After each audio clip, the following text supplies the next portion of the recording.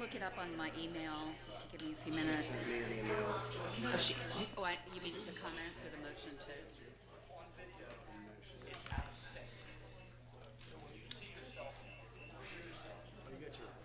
You got your hard copy. Ew.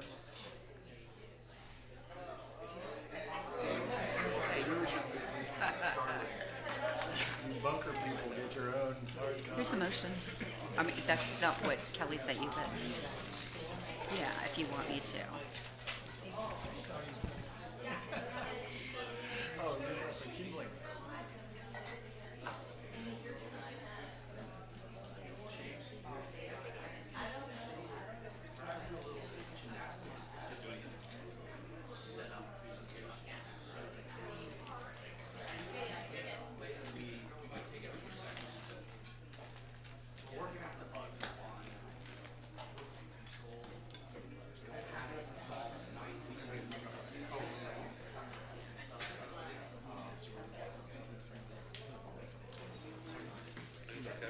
Three?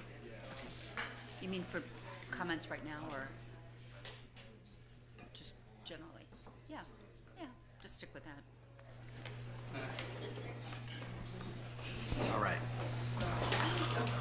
It's 5:35. Thank y'all for your patience. I'd like to welcome everybody for coming out tonight. We are excited to see so many members of the public from the city of Charlottesville here this evening. It's like 100% more than usually show up, so thank you all for coming. I want to welcome you all to this regular monthly meeting of the Charlottesville Board of Architectural Review. So for tonight's agenda, staff will introduce each item, followed by the applicant's presentation, which should not exceed 10 minutes. And we're going to entertain a motion this evening to allow for two things. One is we're going to truncate the public comment time. Normally we have questions from the public and comments from the public. We're going to just entertain like one time slot for each person to speak, with the reasoning being we've got so many people that want to speak, right? We want to make sure we get through it efficiently. We're not trying to curb anybody's questions or comments, just streamline things. And the other is we know there's a lot of folks who are interested in the pre-application conference for 835, 843, 847 West Main Street. We're here this evening. And so we are going to entertain a motion to allow for some comments at the very beginning of the meeting on that project. Typically, we only allow matters from the public that are not on the agenda, but considering that we've got a lot of folks here, we're going to entertain a motion for that. However, when we get to that, we would like to encourage folks. Well, I'll get to that in just a hot second. So do you want to make a motion, Ms. Lewis? Mr. Chair, I have a motion as permitted by the adopted bylaws of the Charlottesville Board of Architecture Review, and in order to assure that we can perform our duties tonight in a timely and orderly manner, we move to amend the usual meeting agenda as follows. For items 2 through 7 on tonight's agenda, just to reiterate the order, staff will introduce each item followed by the applicant's presentation, which will not exceed 10 minutes, and we're going to be strict about that tonight, applicants that are here. Following the staff and the applicant presentation, then the chair will invite comments from the public, and the speakers should identify themselves, give their address, and they'll be allowed to speak for 3 minutes. As Mr. Zemer says, that'll include either questions or comments or both, whichever you want to give, but it'll be limited to just 3 minutes per speaker. Comments should be limited to our purview, that is regarding the exterior aspects of a project, per our charge from City Council and per City Code for a major historic review. Following public comments, the BOR will offer questions and comments from the applicant, and then the applicant will again have 3 minutes to respond, and that can be extended by the chair. And I guess the other part of that is we'll allow any comments at the beginning of the meeting, matters from the public. It's matter A on our agenda. Matters from the public not on the agenda should be matters of the public on the agenda and not on the agenda. Will be heard right after this, hopefully. Thank you. Do I hear a second? Second. All right. Can I just clarify for the applicants out there? they will still be allowed their time as we go through each item. All right. Okay. Any discussion? Just to clarify that, it's clear that you can speak at the very beginning of the meeting, or you can speak when it comes up, but not both? Correct. We prefer folks to only speak once. Can you speak in the mic because you can't hear? Yep. I'm sorry. Thank you, Joy. So the question or the comment was that we'd prefer folks to only speak at the very beginning or during the agenda item, and not both. And 3 minutes was the time. 3. Yep. All right, any further discussion on the motion? All right. All in favor? Aye. Aye. Any opposed? All right, the motion carries. Thank you. A couple of other reminders. Just if everyone could please silence their cell phones to avoid disruptions. When you're addressing the BAR, please come up to the podium here, speak into the microphone, as Joyce reminded us. Give your name and your address, please. And just ask that there be no interruptions, clapping, shouting. Respectful disagreement is welcome, but we are looking for courtesy and civility tonight, and we'll hold the BAR to the same standards. Just also as a reminder, the Board of Architectural Review is a group of volunteers. We are not elected officials. We are appointed by City Council to interpret and determine appropriateness based on applications according to City Council's adopted historic preservation guidelines that kind of govern the historic districts and individual protected properties in the city. So that's what our charge is, and as Ms. Lewis mentioned, it is related to the exterior of buildings and their sites. So back into my preamble, we will ask for questions, comments from the public, and then that'll be followed by questions from the BAR and comments from the BAR. Let's see. And I think we have covered all that. So now we're at Part A, which is matters from the public not on the agenda. In particular, for the West Main project, if folks would like to speak now, that's fine. I'll remind you that just to speak once, either now or later. We'd encourage folks to, if you have time constraints, then this would be a good time to speak. If you don't have time constraints and you're able to wait, we'd like you to please do that. We also think it's more impactful to speak during the discussion about the particular project, because the applicant can hear you. The applicants are here now, so they can hear you either way. But it's just more valuable because you'll be able to A, see their presentation and react to it, and also hear the BAR's discussion as well. So looking forward to a good conversation this evening. So with that, I invite members of the public who'd like to speak at this point. Do I need, there's a sign-up list. Thank you.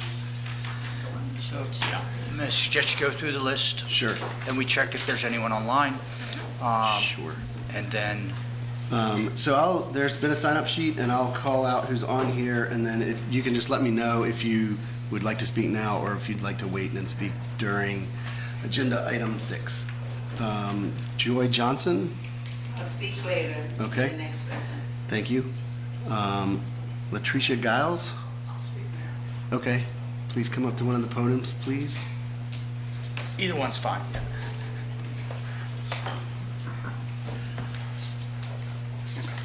Good evening. My name is Latricia Giles, and my address is 911 Nassau Street. And I serve as the Executive Director of the Public Housing Association of Residents, also known as FAR. FAR is the resident-led voice of Charlottesville's public housing neighborhoods, and I come before you carrying the concerns of West Haven and the 10th and Page neighbors who have already lived through decades of broken promises, displacement, and exclusion. The proposal before you is not just about design. It is about whether the city repeats the mistakes of the past choices or chooses a different path. Charlottesville already scarred West Haven once when it destroyed Vinegar Hill in the name of progress. Families were uprooted, culture was erased, and communities were left carrying the wounds for generations. For decades, West Haven has lived at the bottom of a hill, looking up at a wall. This is a daily view residents wake up to now. Now this project would raise that wall even higher. If built, families would sleep with headlights shining into their bedrooms. Children will be playing in the shadows of parking decks instead of under trees. Instead of the porches and open sky, they would be looking onto dumpsters and service doors of the backside of someone else's convenience pushed out into our front yards. This is not repair. This is not healing. This is exclusion dressed as development. We are not opposed to change. Residents themselves have been working for years to design a future for West Haven that honors history, strengthens safety, and keeps community at the center. But this project does none of that. It overshadows, it walls off, it predetermines the future of our neighborhood without our consent. That is why over 300 neighbors and allies to date have signed on for our call to change online and on paper. Together, we are asking for major reductions in the height and scale of the building, for real setbacks, for safe pedestrian connections, and development that actually lives alongside community rather than looming over it. We are asking you, the Board of Architecture Review, to listen not only to the drawings and the renderings, but to the lived reality of the people who will carry out the weight of this decision every single day. Charlottesville still carries the wounds of Vinegar Hill. We cannot afford to make that same mistake again. The city has the opportunity to choose a different path, one that uplifts residents, overshadowing them. And so we urge you to stand with residents and say no. So thank you and good evening. Thank you very much. All right. Rosia Parker. Did I say that right?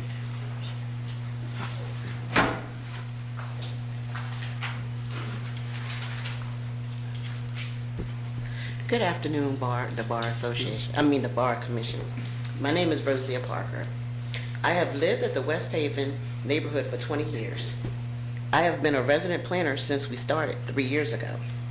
The height of the building does not match the neighborhood feel that we are trying to create with our master plan. At ground level from Hardy Drive, it would be visible from all angles. If our buildings are going up 4 stories from the bottom of Hardy Drive, and then 11 stories on West Main, we basically would be looking at a 16-story skyscraper on top of us. It feels like a penitentiary, and we're living in the yard. Deep step backs on the West Haven side might make this a little better and make our walkway/ramp feel more open. Setbacks along the Memory Walk side could also help avoid creating a closed-in feeling. The bar can and should require step backs as for pictures showing a building with big step backs. Thank you. Thank you. Ivana Key. Do you want to speak now or later? Later. Okay. Mary Anderson. Thanks. Good evening. Hello. My name is Mary Anderson. I have lived in West Haven for 8 years. I am a resident planner. I do not like the building. It is too big to be on top of our neighborhood. The only way to make it better is to have many big step backs and have more setback spaces from the public line. Thank you. Thank you, Ms. Anderson. Shirley Gentry.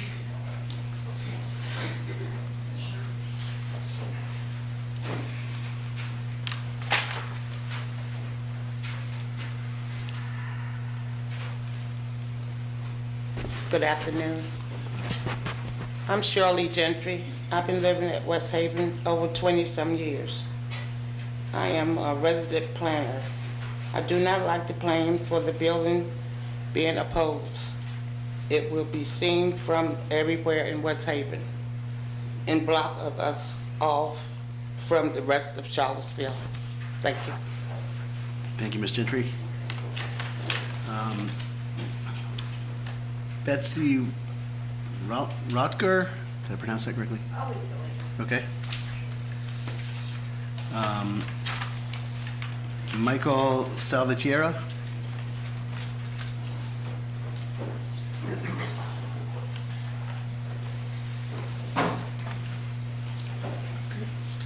Good evening. My name is Michael Salvatierra. I live at 1322 Welford Street. I have been a teacher at Trailblazer Elementary for the last 16 years. And so I teach the kids who live in West Haven. With all the history that we have in Charlottesville of residents and neighborhoods and communities whose voices have been pushed to the side, especially around housing, it is absurd that we wouldn't put the concerns of the West Haven community as first priority when making decisions, above profit or convenience or any of the privilege of students or developers. The community has been isolated physically, and I can't believe it's going to happen again. Please listen to and prioritize the members of the West Haven community. Thank you. Thank you, Michael. Brandon Collins. I'll speak later. Okay. Great.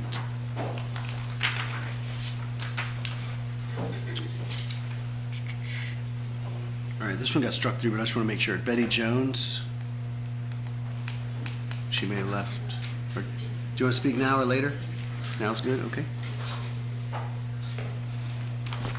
I've been in the Holland Draft since April the 10th, 92, and I pay my rent for a whole year. I ain't got to pay no more rent till January, and the place is too big, and I like it where I'm at. All right, thank you.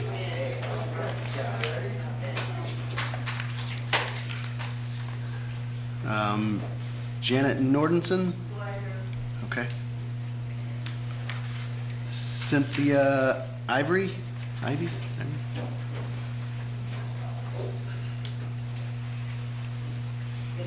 Hello.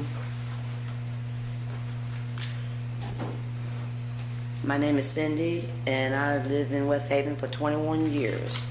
I'm a residence planner. We need bigger setbacks. We understand that a setback that is more than required is being planned, however, it isn't enough. More space and distance needs to be found to reduce the feeling of being crowded. This is also a safety issue. When we create our master plan, we removed any small spaces where bad people could gather to do bad things. Having openness creates visibility. Space on the ground will make the memory walk and the area used to get to the sports court more open and usable. We really need more spaces we need more space between the access road, memory walk, and sports court with safety measures in place. We don't want to be walking along an ugly access road. We need to see drawings that show more setbacks and lighting plans. Combined with more setbacks might keep a neighborhood feel. Thank you. Thank you. Paul Reeder? I'll speak now. Okay.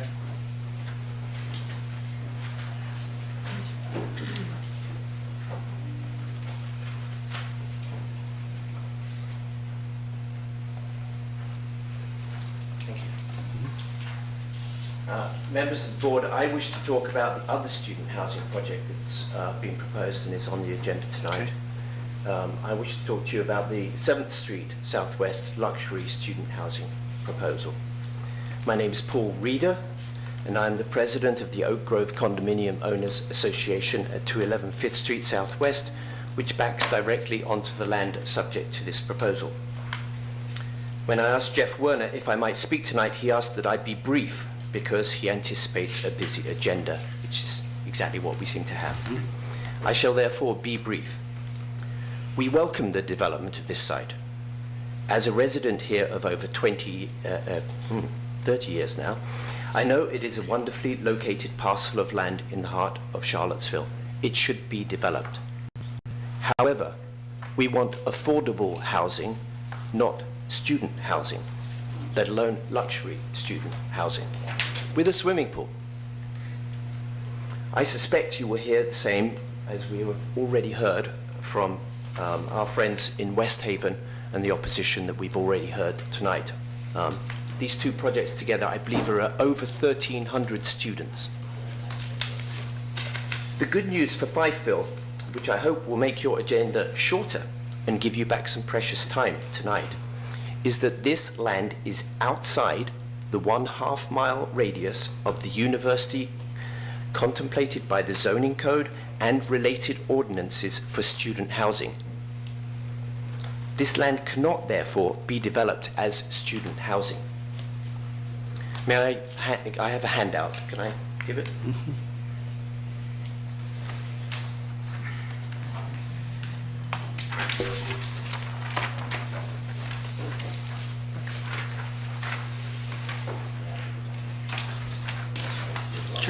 I can pass them if you like. You'll see from this handout the language that is used in the zoning code that relates to this 1/2 mile radius. You'll also see on there a map from the University of Virginia which shows central grounds, and there is an explicit reference to central grounds, the edge of central grounds, in the language of the affordable dwelling regulation. And specifically, it says that the land has to be within 1/2 mile of the university, with measurement being in a direct line from the edge of the main campus areas, parenthesis, central grounds and north grounds. This, of course, makes great sense if you're a student. To the edge of the subject parcel. Outlying university-owned parcels are not considered part of the campus for the purpose of this ordinance. I went to Apple Maps. This land is 0.7 miles away, according to Apple Maps, from the Memorial to Enslaved Labor. On Google, it's 0.8 miles away from the Memorial to Enslaved Labor, somewhere between a 16 and 18-minute walk. And if you look on the backside, you'll see that's the map that the architects for the developers presented to you at your last meeting. I have added the arrow and a point to where the Memorial for Enslaved Labor is. I believe that's right. It's a little tricky to tell, as you'll see for yourselves. In sum, student housing is an inappropriate use for this land per the city's own code, and you should call the meeting early and go home. Thank you. Thank you, Mr. Reader.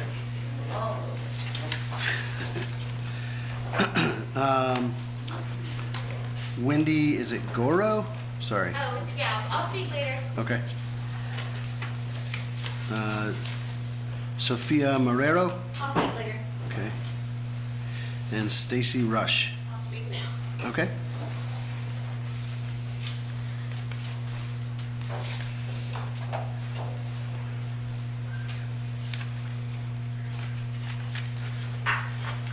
My name is Stacy Rush, and I work for FAR. I am the Community Intern Coordinator for the Public Housing Association of Residents. Caged like a bird.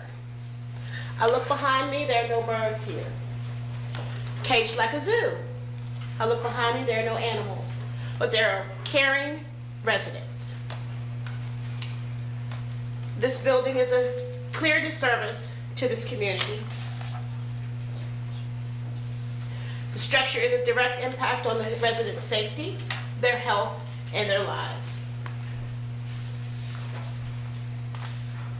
The luxury housing is being built instead of affordable housing that can be managed is the residents who are already waking up to a concrete wall. The standard building is that concrete wall. They're blocking sunlight. They're blocking everything else that's in the city. The impact this has on the mental health is real. Imagine waking up to a wall as a child and being expected to be happy and even further to learn. There are so many more issues that this development will cause. Let's do the right thing by the West Haven community and listen to the residents and their concerns and their needs. Thank you. Thank you, Ms. Rush.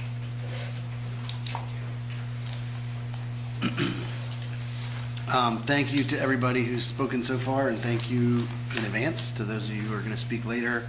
And when we get to the item, what is it, 6 later, we'll certainly welcome anybody else who'd like to speak who's not on the sign-up sheet. You'll be open to come up and speak, so there were more opportunities. All right, the next, sorry. Did we get online people? Or was there- Oh, sorry, thanks. Are there anybody Yes, online? thank you. There is no one online. Thank Okay, you. thanks, Carl. And if you would like to speak later, please Did you just ask that? hit the wave on Zoom. All righty. On our consent agenda, currently there are the meeting minutes from the May 20th and June 17th meetings, and also a COA application for 1600 Gordon Avenue, which I'm going to pull off the consent agenda for discussion. So the consent agenda currently just holds the meeting minutes from May and June. Any discussion on those or motion? I vote to approve the meeting minutes. Second. Second. All in favor? Aye. All right. Motion carries. All right, so the first item now on our new items, I guess. I don't know if it's deferred now, but it's, anyway, new item is the door replacement request for the Martha Jefferson House. Jeff, do you want to give a I will, yeah. or staff report? And then I think we do have a representative that can speak. Oh, this screen's, see, we're back there now. Yeah, it's Okay. up there, that's fine. So Well, he's Jeff adding will new start with his gadgets. staff report, and then Mark, I believe, right? Yeah. You can Yeah. speak after Jeff. Yeah, Or do you want him to speak? I just want to say, we're trying out something a little bit different. This is how things are presented to council, the planning commission, so little clunky for me to follow a script, but I'll do the best. So it's Kate and I have been working on our non-verbal communication. And I just wanted to add something, and I'll repeat it again later. So folks understand, the BAR has no purview over how a property is used. So as we go through these, we'll be talking about design issues, what it looks like, but as I've explained to people when they've asked me, it can be a giant building with one room, it can be a giant building with 1,000 rooms, or a giant block of concrete. The BAR is only looking at that exterior. I'm not trying to minimize it, but it's where when people will ask about a use or that the BAR should or shouldn't allow something, that's not within their purview to make a decision on that. So just wanted to offer that. All right, so very quickly, this is a COA request for 1600 Gordon Avenue, known as the Martha Jefferson House. It was originally built as Ackley in 1920, a home for Alan and Betty Wheat.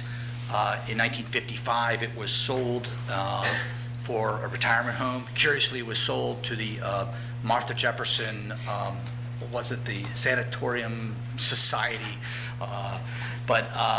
In 1956, the information we have is that the exterior was altered by Milton Grigg, the local architect. And the request is to change this entrance door that you see on the front, the door, the two side lights, and because of the way the facility is used to let the applicant describe better, but the idea is that it's a door that's more appropriate as a weather lock and more easily accessed by people going in and out of here.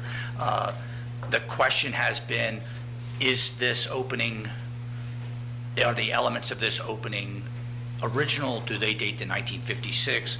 Is this alteration a permanent change? And why I put this on the consent agenda is that I first look at, is this reversible? Is this a permanent alteration?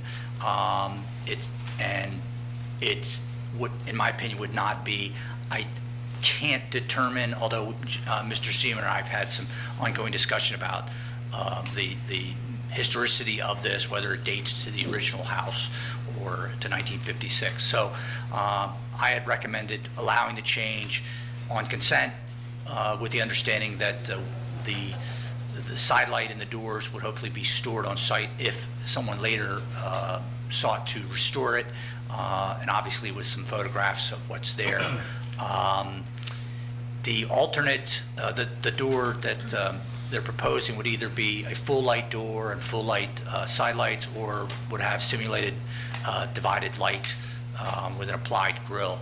So there is what I can offer the applicants here, and you have any questions for me? Okay, all yours. Yeah, so I'm Mark Barstow. I was the building director of building and grounds at Martha Jefferson House. I am now just kind of in charge of special projects there at this point. That's why this falls kind of under my purview, and we've been, Jeff and I have been, going back and forth on this for a number of months now. So our interest in this is because of the way our facility is used, and the people that live there now have a, I'm not going to use the correct technical term, but they need more assistance getting around, wheelchairs, walkers, etc.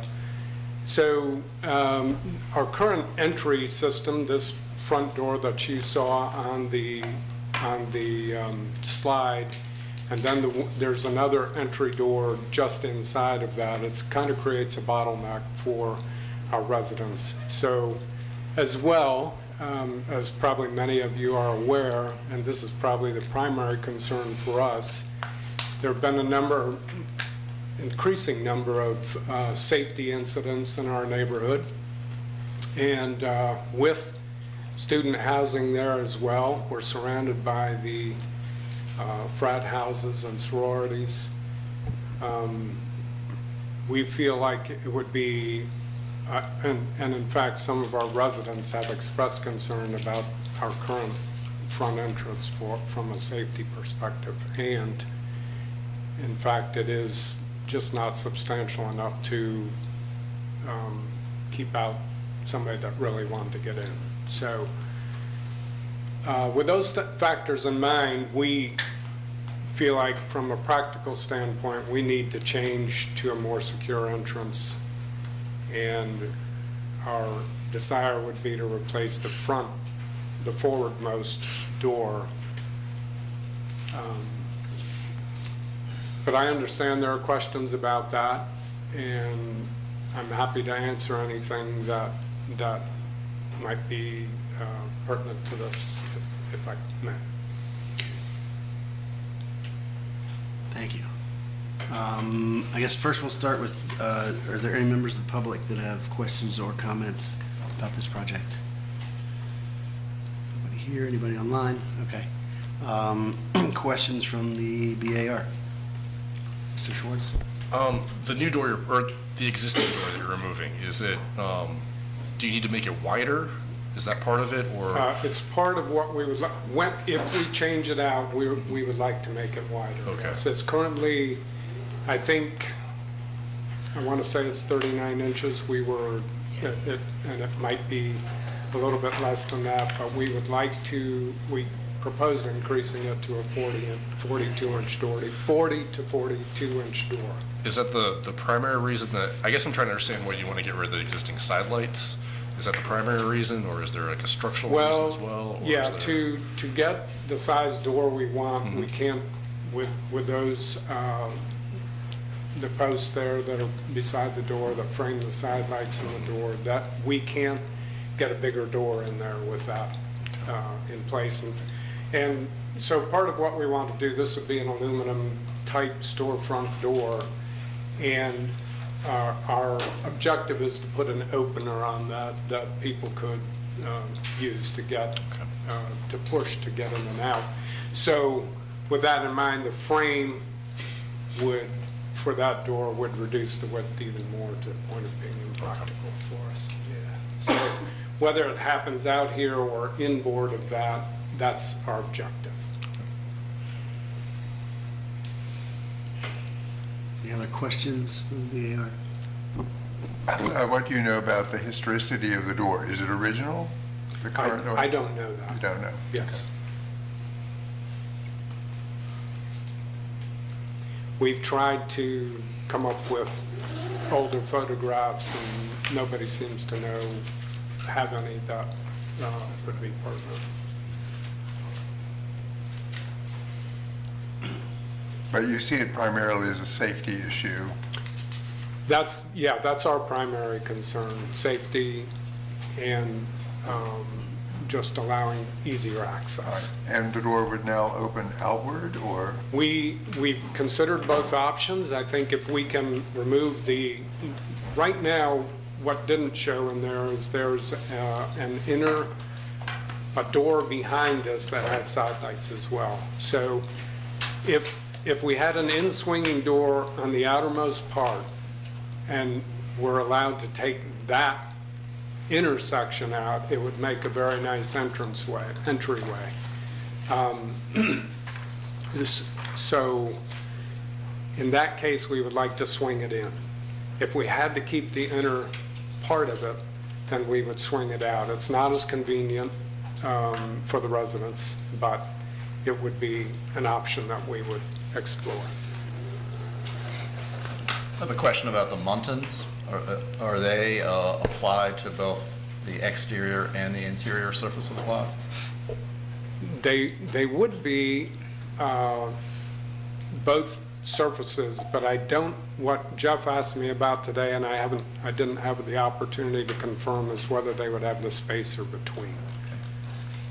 And I would assume that would be available, but it isn't what we talked about when we had this door quoted.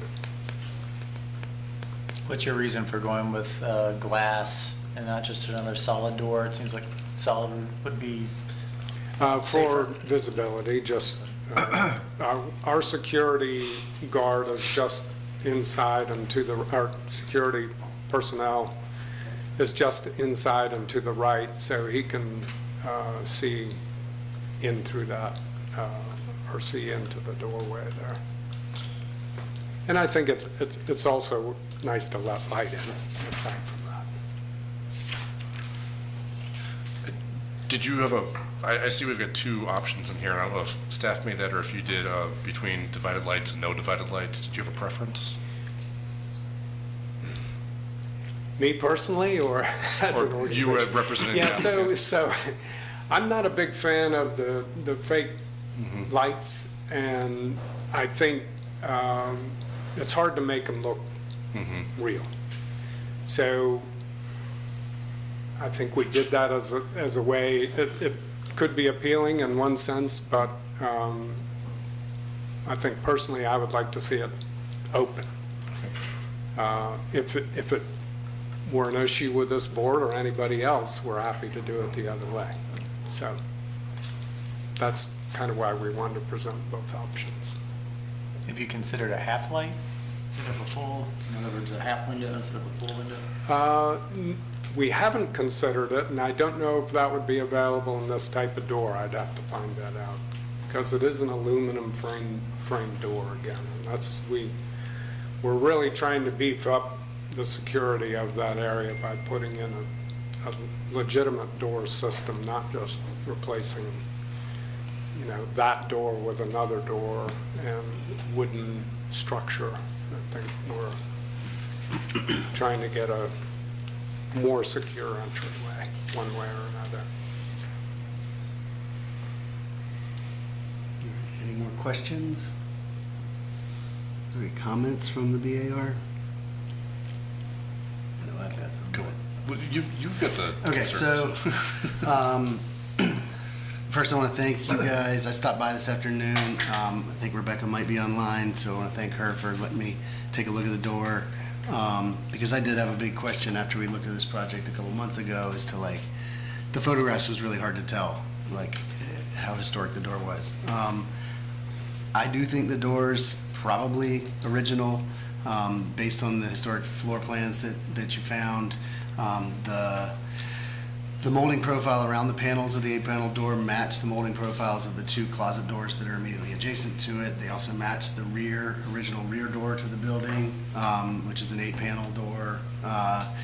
The architraves around the door itself, they match the closet doors, they match the rear door. So it seems to me like this is the original door along with the original side lights.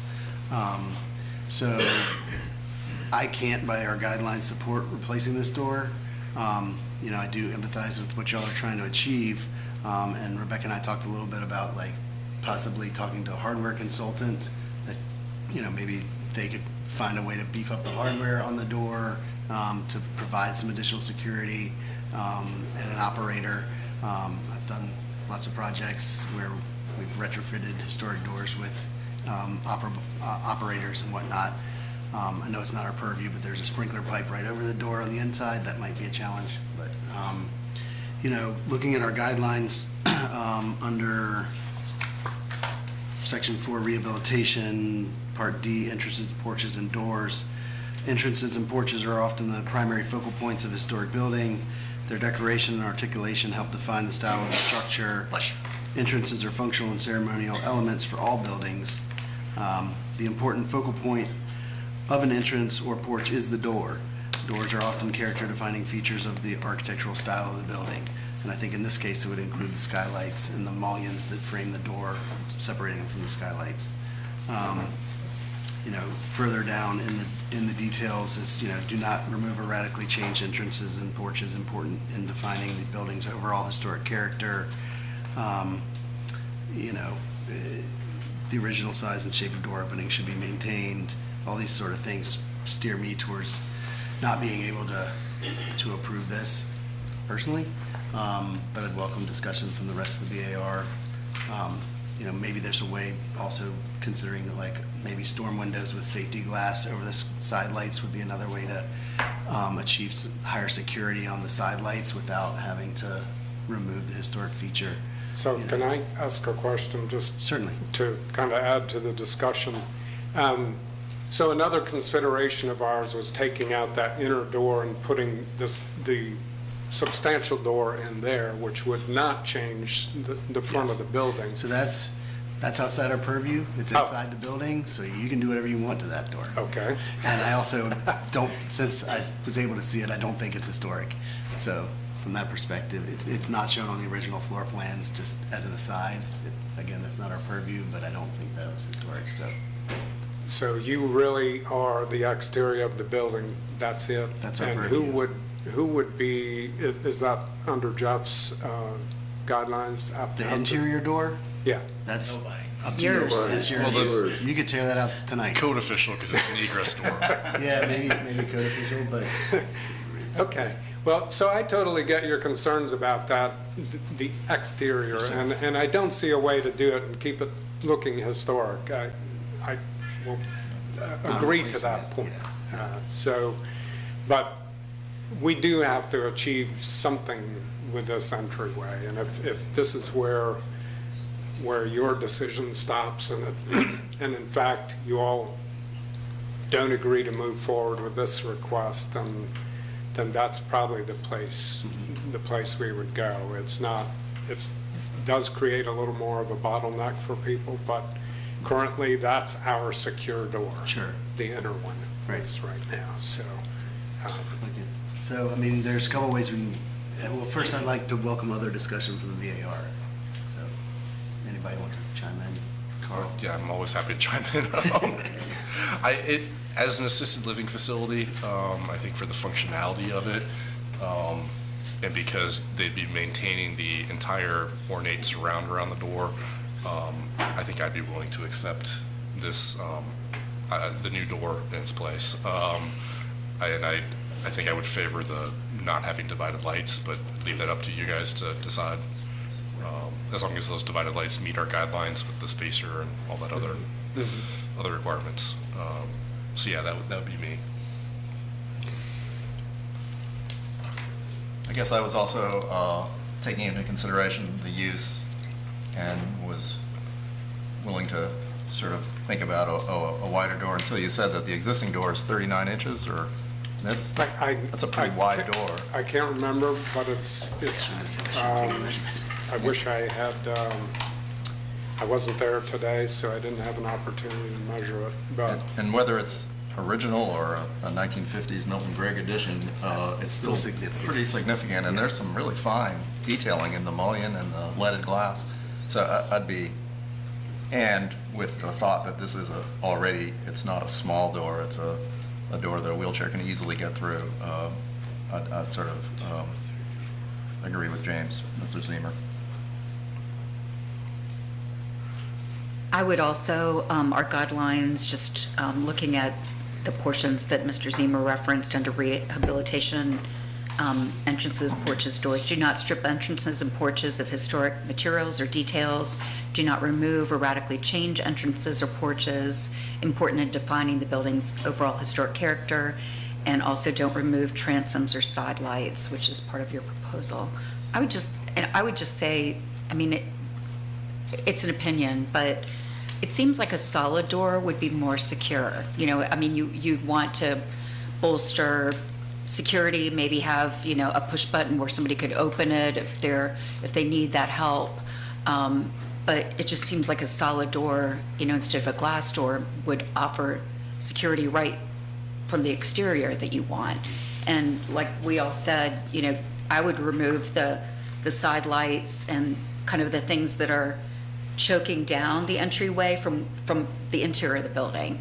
And I think that would mostly solve your problem. The original kind of architecture with the closets, you know, kind of made that passage very narrow.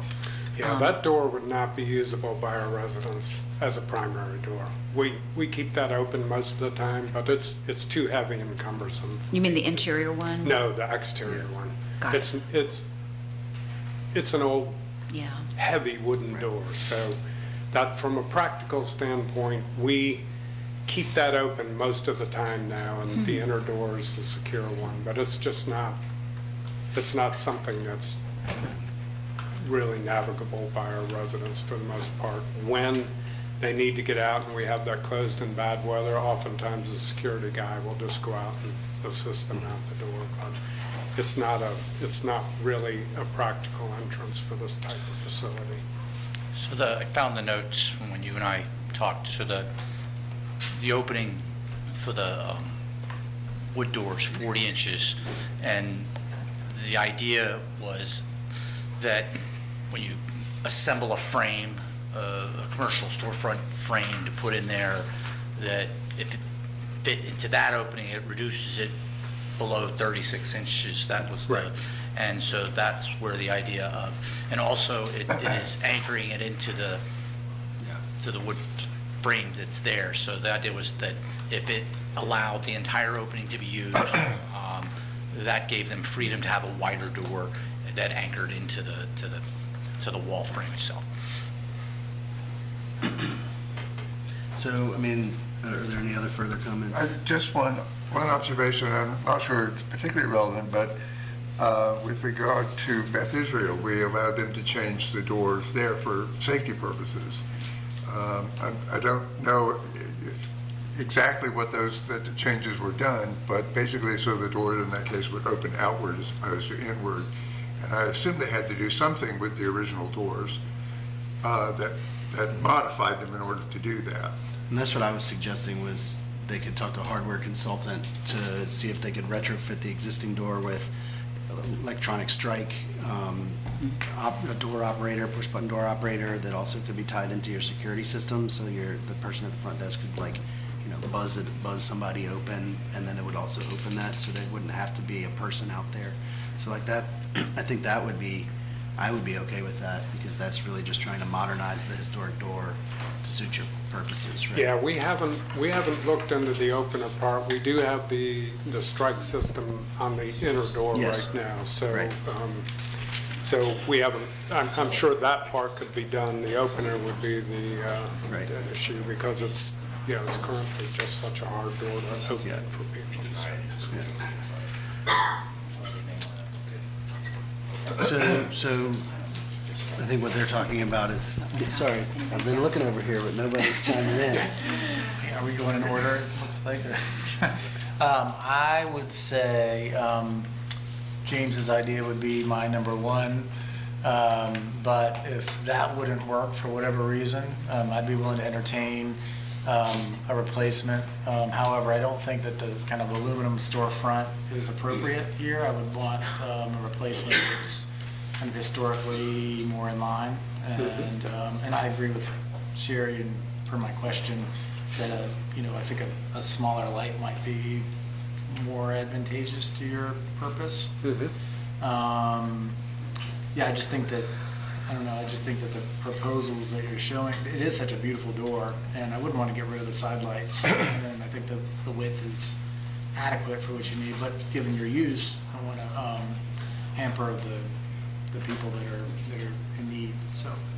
Yeah, I appreciate what you're saying. The issue was if we had put like Jeff said, if we had put an aluminum frame inside of that, it would have squeezed the door too much, so. But I also recommend by all means taking out. So we just need to do a little more homework on this part, if we want to change that up. Yeah. Anybody else, are y'all good? So there's sort of a couple different ways we could go about this. We can either vote on it and see where we land, which would be, approval or denial. We can defer it, which would mean you'd have to bring it back to us within a month, or you can request deferral if you'd like to explore a different hardware option. I guess those are the three options. I think.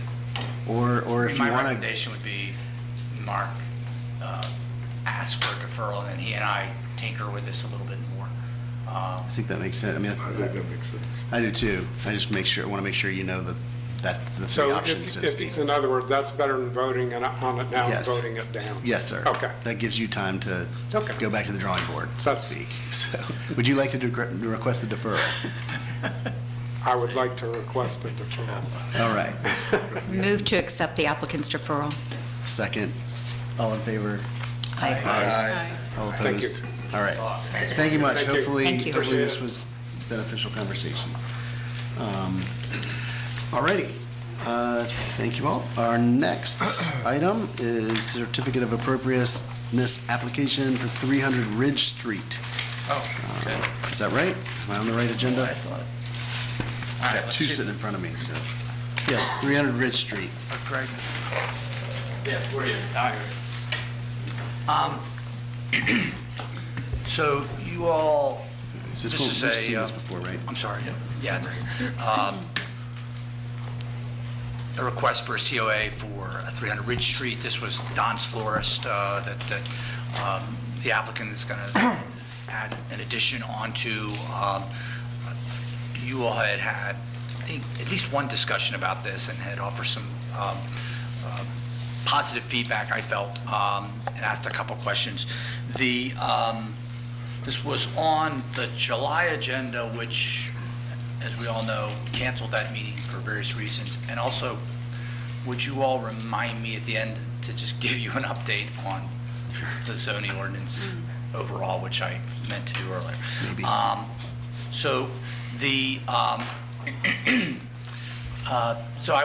I had honestly hoped that we would have, you could have some discussion in July if you had any questions about the details of things. We weren't able to have that because you all have to take action within 60 days of an application. That would mean tonight you all either have to approve up or down, or the applicant could request deferral if for any reason. So you all could not defer it. Okay. And, but I think that from the conversations that we had, and I listened back on the meeting, of course, that's where I had that reference to the EFS earlier. To me, they've responded to what you all had raised. You might have some questions about a few things. I'm sure that Greg can answer. I did ask about The roof drainage, that's going to be done with some scuppers on the back side, so that's why you don't see anything shown here. The top floor, the rooftop with the railing and the tower are aspirational if the budget will allow it. So my suggestion is you all allow either, and then as they proceed and start to finalize their drawings, then they can make some choices along the way.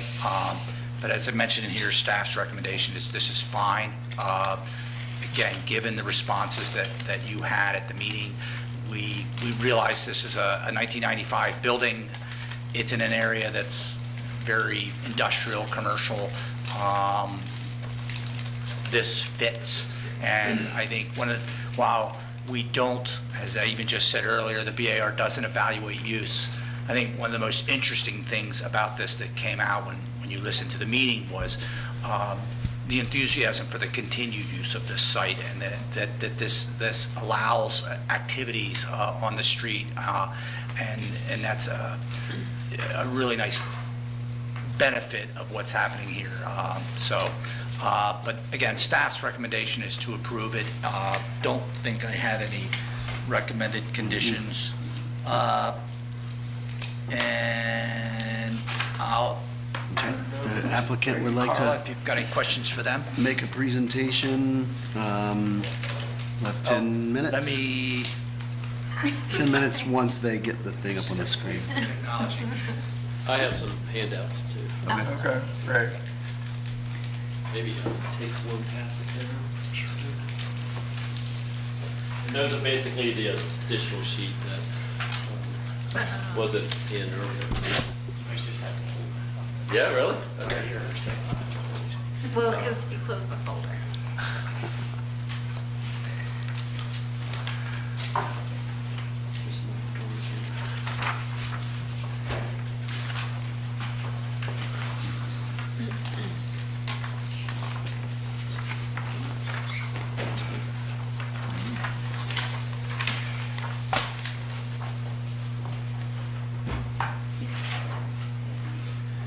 Yeah, if you want to start introducing it, you're welcome to, and then if you need the slides. Yeah, so you have the packet and images in front of you, correct? Yes. Of the Yes. building? So I'll just briefly describe it until we can maybe get a little closer to having some graphics up. But our intent is to add another level. One of the previous times we came to you, we were thinking we had to go to the side. There you go, there it's up. Sorry, Greg, I was intending for you to control that one. Apologies. It's okay. You want me No, you're fine. Okay. I'll do it for you. Okay. So what we're doing is going up above it, like the sketch. We are raising the height of the main floor there. And so trying to keep it all together, keep the original building, but having the addition be something different, but work with it complementary. And so what we're doing is adding 3 layers of soldier course, the brick with the brick similar, and I also have samples of just about everything too, if anybody wants to take a look at it. And then we're going with cast stone. You know, it's a fairly typical material used in these type of with brick structures. Just trying to get that base high, because the next floor has height as well, because we need the height for the Pilates studio. And that whole upper level is metal siding. I have the profile here, and it's in, a little bit briefly, you can see in that, if you make it out. I know it got small in the printout. It's a product that I like. And so we kept the corners, because the original building has these interesting jut out corners of a foot, and we looked at maybe just trying to keep it clean up top, because there's certainly a lot of little corners to track when we're doing with all the metal trim and such, but we felt that was interesting enough to keep going with it, and then capping it at the top and making it regular all the way around with the band there, all tracking to kind of keep the height, and you can see that in this section. And going with canopies instead of, there's a portico kind of, roofed structure with columns on the Monticello Avenue. So just with these more modern type of canopies with cables, balconies on the east side. And as Jeff said, earlier version with the sketch, we had the stairs and the tower on the street side, Monticello side. You can probably go to another one, maybe. Can you go back a couple to the beginning one? So the tower ended up being on that corner, which makes it not so too much of a right there demanding too much attention, but it also was just a much better location for the staircase to go up and down. We have different levels because there's another level below this. It's like 9 foot, 10 foot, and 11 foot, the heights, basically. So yeah, as Jeff said, the intent is to have the roof deck, to have access up there, but we're just going to have to see how that pans out with budget, code, considerations like that. It's a low slope roof to the back side, to the north side.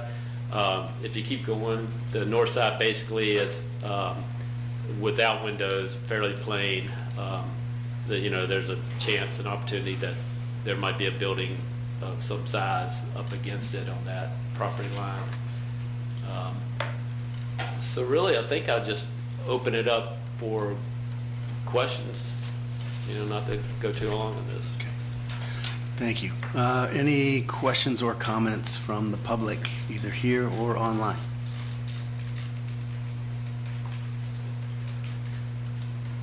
Anybody online, Kate? Okay. Questions from the BAR? Jerry? What's your HVAC situation? I don't see. Well, the backside, I'm not sure if I have a good contextual of existing, or that might be in a different area of what I sent. It's at the beginning of all this, I believe. The backside, yeah, there's a few pictures. If you can get to it. Like we call it the backside. It's the north elevation that is directly against the adjacent property. Is without the windows that I mentioned. There's area for air for the units to be out there, if that's what you're talking about for exterior. Yeah. There's already a compressor unit out there, and so we just add more. So not on the roof? Not on the roof. The windows on the upper level, the gray area, there are two flanking windows around a smaller kind of vertical window. Are those double hung? No. What did we say those would be? They're probably going to be awnings, I imagine. Maybe there's one fixed in an awning, but we wanted to have some operable windows, wanted to have a little articulation other than just, they are the same proportion and size of the lower ones, but we wanted to change it up a little bit. But I think that it wouldn't be double hung. It'd be something like an awning or a hopper or combination. So you just gave us the sheet with, it looks like you got the vertical siding profile on there. What are you thinking for the horizontal siding? Is that the color? Not color, but like, is it a lap siding or is it this just turned 90 degrees? I carried this thing in. Wonderful. So like bricks were in there. So here's this is the kind of siding, and you can either have it directly against each other, or you can have a variation of gaps. Okay. So we're going to have this going horizontal on the middle section, and we're probably going to go with something like 16 or 18. But for the vertical on the corners, we're going to keep that at the minimal they have in these is 1 foot. Okay. So I don't know if that's that around. Just as long as it doesn't end up in my office. You wouldn't need more samples? I did bring some bricks, Jeff. Since you're I have plenty of those in my office. So I just noticed this when you brought the horizontal up, but what do you do at the soffit where the indent is? I knew somebody's going to ask that. As far as the color, that could still be the same material. So that's 1 foot, and that would fit in there. We just, I haven't detailed all the trim. There's a good company. They have a lot of, they cover everything. It's just the color that I was thinking about. And I'm happy to provide that when we think more about it. It could easily just be the same as what wraps the corner. But I thought it might be interesting to make it a little bit darker and a little bit cooler. It's a detail that I'm not sure anybody other than you guys and me would notice, but we're happy to kind of provide that or receive input. I was also just on the metal paneling, what do you do at the corners where the? Yeah, you get me with the good questions. But that's a trim. It's going to be a trim piece. They have all that, and we're happy to show what that is. I don't think there's options on, wide or thin. We'll go with the thinnest profile the most. In the same color. So hopefully it just blends. And I just have one other question. Was the idea that you would keep the existing windows below? Are those all? Yeah, I think so. I mean, ideally, we maybe change them all up, but they're not in bad condition, and I think there's an intent to kind of stay in a certain budget. So that's Next year. now there are newer windows down below too. Okay. No, I know who he is. The microphone. Or is it? Oh, sorry. Thought these were loose. Would you all lean forward a little bit? Those are all my questions. I think they're having trouble. I've got a question. I'm getting my directions confused here. The face that has no windows, what? Yeah, that's south. Yeah, I might have said north earlier. My apologies. Okay. Yeah, so all the lighting and the colors on the metal, the main facade's going to be north. We tried it, and when we were selecting, we tried it in direct light and indirect light, and then we realized that a lot of it's just going to be in shade, shadow. And so what is we that picked our colors accordingly. facing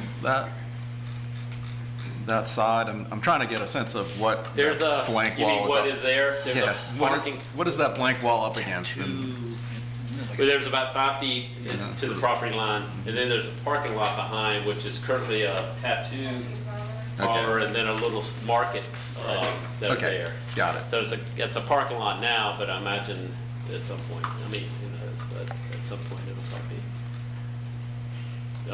be, a building close by. And the present wall has no windows either. Okay. Correct. Right there. Yeah. Okay.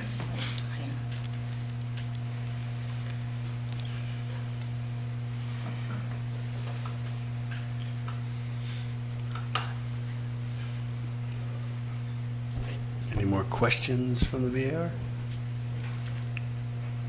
All right, I'll open up to comments from the BAR. I like the design. I couldn't approve it as it is. I think it's a very, very elegant design for a space that's really boring right now. I think it'll be an enhancement to the block. I agree. I agree. Thank you for retaining those big windows on the ground floor, and taking them up and using the corners, those interesting kind of brick corners, and of course using the first story existing brick. I hope you can do the deck Yes. because it's like a crown. Yeah. And it really just, ups the beauty of the building. But I'm ready with the motion if other people. Any other I comments? would also like to say that I like the design, and if you can pull off doing the deck, I think that would enhance the property. Maybe we could start a GoFundMe right here. We're on the air, right? We're trying, yeah.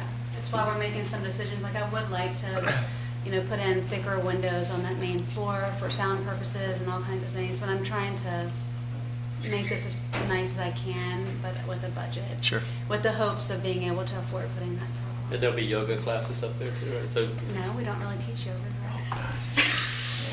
I can't. I thought you said there would be virtual yoga. I can. Yeah. But we might have like Pilates or some kind of, we would probably, we'll definitely utilize it. I'm with Craig. I want Pilates for yoga, so. No, I wouldn't go that far with it. All right. If you got a motion, go for it.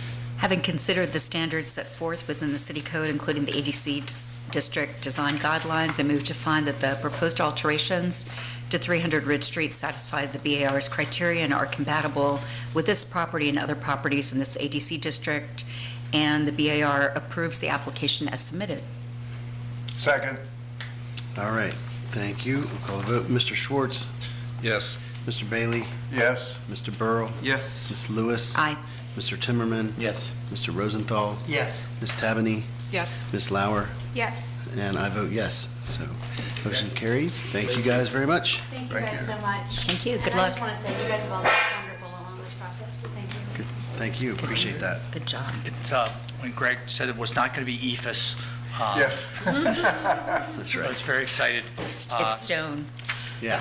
And Quality building materials. I did fail to mention, and it's something to make sure I do and others, but looking at what was on this site, and I know I offered it in the staff report, but it was interesting that, this was early on, late 1800s and into the early 1900s, the home of Henry Bouts and his family, and turns out the city's had a candy store on West Main, so I'm sure soon after then, that's when a dentist came to Main Street. But, so, interesting past.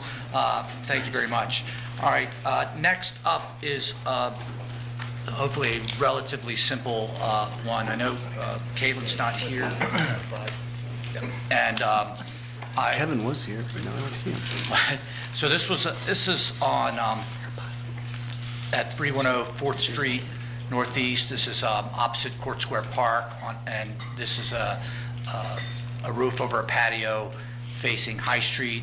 Honestly, this was almost an admin approval type of thing, but it just, as I mentioned to you guys earlier, and in fact, this elevation here shows it, this is it's not a historic building, but it is in the district. They'll be covering an existing patio, standing seam metal roof. But the question I had was if that corner should or shouldn't have a return, an eave return similar to the roof above. You all had indicated that wasn't necessary, so hopefully it's a real quick, unless you wanted to argue for it. But unless you had any questions for me, our recommendation was to approval either way on the eave detail. And I don't know if you all want to, if you have any questions The for them. applicant like to make a presentation at all, or you're welcome to? So I'm Mark Kessner, Henningsen Kessner Architects. We don't have a presentation. I think we're. Oh man, fancy. This is all new too. I mean, We don't know. We don't come in this room that often. haven't been here Once for a a little month. while. Carl's still here. You guys are all Carl's gonna stay in this room for a while. Thank you all for your time. He's considered It's historic. yeoman's service to be here and do this all night long and talk about all the things that you do. So I really appreciate your time. I don't have a presentation. We agree. I don't think there should be a return on the roof gables. The two wings are not symmetrical, so that would create a asymmetrical condition on each side, which would draw more emphasis to that condition. So it's just a polite shed with a straight termination. But happy to answer questions if y'all have them. Just to follow process, are there any questions or comments from the public, either here or online? Nope.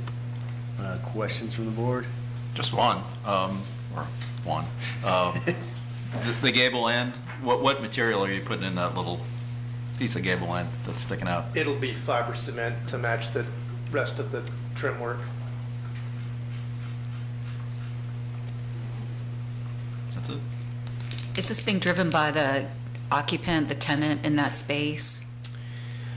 So it's It's a little bit irrelevant. I'm just curious. both. I think there's a desire to have a more inviting space.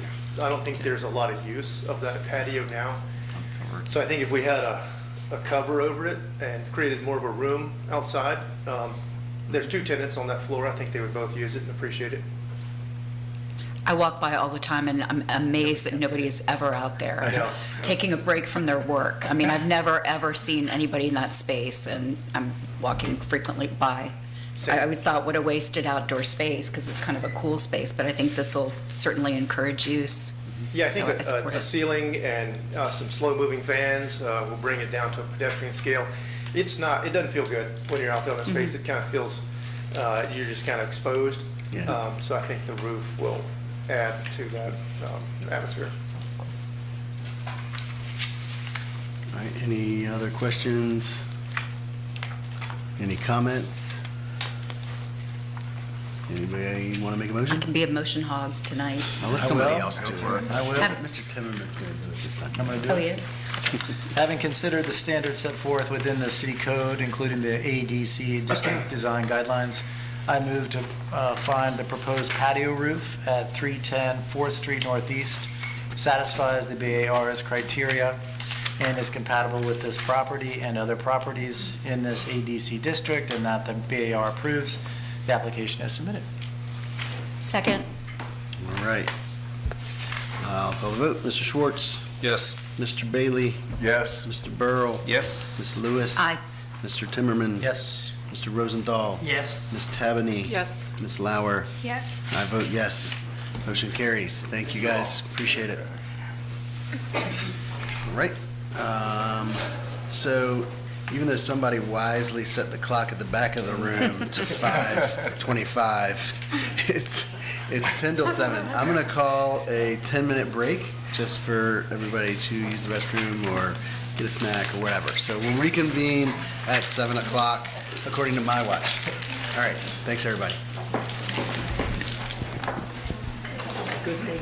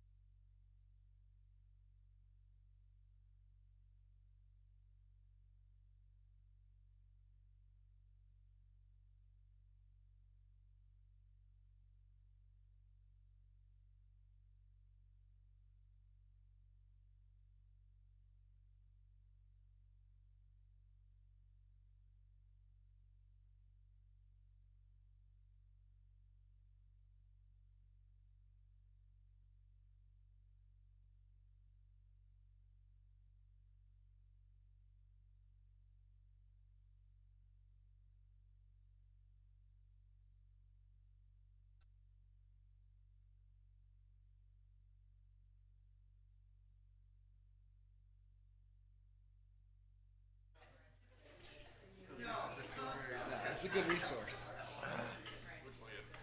It's not your fault. I know it's not your fault.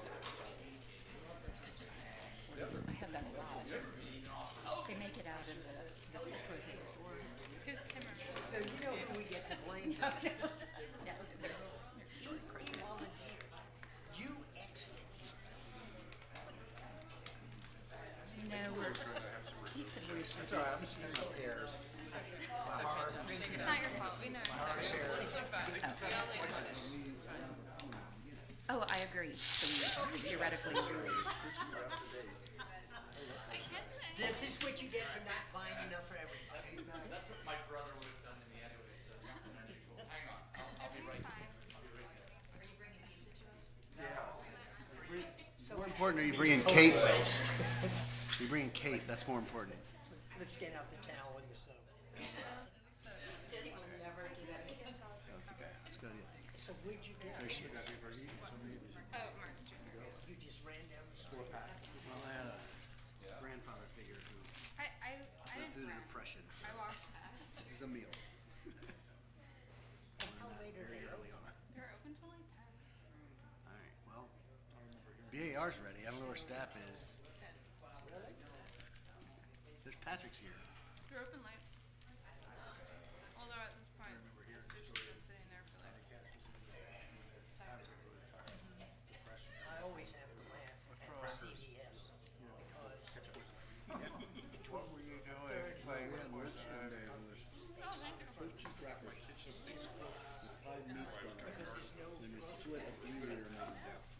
Garden hose I haven't used for 3 years. I have a little bit of poison ivy in there, and I thought I avoided all that. We're building a pool in the middle of the field. Of course, it took me personally to say, Even though there was a tractor right there with an auger hooked up to it. I think I wasn't sure if the roof. You ready, Kate? I'm ready. All right. I'm good. All right. 7:02, so forgive the couple minute delay, but I'll call us back into order, please. So we're in section E, which is other business. And in our other business, we have 3 pre-application conferences. And just as a reminder to folks, a pre-application conference is required by code for a number of reasons, but kind of one of the main triggers is when it's over $350,000 construction budget. And also, just as a reminder, these are pre-application conferences. We will not be voting on any of these presentations tonight. The primary goal of the pre-application conference is to introduce the project to the BAR, introduce the team to the BAR, see if the applicants themselves have any specific questions about their project that we can answer or provide guidance on.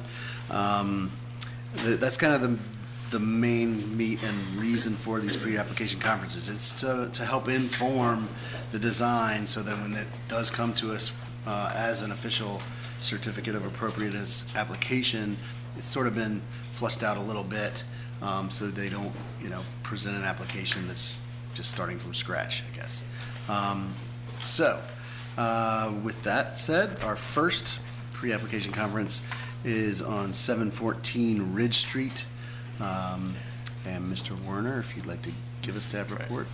And if you hear sometimes slip to preliminary discussion, in fact, you see it's what I used in the staff report, it's what we had called them for a long time, and now the ordinances calls it a pre-application conference. So, but this was before you for a pre-app discussion. I, design develop already here.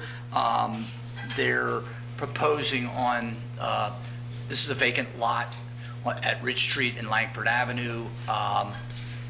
So this is within the Ridge Street ADC district, and I believe this is sub-area A. The two, what they're looking at now is to develop, on one parcel will be 2 parcels and 2 residential units. This is a bit of an enigmatic site. it was on the market for a long time, so I got a lot of calls for people saying, what used to be there? And the stairs suggest something was there, but I can't find any evidence of anything having been there. There's nothing in the census, there's no directory. We know who lived next door, we know the address. And even more unusual, and this is a good photograph, some of the photos you'll see an old fence. And we were in a meeting last week, and I asked about the old fence, and then we went back a few years in Google, and the fence is gone. So I don't know where that old fence came from. It somehow appeared in the last couple of years. But the two dwellings that are proposed on this, what we'll do typically is we look at the sub-area, what's there, how does this fit relative to that, and I laid that out a bit in the staff report, how this is comparable to materiality, the heights, the spacing, the step back or setback from the street. And I would say, so generally within your broad guidelines for new construction, this is consistent with that. And so I think that really tonight is to say, what questions does Design Develop have? What questions do you all have? Any recommendations, suggestions, so that they can move forward with a formal application that is has the information that you all would like to see in it. So any questions for me? All right. Mr. Schaefer, would you like to make a 10-minute tops presentation, please?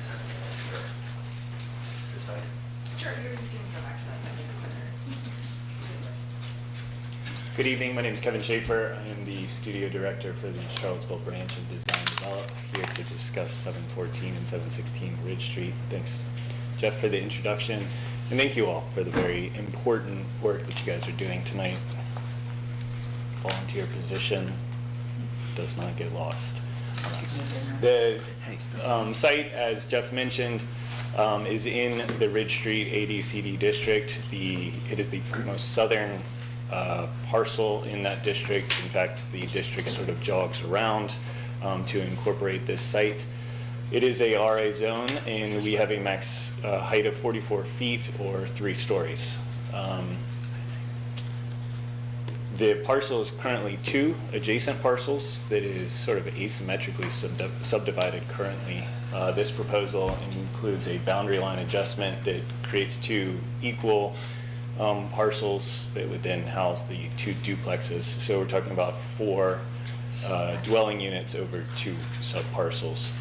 As you can see on this image, this might be the highest part of Ridge Street. It's certainly sort of up on a crest, and additionally we're about 3 or 4 feet up off the sidewalk because of that retaining wall right there. So our height became sort of a critical design factor. And because this is a preliminary discussion or a pre-application conference, I'll take you sort of under the hood and talk about our process as we were evaluating the site, though albeit briefly. If you were to Google 3-story brick row house, for instance, you might have these images come up. And if you are in an urban context where the row house was creating a street wall, you might not need much articulation, right? We even see that here in Charlottesville at Water Street Extended. Those are 4-story, 3.5-story brick townhouses that don't have much front articulation.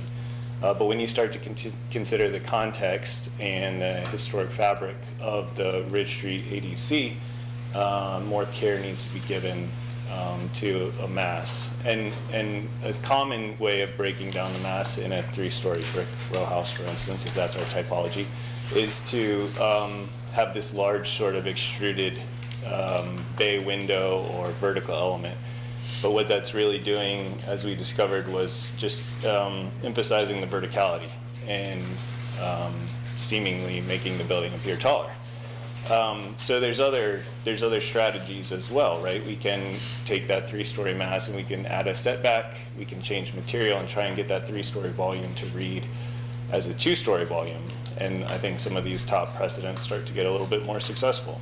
And if another sort of antithesis to that approach is to add a glazing bay at the lower level and start to try and anchor that building and break that flat brick facade down. So we're considering all these things in relationship to our adjacent context, which is all very residential in scale. It's two-story. Primarily, it's traditional lap siding, brick material. If we zoom into the sub-area, as Mr. Warner encouraged us to do, it's even more of that residential scale.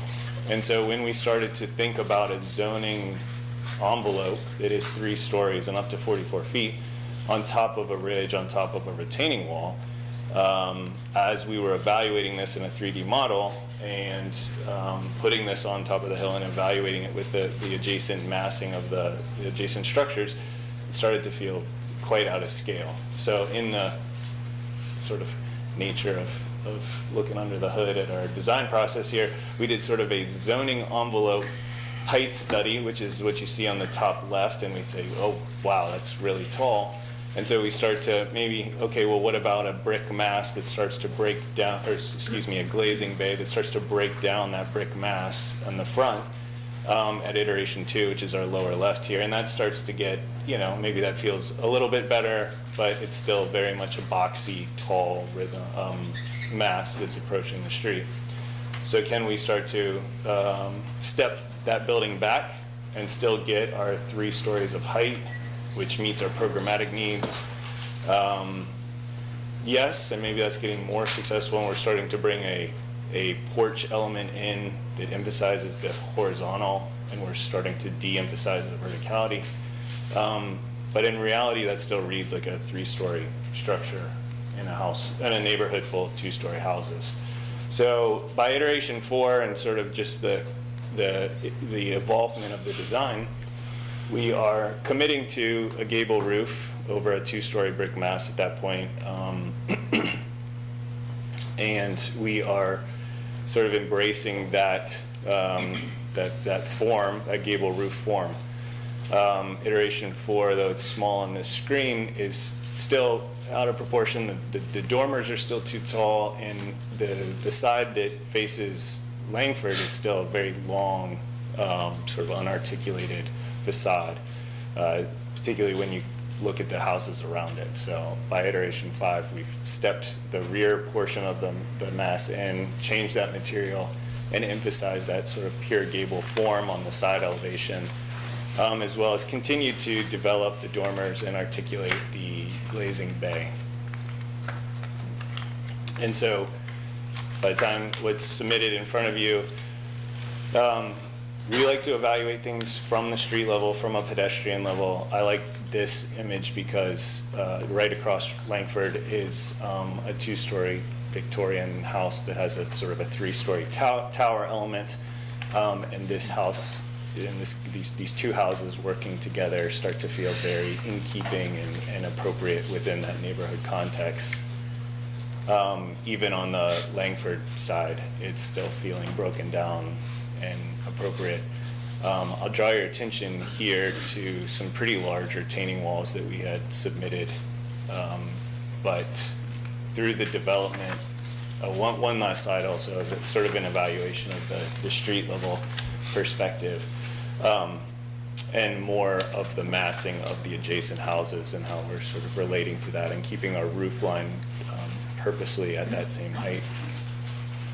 But as we continue to refine this project since submitting, I just wanted to call a few things to your attention. One being, and this will be in our formal COA depending on how this discussion goes, but elimination of those large retaining walls to work more closely with the existing topography proved to be important enough, both from just a land disturbance factor, but also just a cost perspective. We've continued to revise the dormers since submitting and working on the scale and proportion to get the right feeling from the street level. We've also, in the previous submission, we had the gable end rendering as the black material, sort of a paneled render of material on that 3rd floor. But since then, we've sort of normalized the framing of the roof and have allowed for that wall to just be continued in plain and all be brick. So it's sort of the ongoing simplification and also refinement of this project. And so, I know y'all have a crowded agenda, and you've already touched on the stairs. We felt that the stairs were, and the railing actually is cool enough, whether or not it's historic. It sure seems like it's part of the street from my memory, as long as I can remember going down that street, and was worth preserving. So the proposal in front preserves that fence. It's a feature, even if it was added in 2015 or something. The scale of the houses feel appropriate on the street. The front yard responds to the adjacent houses. And we're excited about the direction this is headed, and we're eager to get your feedback and answer any questions you all may have. All right. Thank you, Kevin. I think based on our motion at the beginning of the meeting, we would welcome any public comment or question at this time, if anybody wants to speak on this project. Anybody online?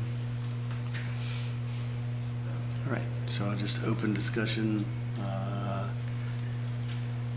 for the BAR. I don't know if we necessarily need to do questions and comments. Just open discussion. Why did you? Oh, yeah, sorry, real quick. Thanks for the reminder, Ms. Lewis. Kevin, do you have any specific questions to ask us? Okay, go ahead, Jerry. Why did you go with 2 buildings instead of 1?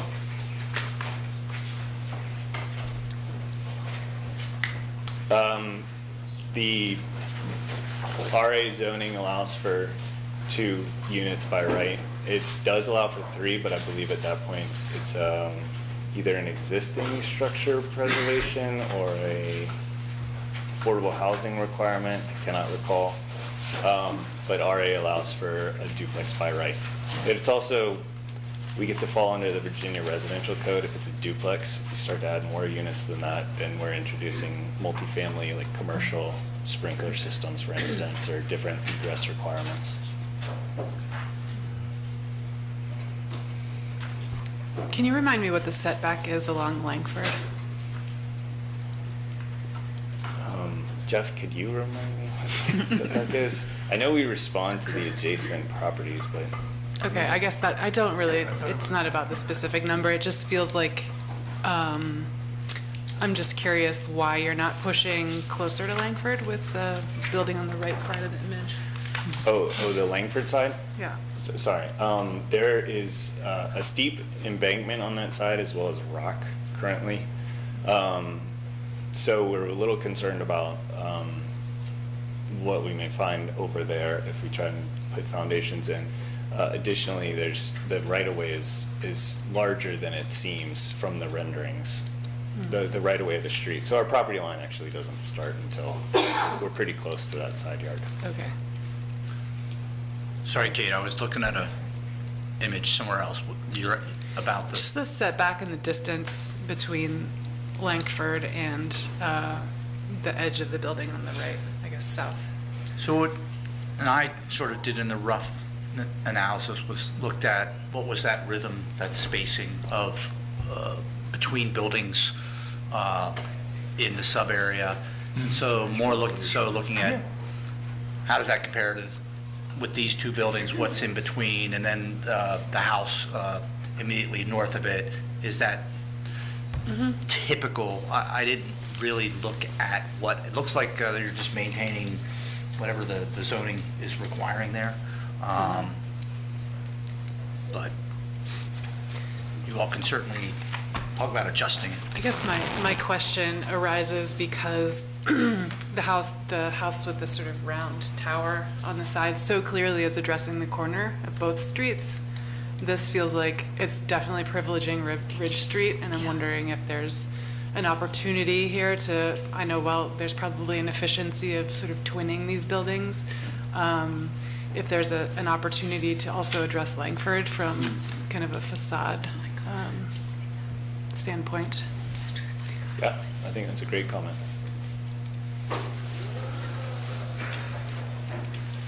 guess picking up on one of the things Ms. Tammany said, like she mentioned, I'm sure there's a kind of economy of scale of twinning these, but I think this would benefit to have some differentiation between the two structures. Like I live in a bungalow, there's one right next door to me that's essentially the same, but there's details that make them slightly different, and I think that adds richness to the design. So I'd encourage you to find ways to kind of make one a little different from the other, just to give them some character, That could be just addressing the corner, like. Right. That could solve it right there. Stated. I really appreciate how you described the process here. This, I think, is really instructive, and I think you came upon the right move to do a two-story with a roof. I question the need, you mentioned the sort of vertical bay, and that was a move to kind of break down the three-story mass. And I guess I wonder if that's still necessary once you go down to a two-story mass with a roof on top of it.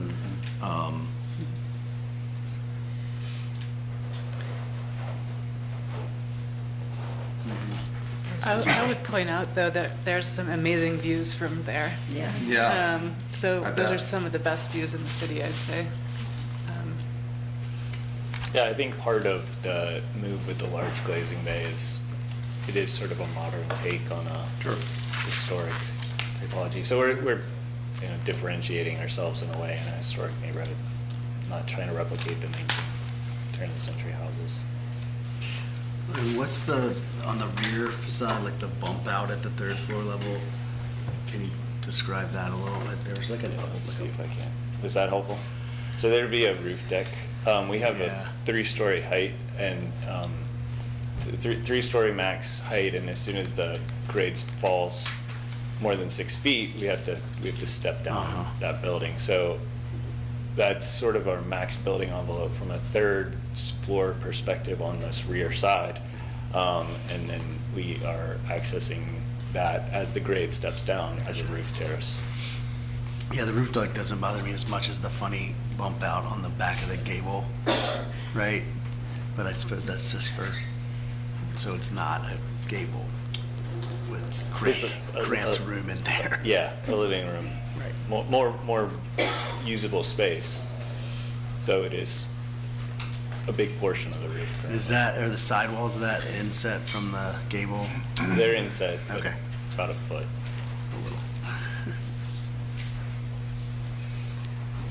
Why did you, why the big retaining wall on the other side in the back? We were trying to get more light into the lower floor unit. We have the stairway in the middle, which is wide enough that we can have windows in there. We can also probably get another window on the side elevation, just with the natural grade fall. And so once we sort of realized those things were possible, the large retaining walls became unnecessary and not particularly desirable. Yeah, I like the fact that you kept the wall in the front. I think that's part of the neighborhood. There's a continuity that happens between this property and the next, I believe, and then I just kind of like the idea of keeping a remnant of the old stair. I'll be interested to see how you tie it into your landscape, maybe a little bit more richly. But I think that the idea of coming up, using it, and then branching off from that to the entries is an interesting idea, and certainly is in line with what we're doing here and trying to make something more appropriate to a historic neighborhood. The big retaining walls in the back, on the contrary, feel a little scarring, like not as sensitive. And I'd like to see kind of a more diminutive parking back there, sort of in keeping with the neighborhood, just to kind of stay more in line with the sensitivity you're showing in the front. I think that the comments about I'll say that I think the design is well on its way. I think you did some really neat things. some elegant things, but I do agree with the comments about perhaps addressing the corner. When you take the Victorian house as a precedent, one of the wonderful things everybody loves about Victorian houses are the little eccentricities and the differences from one and to another. However, when you look at your project from the front, there's a pleasing symmetry, and there's a kind of a pleasing consistency. So perhaps the way forward is to make some of those eccentricities or nods to the more important parts of the site, or ways of addressing the site through the architecture. But also take the sort of some lessons from those historic precedents, and finding ways of maybe creating a little differential detailing or elements on that front is a playful way to kind of enhance the design. Did y'all explore, instead of stoops, doing like a porch across the front? On one or the other? Or, Yeah, I don't know. we did, and maybe too committed to the brick row house typology or something like that. Like the porch, especially on that corner, could be a great way to mark that corner and wrap around. What we liked about the stoop was the horizontal line that was starting to de-emphasize the vertical. But to your point, like a Porch would do bigger that one too. would just keep that going on. So I do think that's a smart suggestion. Yeah, it's as well. more usable space, engages the street and the public pedestrians on the street, And I had the same comment. Porches are really important on Bridge Street. They're just fabulous porches that are great examples of outdoor spaces on just about every house there, no matter the age. I don't think there would be enough room with these to even put a chair or something. So Yeah. I wondered if you moved the bays completely over so you don't have that strip. Although I like the brickwork, you could get a little bit more width on a porch, just have a little bit more room next to the door, maybe manipulate the door a little bit. or just have the porch come in front of the bay. That's another, I don't know how, yeah. I also would really like for the one unit on the corner to wrap the corner and address Langford. Langford's a really important street by itself. So, yeah, as Kate and others have said. But thank you for such a thorough application at this juncture. This was a lot of information, including your iterative process, looking under the hood thing. But more than that, just the contextual photos, the description of what you're looking at, and the thoroughness of, this is not just a concept, it's pretty well fleshed out. So thank you for getting there for us. Yeah, I think one way that your process benefits everyone is the way that you've been able to break the scale down and really reflect the nature of at least the scale, and starting to reflect the nature of the neighborhood. One thing, just looking at it, given the fact that this is on the high ground, it might be worthwhile just doing a little bit of a context elevation just to see how those relate to the two adjacent properties, and maybe if there's a way to tie in a little bit, that might be a suggestion.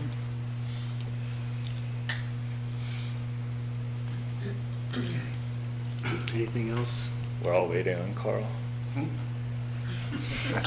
No, as a concept, I think this is our zoning code doing what it was supposed to do. And I do appreciate the fact that you have put a sloped roof at the front, so it's a 2.5-story front. Because I agree that may have been jarring in the historic neighborhood, but you're adding density in a way that's not, it fits. And it's, I think, very appropriate. And I think obviously you're still tweaking the design, but yes, you've put a lot of work into it. And I think right now it's an attractive project. I would like to also say I find it a very attractive project as well, and I like the townhouse version, frankly. I understand why people would like porches and so forth, but I think the townhouse works. And in a sense, it also harks back to the Burnett neighborhood as well, which is just right there.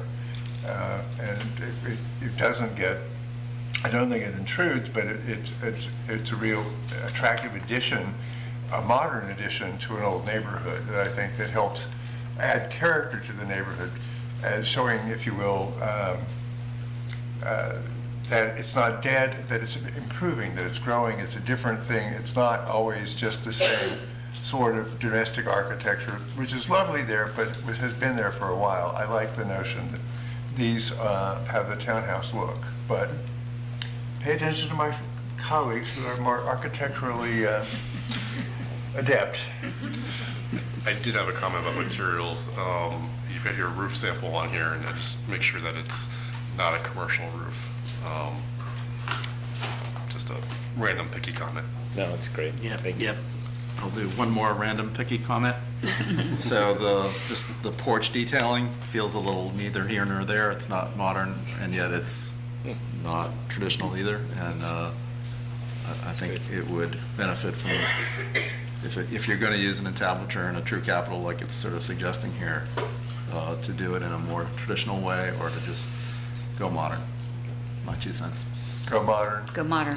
Yeah. Okay. That would be classical. So. I think if I can. Last comment here, I also appreciate the project a lot. And I would say, and I agree with Mr. Bailey, that it's great to see a townhouse typology, but I would also say that a townhouse would address the corner if it was on a corner, so. Fair. Okay, just to sort of summarize what we heard so we can respond appropriately, I think address the corner, is point well taken, and also I think to individualize them is also a great point. I like the comment about pick a decision between, pick a lane, it's either modern or it's traditional. So I think this gives us a lot to work with. Did I miss anything in that summary? Porch.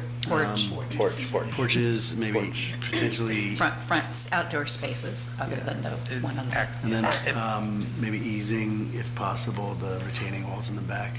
Trying to make Yeah, I think we're going to be able to eliminate those completely. Okay. So If I can just offer an observation, so the first thing about this, I thought about C&O Row, where those front porches are, I don't ever see anybody on those. Decorative. And they It's a shame. hold pots and plants because the accessibility is at the rear. And I think a larger porch could produce, as you said, that outdoor space, a space that is activated and not just where you go get the mail. I don't know if forgive my insertion there, but. That's a good point. I mean, the parking's in the back, so that's the primary interest is probably going to be through the back. And so giving something that provides life out front, a place to sit, would do that. Easy to ignore a tiny porch, but you could have a BA barbecue on a large porch. And we have. That's right. Because we have. All right, any other final comments? We're good. Thank you very much, Mr. Thank you Schaefer. so much. Appreciate it. All right.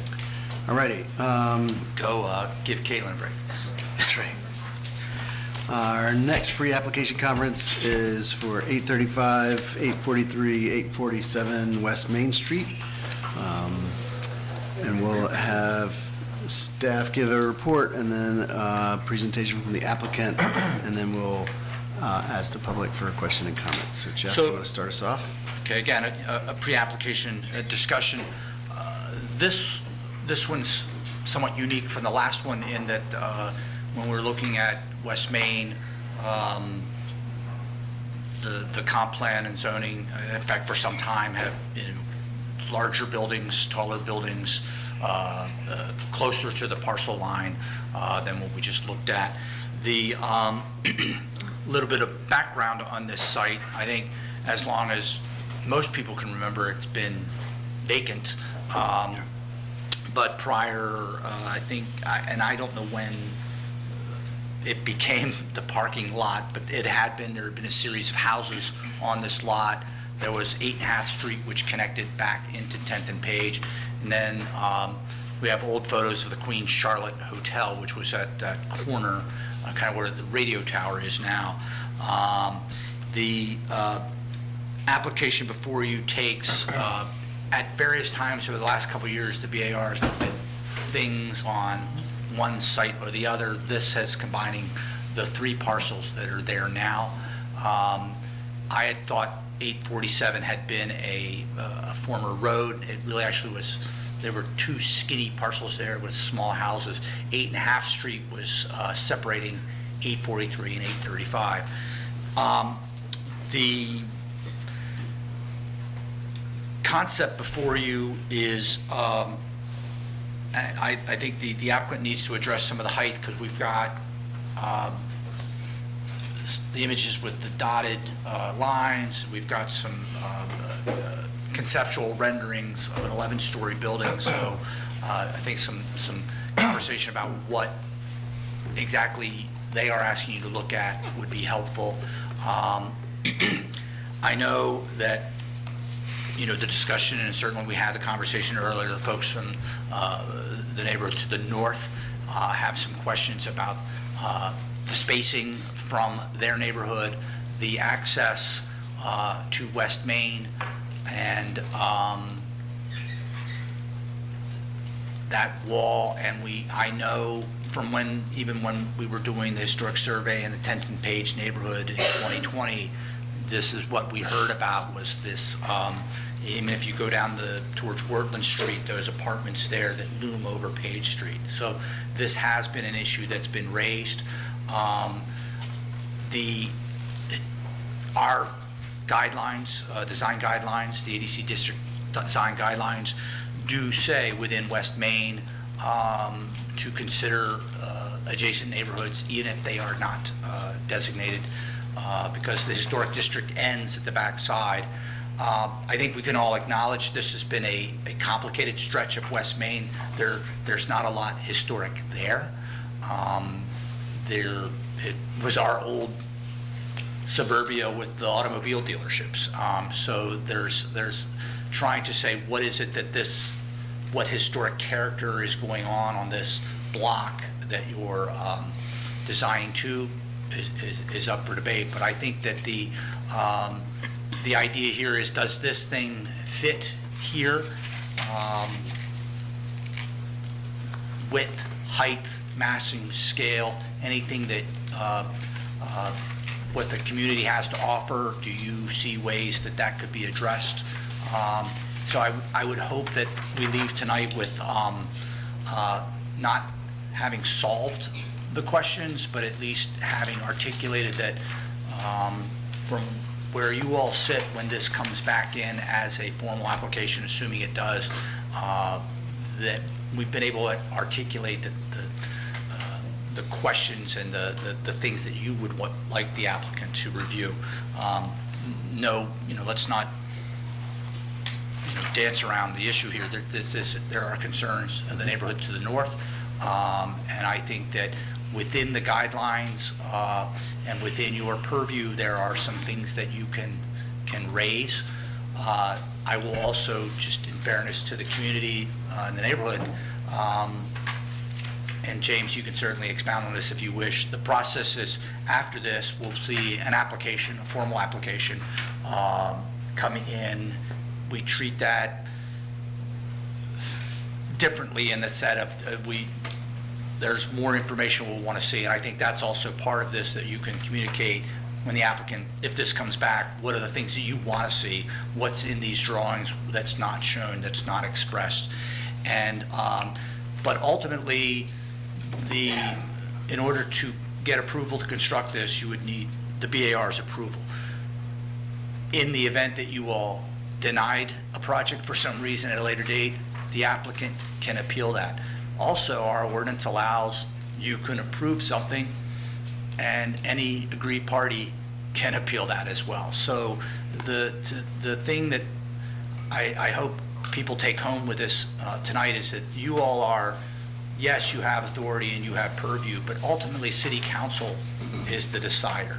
99% of the things that go through here don't end up in city council's lap, but some do. That's the way the process is designed. So you all can't, also you can't say no to a project. The zoning allows a structure here of certain scale, certain size, certain use. You're evaluating whether the aesthetics of that are compatible with the ADC district guidelines. So I know I'm getting a little deeper in the weeds than normal, but I thought that would be helpful context. I know the applicant's here. We know that there are people that wish to speak afterwards. So do you have any questions for me? All right.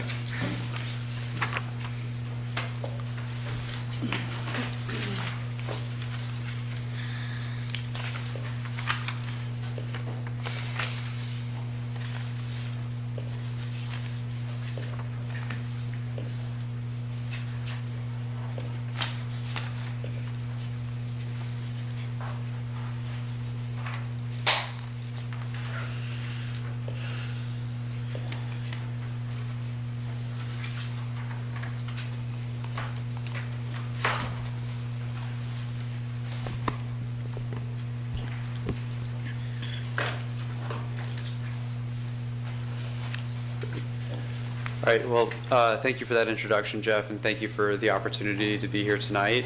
We're really excited about the prospect of the project at 835 and 843 West Main. Tonight, we'll be going through the site plan as well as the building design. But just to start with some context, we understand that we're here to review under the guidelines of the code and the BAR guidelines, but we understand that there is more context here, that we're abutting our neighbor, the West Haven community, in the broader 10th and Page neighborhood. So from our first meeting with staff earlier in March, we've started neighborhood outreach, and so that started with correspondence in April, met with CRHA in May, met with the neighborhood representatives once in June, and then held a community meeting at the Jefferson School in July, and here we are today. So just taking more context here, identifying on the West Haven plan, seeing a connection being important to West Main Street. Called out as the West Main accessible walk with historical interpretive signage. Zooming in here to identify that in more detail. And then looking at our site as a diagram, understanding that the orange is representative of the pedestrian path connecting to where the bridge, the Memorial Bridge, opens up with two half walls and a placard. And the backgrounds that you see there are the backgrounds of the West Haven development plan. Conceptualizing that into a design is what we're looking at here, and on the right side is an inspiration image.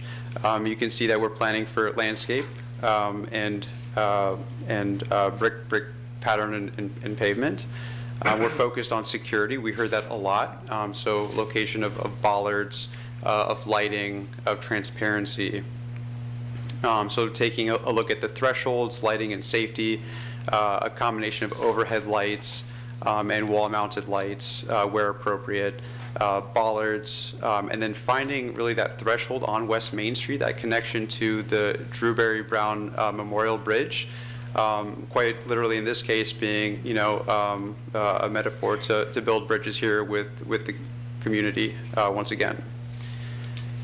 Some more precedent images here to identify how we can remember the past and bring public memory to that pedestrian walkway. Even taking some examples from our discussions with Ms. Johnson and Mr. Sales from their trip to Chicago to the Public Housing Museum in Chicago, use of QR codes to kind of deepen that relationship and experience. A few renderings here, looking after you get up the staircase and accessible ramp from the West Haven plan, looking out onto Main Street, and then taking a step and looking back. Please pardon the topo steps. Those will be at an accessible grade.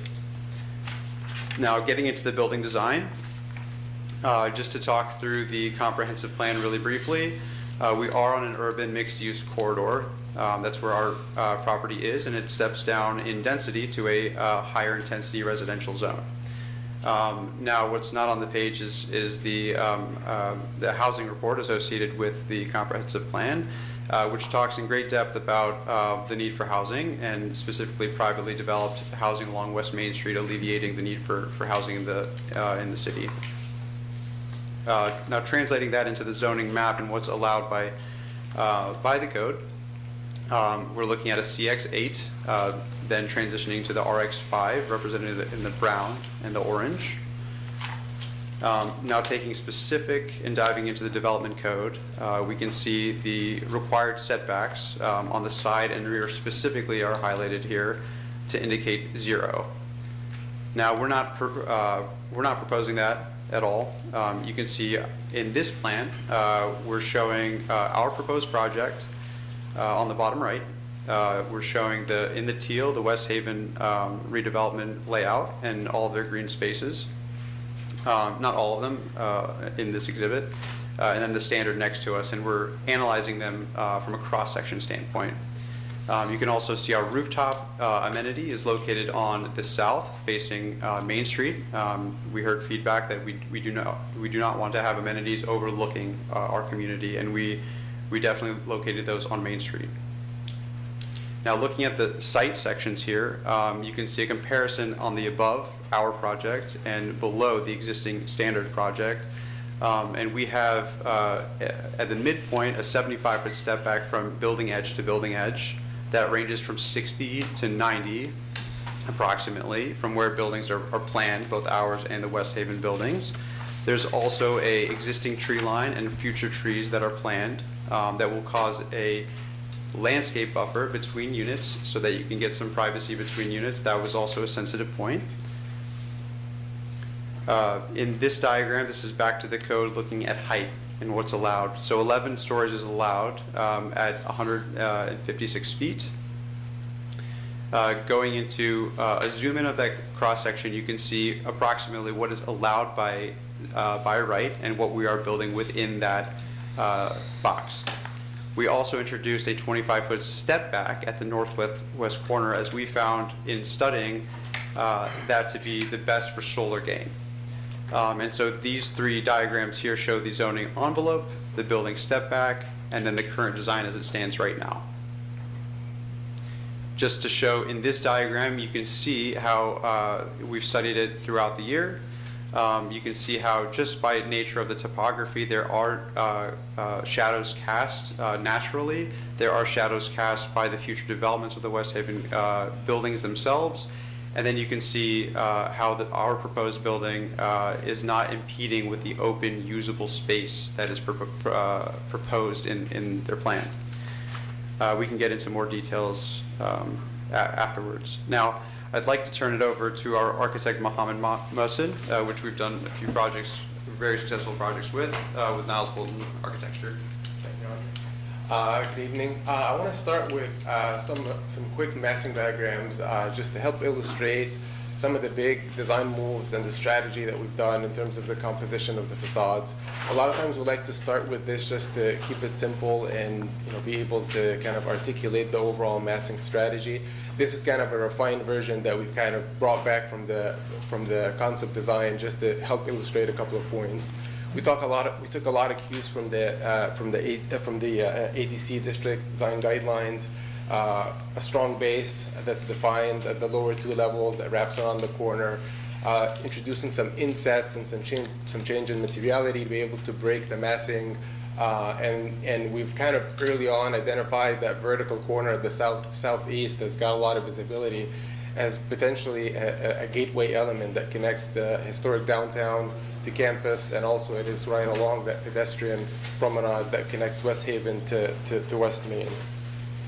This is kind of the back corners of the project, the northeast and the northwest, and you can see we kind of brought the same language, continued the base around the perimeter, and again used the same strategies to break up the scale and inset the facades at different areas to add interest and break the massing. This here is the view. You can see the bridge. This is the southeast corner. This is now with all the articulation, the windows. You can kind of see if we zoom in on the base a little bit that we've articulated a bay that kind of repeats along the base of the building that wraps the corner. So this is the west main facade there, but it wraps the corner along the promenade, and it kind of creates that rhythm. You see a lot of glazing and transparency at the ground level, allows us to have doors and connections to the sidewalk to activate the streets, and then again, the rest of the architecture up above gets a little bit lighter above the starting at the third level where we start to pick up the residential units. This is the southwest corner. This is where our front door and the lobby is going to be. And again, you can see a lot of transparency. You can start to see the access to the parking deck there through that driveway. And then this view really kind of shows how some of these slight insets and projections that we've done with the initial massing concepts starts to really break up the mass and add interest at these prominent corners that we're looking at. This is an aerial view that drops the proposed building kind of within the context. I think it helps show the scale relative to the adjacent buildings. In the foreground is the Lofts project. To the left of the proposed building is the Standard. You can kind of see our building in the back next to the cell tower. And this here is kind of views that kind of drops in the future zoning envelope for the parcels west of our project. So again, you can see the existing, the Lofts, the Standard, and the proposed building, and then everything in that tan color is the zoning envelope, what is allowed within these parcels if it were to be developed all the way. Really quick, last couple of slides. This is the ground level floor plan. A lot of the, we talked a little bit about the access around the perimeter of the building. You kind of see how we've held the edge of the street, continued that street wall, and as recommended in the design guidelines. We've got active use right at the edge for the entire facade. We have 220 feet of frontage, building frontage along West Main, and 100% of it is active use with a lot of glazing and transparency. You can see the rhythm of doors every 40 feet there to provide that connection to the street, and all that conceals and hides the parking deck behind it. Okay. So this is level 1, and level 2 is very much the same. It's a tall ground level with basically a mezzanine level. We've got the exterior elevations. I think these help show the rhythm and the bays along the perimeter. I'm not going to talk about these, but they're available if we have any questions to answer. This shows how that base and the bays wrap around the corner. This is the east facade where the pedestrian promenade that connects West Haven to West Main is located. And then again, the rest of the facades around the perimeter. Happy to answer any questions or get into details. We had to kind of run through this quickly, but we can bring any of the slides back and get in more in depth as needed. Perfect. Thank you guys for concising your presentation down to our 10 minutes. I know y'all had some 15 minutes prepared for us, so we appreciate that. And yes, you're right. We can pull up slides if we want to foster the discussion, so we can answer questions. I think we're going to shift to public questions and comments, and then before we start talking, we'll want to see if you guys have any specific questions for us. But let's start. I'm just going to revisit the sign-up sheet that we had at the beginning of the meeting. But I'll also say, I know there's possibly a few folks who've joined us since then, and also now after hearing the presentation. If there's other folks that want to speak, you're certainly welcome. So I'll start with Ms. Johnson, Joy Johnson.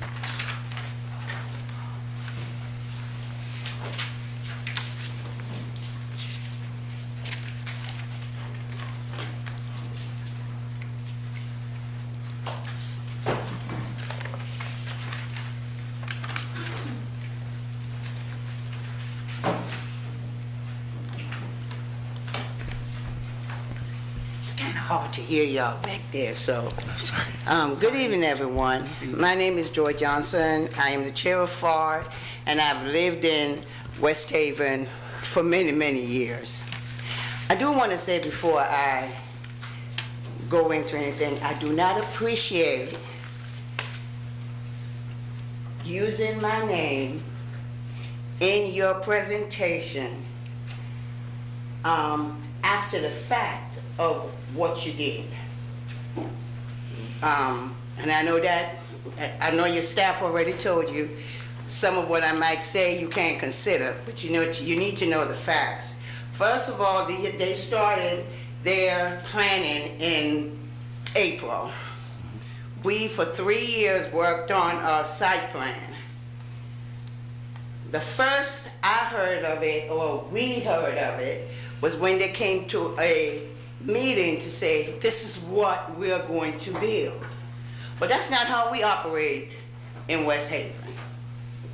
That's not how we operate in the whole redevelopment of our public housing. And we suggested to them that what they should have done was have a meeting with the whole 10th and Page neighborhood, which include West Haven, to talk about the design and to show us and to incorporate what we were doing in their plans. So I just wanted to straighten that out a little bit, okay? Just facts. I do want to say that this is very disrespectful, the way this went down. I know you're not supposed to consider this because your staff already told you that. But our residents worked very, very hard to come up with a design of what their neighborhood could look like. And once we presented it, to just come to a meeting and say, this is what we're going to put up, and it's a big building to block us in, is very, very disrespectful. I'm hoping that tonight that you all can do some setbacks with what they're doing. We talk about the memory wall. That's the idea you all took and went back and looked at what we went to Chicago to look at. But if you look at the side of the building, it's gonna block our memory wall. It's just gonna be a wall that's blocking the history of Vinegar Hill, the history of what we're trying to present. And again, you have the Julie Brown memory wall bridge right there, which is very, very historic. What I'm pleading to you all is to please think about West Haven, how West Haven was built, how it was dug out, how we was sitting in the bottom. And if you can look at our plans, they showed you some of our site plans. There is a renderance of where we can show where we're looking up, but we're not looking at a building. We're looking into a community that we would like to get connected to.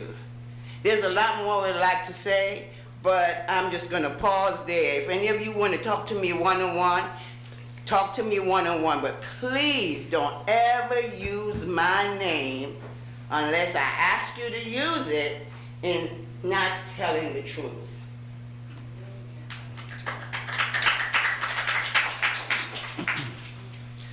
Thank you, Ms. Johnson. Ivana Key?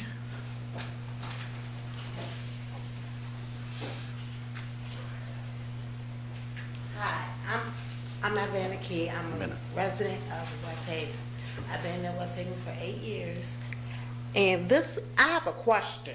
You're welcome to ask a Y'all question. can say how y'all want to say it. I don't care. You can ask a question. Okay. Can you show more images and ranges of lighting along the memory walk? Because what I want to say is, it's not going to be the way that I want to say it, but I'm not going to do it like that. The way that y'all show the image of the walkway, the memory walk to Main Street, is very little. Bad enough, we have the standards right there. I'm on the bottom, right on the top. For me, yeah, I have kids. I don't want my kid to be going up to Main Street. Y'all got steps. I understand y'all got steps on the side, steps on this side. But y'all got a very narrow spots. And then where the train thing is, can y'all just show more space? Put more space if y'all can put this building up? That's all I'm asking. Okay. Thank you. All right. So I think just to summarize, you were asking for more lighting along the memory walk and more space, especially on the memory walk side. Okay. Betsy Redger, excuse me. Thank you. Hello, I'm Betsy Redker. I'm also on the Planning Commission, and I have to say some of my issue with this whole thing is really the city's fault. But that site should have been looked at more sensitively.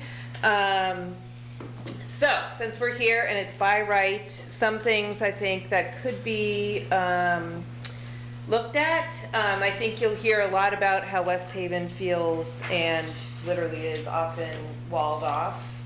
We heard from people on West Haven Day talking about how the chain link fence used to get locked to West Main Street at 9 p.m. every night. So I feel like there's a lot of want and to get some connection back up to that street. So that's what the site plan does. It connects people to bus stops. Right now, there's no accessible way to get up there. You have to walk all the way to 10th Street and around. The basketball court is up there, so I think one of the concerns is how that's going to fit in with this large student housing project. So some of the things I was looking down through the guidelines that you all look for, one of them was how the building should relate to the adjoining neighbors. And relate is kind of a subjective term, so, not a lot of meat there. I did think a couple things reinforce the human scale. I think along the promenade, that edge is sort of seen as a side street, but in this case, I think it should be seen as a public walkway, just as important as Main Street.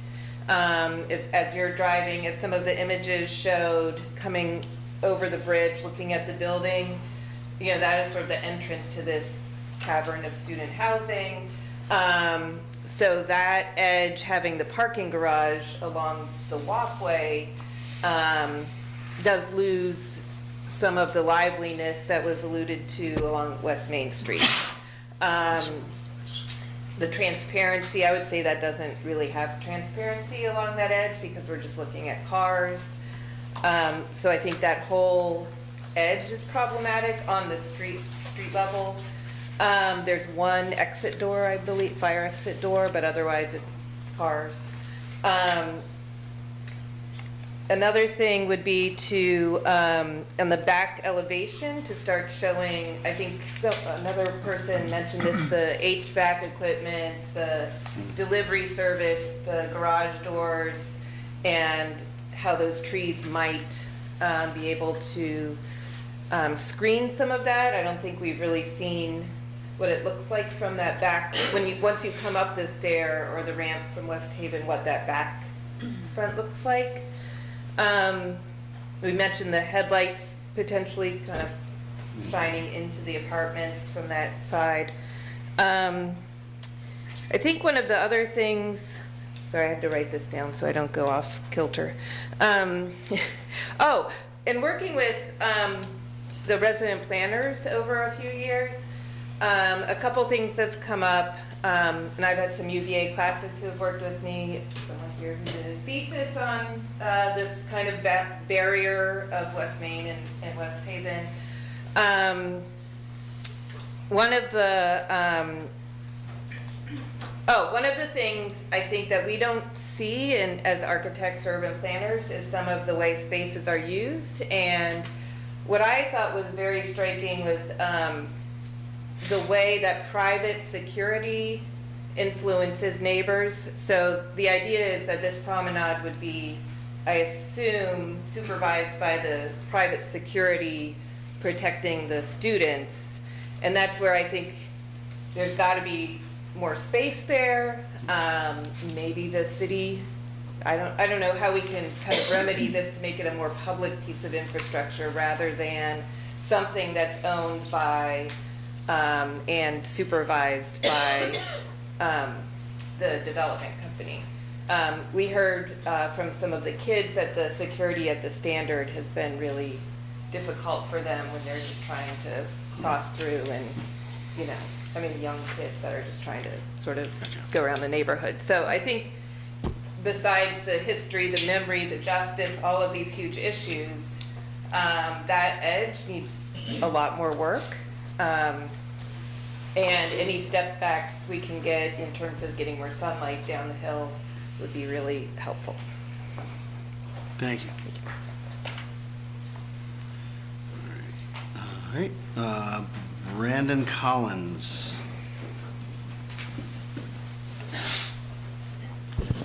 Good evening, everybody. My name is Brandon Collins. I've lived in Charlottesville my entire life, have children here who are also living their entire lives.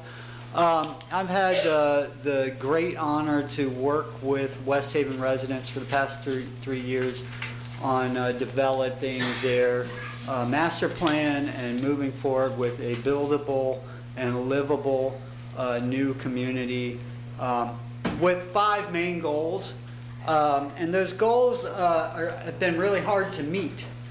And I think the reason why we bring up their plan is because it does relate to this building that you're talking about today. And I do think that you all, if you understand our plan, will see the same things we're seeing, and I think you will find the same issues, and I think you will find that your design guidelines allow you to comment on these issues that we've seen. So 2 of the biggest goals we've had is how do we increase density for affordable housing, but still have a neighborhood that's not crowded, that's not too tall, and how do we access West Main Street in a meaningful way, because that has been blocked off and the neighborhood has been secluded from sight and just from access since before 1964. So amazingly, our resident planners who have spent a lot of time on this have come up with something. It's very uncomfortable to increase density, but they have come up with some buildings about as tall as they can handle in the neighborhood. And as a result, we're providing more affordable housing, but they've also expanded their usable open space by 4.5 times, which is huge, right? And when they look up, when they're looking east, it's not a giant cavern between the apartment buildings they'll have and the townhomes they'll have on the other side.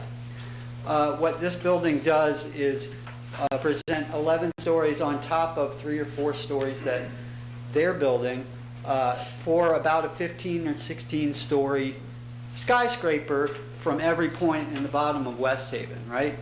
Now, folks who live in West Haven have to deal with this with the Standard, and it is a psychological burden, and it's a symbol of exclusion. Adding something even taller than the Standard, no matter how much of a setback you get, is still going to be there. It's still a giant wall there, psychologically blocking the community from the rest of Charlottesville. And I think that's a shame. And that, one of our goals is making up for those past injustices, and we're not going to be able to do that if we continue to seclude the neighborhood. So how can you address it? Maybe step backs. You know, if they're at a 3-story and you've got a tree line and have a real deep setback and it moves up, and then maybe a second step back that gets them all the way up on Main Street, that will help. The footprint needs to be smaller for that building. The walkway to West Main, it's not enough space. They need to put in an access road there. It's not enough space. It's not a safe space with the amount of space they've given there. Not just unsafe because of traffic, but because of how people gather and seclusion, right?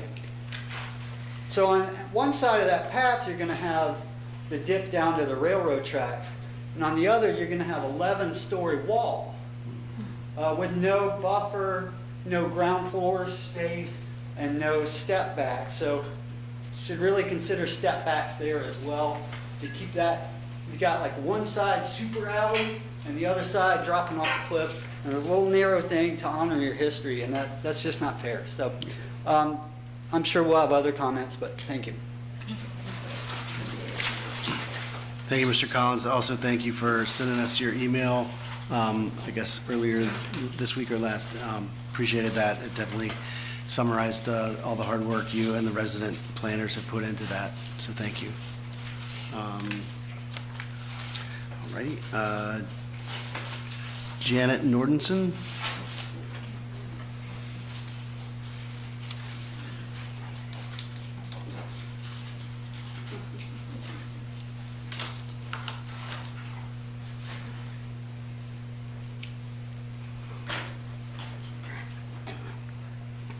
My name is Janet Nordenson. I've been at West Haven for 31 years. This building is a big distraction to what the residents want. It blocks everything, and I just don't like it, and I think it's ugly, to tell you the truth. I've been there a long time, and what they have planned to put there without this building looks really nice. With it, no. And I hope y'all consider it. Thank you. And the safety issue is another one for everyone around it. Thank you. Wendy Goro? Golo? Sorry. Go ahead.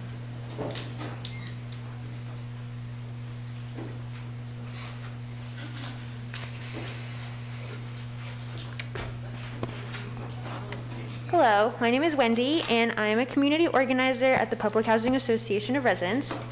As you've already heard from many West Haven residents this evening, West Haven residents and 10th and Page neighbors are greatly concerned about the ginormous height of this building and how it would utterly tower over West Haven, making residents feel more crowded in, claustrophobic, and entrapped. I know I'm only supposed to comment on architecture today, but there are several historians on this board, and like Ms. Joy said, you really can't talk about architecture or height without understanding the history of West Haven. This is an 11-story building, which is already a gigantic building from ground level, but to talk about height, you have to acknowledge the fact that West Haven was purposefully dug into the ground 16 feet when it was constructed in 1964 to house the displaced residents of Vinegar Hill, a thriving, vibrant Black community demolished and razed by the city of Charlottesville. So when we're talking about an 11-story building, this is an 11-story plus building to residents of West Haven because West Haven already sits at the base of a hill. The thing about architecture is you can't divorce it from the legacies of enslavement, Jim Crow, urban renewal, and gentrification. Further, it has long been a priority for West Haven residents to have an accessible walking path from West Haven to West Main Street once West Haven redevelopment is complete. This building would sit right on top of the West Haven residents' proposed walkway and obstruct their accessibility and visibility. Things that might help include adding several step backs on the West Haven side to increase height gradually, increase the setbacks even more than the developer's voluntary proposal of 60 to 75 feet, and improve the safety on the pedestrian walkway by adding an access road for the West Haven residents' memory walkway. Thank you. Thank you. Sophia Marrero.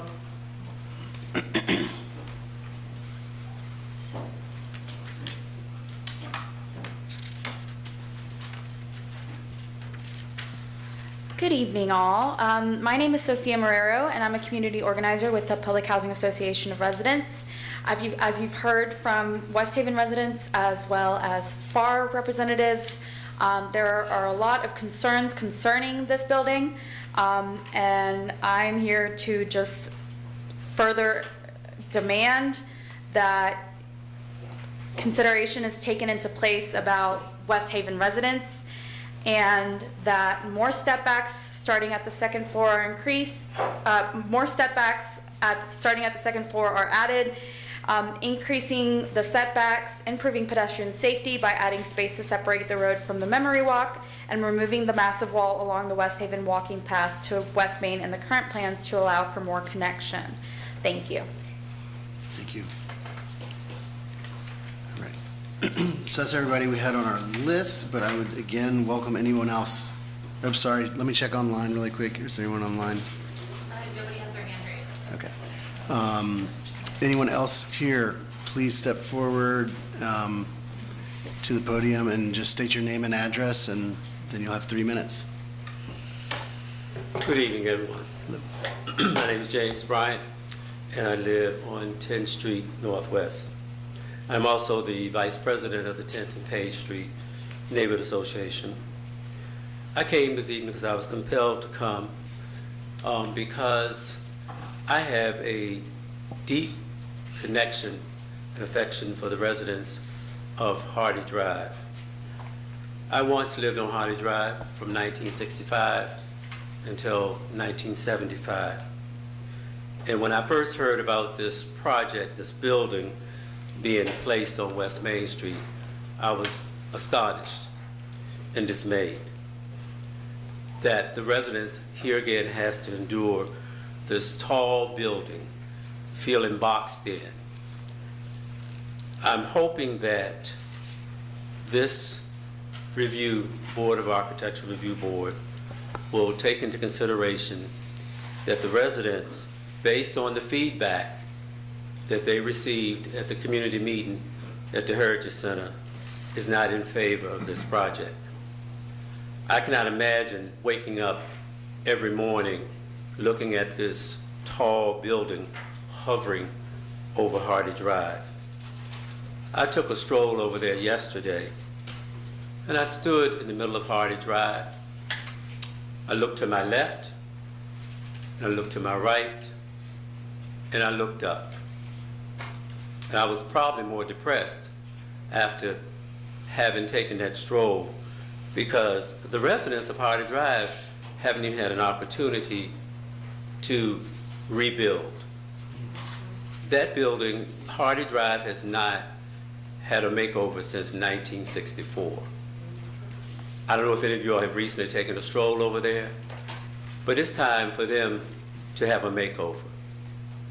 And to have a makeover and to look up at this building hovering over them is not what the residents want to see or have in the neighborhood, feeling blocked in. And also the 10th and Page Street residents feel the same way. And to mention one last thing, the 10th and Page Street doesn't yet have a small area plan, but neighbors have consistently said we want gradual, not abrupt building height increases. So as you all are looking and dissecting this project, I hope you will take that into consideration, the height, the way it looks, and the residents of Hardy Drive and the 10th and Page Street neighborhood. Thank you. Thank you.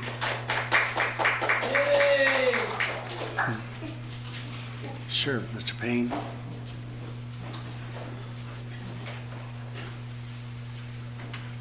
Thank you. As you know, I like to be a little caustic in my comments sometimes, but I do always stick to the facts. I'm going to stick to the facts tonight. Introduce yourself, please. Michael Payne, City Councilor, sorry. That's okay, thank you. I echo what everyone else has said, but I want to talk which I know is beyond your purview at BAR. And why am I doing that? Because this is the only body at which the residents of West Haven and 10th and Page have any opportunity to make their voice heard or have any opportunity to have democratic control over what's built in an area that they've spent years designing. This will not go to Planning Commission or City Council. And there's a reason for that. It's because the zoning on this parcel is CX8. It allows 11 stories by right with unlimited density. There's a reason it's that designation.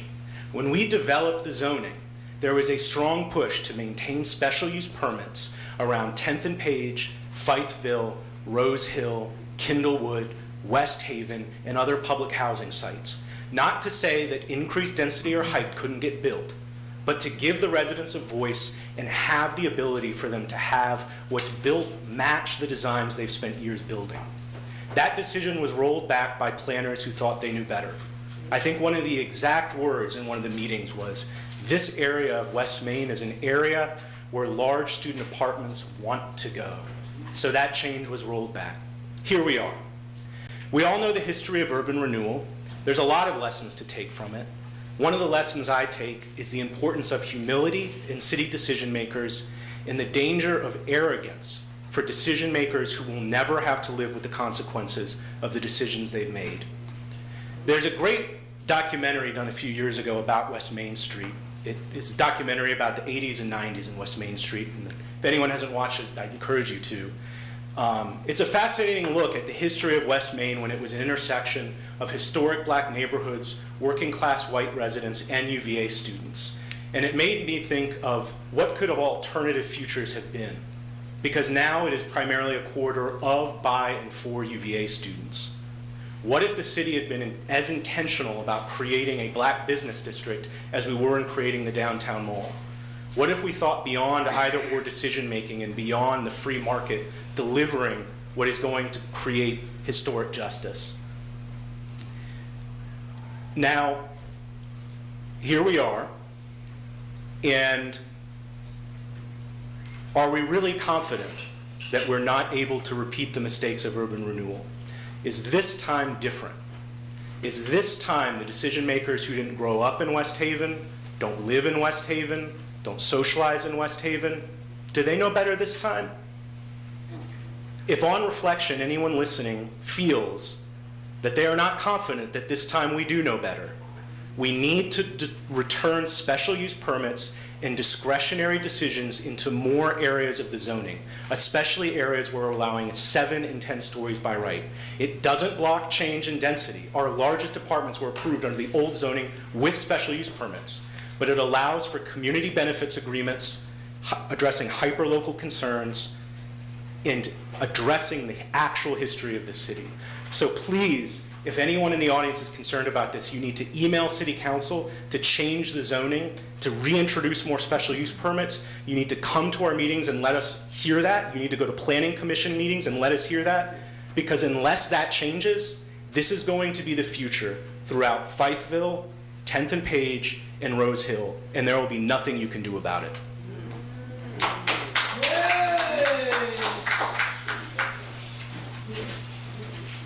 Very good. Thank you, Mr. Payne. Yes. Hi, hello, good evening. My name is Anthony Malabat. It's M as in Mike, A-L-A, B as in Bravo, A, D as in Delta. I live at 4000 City Walk Way, apartment 246, here in town. While I was here listening to the first public comment period, there was something that struck me, the idea of being caged in, being blocked from the outside world. And I looked into it to look at the numbers, and what I found was concerning. And I understand the board only deals with exterior things with buildings, but I feel like this is pertinent to the exterior and also to the West Haven community. The elevation of the front of the parcel in question is 505 feet above sea level. I looked on the City of GIS website to get all these figures. West Haven, the closest building in West Haven, sits at 476 feet. That's a difference of about 30 feet. Assuming 10 feet per story, 11-story buildings, 110 feet, that's 140 feet difference in total. Now, assuming there's 90 feet in between the building and West Haven, that means that somebody standing on the ground in West Haven would be looking at the top of this new building, would be looking up at a 57-degree angle. Now, if you extend that to the 100-foot distance from the presentation, the 75-foot distance between buildings, and a 25-foot setback, you only lower that angle to 54.5 degrees. And this in lies the problem. Here in Charlottesville, we sit almost exactly on the 38th parallel north, meaning that the sun at equinox reaches a max of 52 degrees above the horizon. And while the sun does get higher in the summertime, what this building would mean is that there would be parts of West Haven that would be in complete shadow for more than half the year, which I think, quite frankly, is unacceptable. And I would urge the board to listen to the concerns of the West Haven residents and take their concerns into account in denying this building. Thanks. Thank you.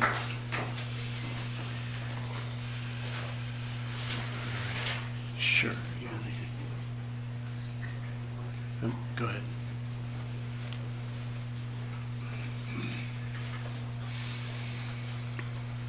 My name's Earl Hicks. I live at 808 Hardy Drive, apartment A.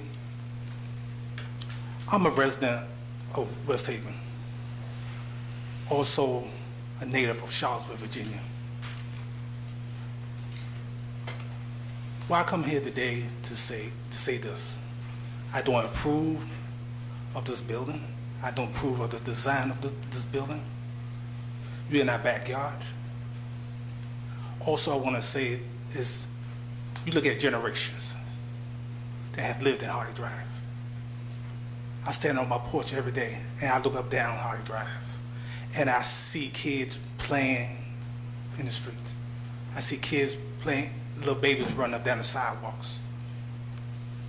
But then while I'm in my backyard, then I look up and then imagine a 11-story building standing in our backyard, depriving us of not only sunshine, but locking us in.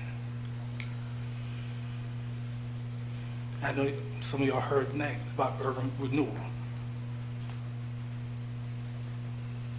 Do we want to go back to that again? Do we want to relive that? I know I don't. I'm 52 years old. And I have family that lived in Hardy Drive from the 70s, 80s on up. And I'm the next generation. So I'm speaking for the next generation. So I'm just saying, I had to say something. I just couldn't let this time pass without saying something here. Because I'm for my residents, I'm for my West Haven community, and I got that back all the way here. Thank you. Thank you.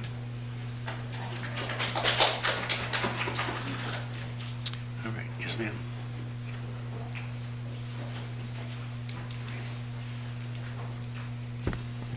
Hi, my name's Emily Axelbaum, and I live on Monticello Road. As you've heard, I agree with so many that have spoke tonight about the massiveness of the building, not only 11 stories tall, but 120 feet long, I think was what was cited. So not only is it too massive, the height is out of scale with all the surrounding buildings, it's even out of scale with the the standard.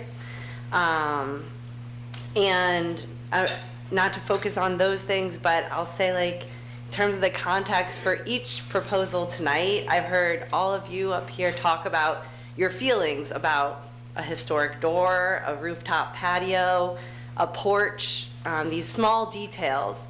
And then I've heard the community reacting to a very large structure, a very large building. And I hope you're listening really closely to how those individuals that are living closest are feeling about this project, and taking their feelings at the center of your decision making. And though I understand and heard at the start that you all don't have all the power, but you do have some as individuals in this community and as the volunteers that you are on this board. And so I'm just encouraging you to use the power that you do have, even if it's a small piece of a larger puzzle of ways that we can ask for changes that the community wants to see. So thank you. Thank you. Sure.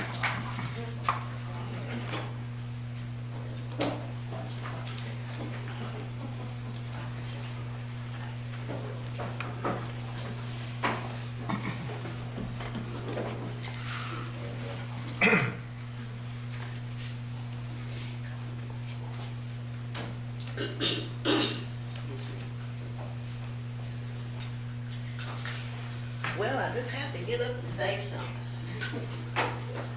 I live on 1116 Page Street. It took me 30 years to buy my home. I used to come over here. I'm from Stanton. Can you introduce yourself, please? Oh, I'm sorry. That's right. Most everybody knows me. I imagine so. Look, I'm thinking I'm in city council, I guess, because everybody knows me. My name is Gloria Beard. Good to meet Probably you. heard of me. Might not know me. So anyway, I live on 1116 Page Street. Been there 30 years. I finally lived in retirement and own my home. I used to come over here as a little girl. Well, not a little girl. I was a teenager to visit friends in Hardy Drive. And here it is, 2024. They have never given these people air conditioning. That is horrible. Cement walls. Everybody's building up, fixing up, doing whatever. Why haven't these people been raised up? What's going on? Now they want to build a big, tall building. My tax is going to go up, y'all. I work too darn hard to take my little income tax, my little Social Security check, to pay more taxes for other people, because I don't know how long I got left on this earth. So y'all consider these people in Hardy Drive and us on 10th Page. Come on, people. Y'all can find another spot to build this doggone big 11-story building. You don't have to be right there. And because I'm a people person. I care. It can't be all about money all the time. Think about everybody. All the people, not just some of the people. Thank you.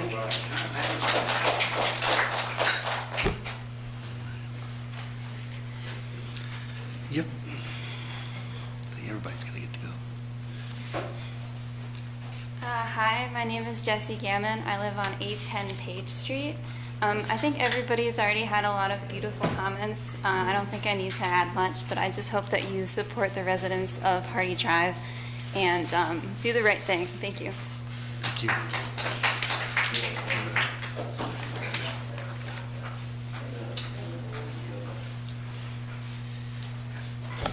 Good evening. My name is Ziana Bryant. I'm a Charlottesville resident. I live in the North Downtown neighborhood. If everyone who's able-bodied could stand and support the West Haven residents, I think that would be great. It's always great to have a visual of the support in the room. Yep. Thank you. I want to make it clear that there are folks in this room who have spoken to you this evening who have been advocating for the West Haven community for decades. In fact, before I was even born. Ms. Joy Johnson is an example of that. Ms. Vizina Howard, my grandmother, is an example. Mr. James Bryant. They're all examples of people, Ms. Gloria Beard, who have been advocating for this neighborhood since before I was born. So being that I am only 24, I want to be clear. This is an intergenerational fight. This is something that people who are my age and younger are paying attention to. And as someone who's a homeowner at a young age, I am thinking about how I want to continue to invest in this community and invest in Charlottesville, the greater metropolitan area, and if I want to stay here, right? And so I think it's important to think about what the trajectory of that future looks like. Councilor Payne was correct. This is the only public on-the-record type of forum where people are able to come bring their concerns. So I hope that they're being taken seriously.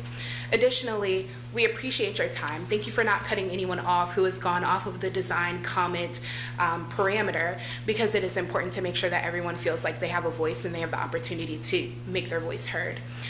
I'll finish by saying that in 1975, there was a riot. And as someone already noted, there are historians who are on your body, and there are historians who are in the room as well. And it's important to remember that in 1975, there were young people who were walking from West Haven, April of 1975, who were going to the Safeway, and they were being harassed by police. And so when we think about this idea of design and architecture and how that actually can either stand in the way of community, or it can create open dialogue and open opportunities for community to be built. I do think that 1975 riot is a prime example of what neighbors are fearing. It's an incident that was documented in the newspaper. You can go back into, I think it's the Virginia Chronicle, to find that article. I'd be happy to send it to you. But it's discussed how the young people from West Haven felt very unwelcome in kind of that corridor, that space between West Haven and Main Street and the neighboring neighborhoods there. And I think that it's just really important to think about how space will be navigated, and how people will exist in space who are from West Haven or from 10th and Page, and what it means or what it looks like when students, those who have wealth, access, and privilege, are put into a neighborhood where there are folks who do not have as much wealth, access, and privilege, and kind of that confrontation within space and how that happens. And someone mentioned earlier about the security, the private security that would be there to take care of or make sure that the students are safe. But I just want to close by saying that students are also looking for affordable housing. And I think that's the part that no one's saying out loud. Students at UVA are not just willingly paying $2,000 or $1,800 for rent if they have cheaper options, which pushes them into low-income neighborhoods. Keep that in mind, please. Everyone wants to use their dollar and stretch it as much as they can, even the most wealthy people. And so as a result, we have people being displaced. So the anger that you're hearing, the passion that you're hearing, the emotion that you're hearing, it's real problems. It's real people who have real problems who are being displaced, and they fear that the cycles will repeat. Thank you. Thank you.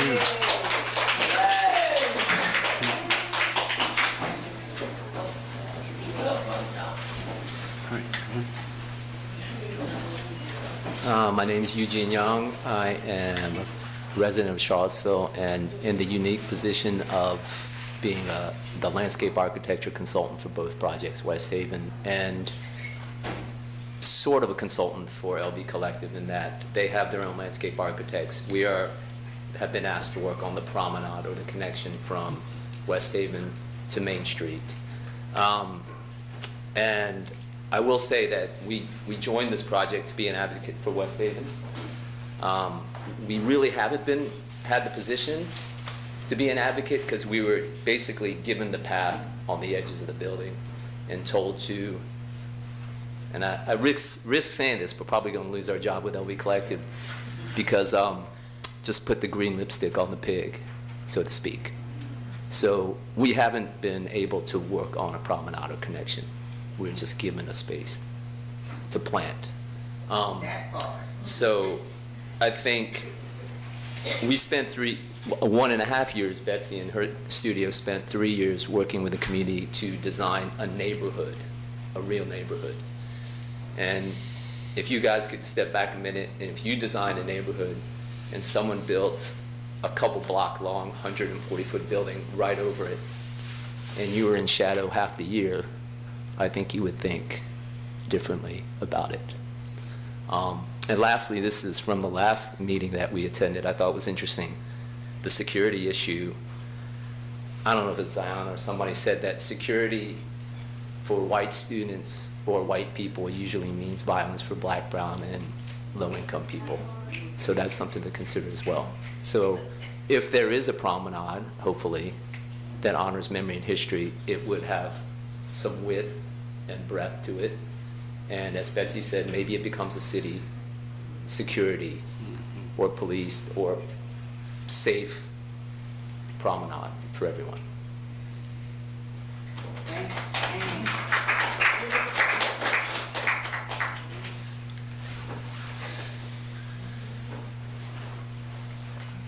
All right. Anyone else? All right, I want to thank everybody. That was really, really awesome and very powerful. And I think a lot of that's, at least for me personally, resonated with Yarl's comments in this project. And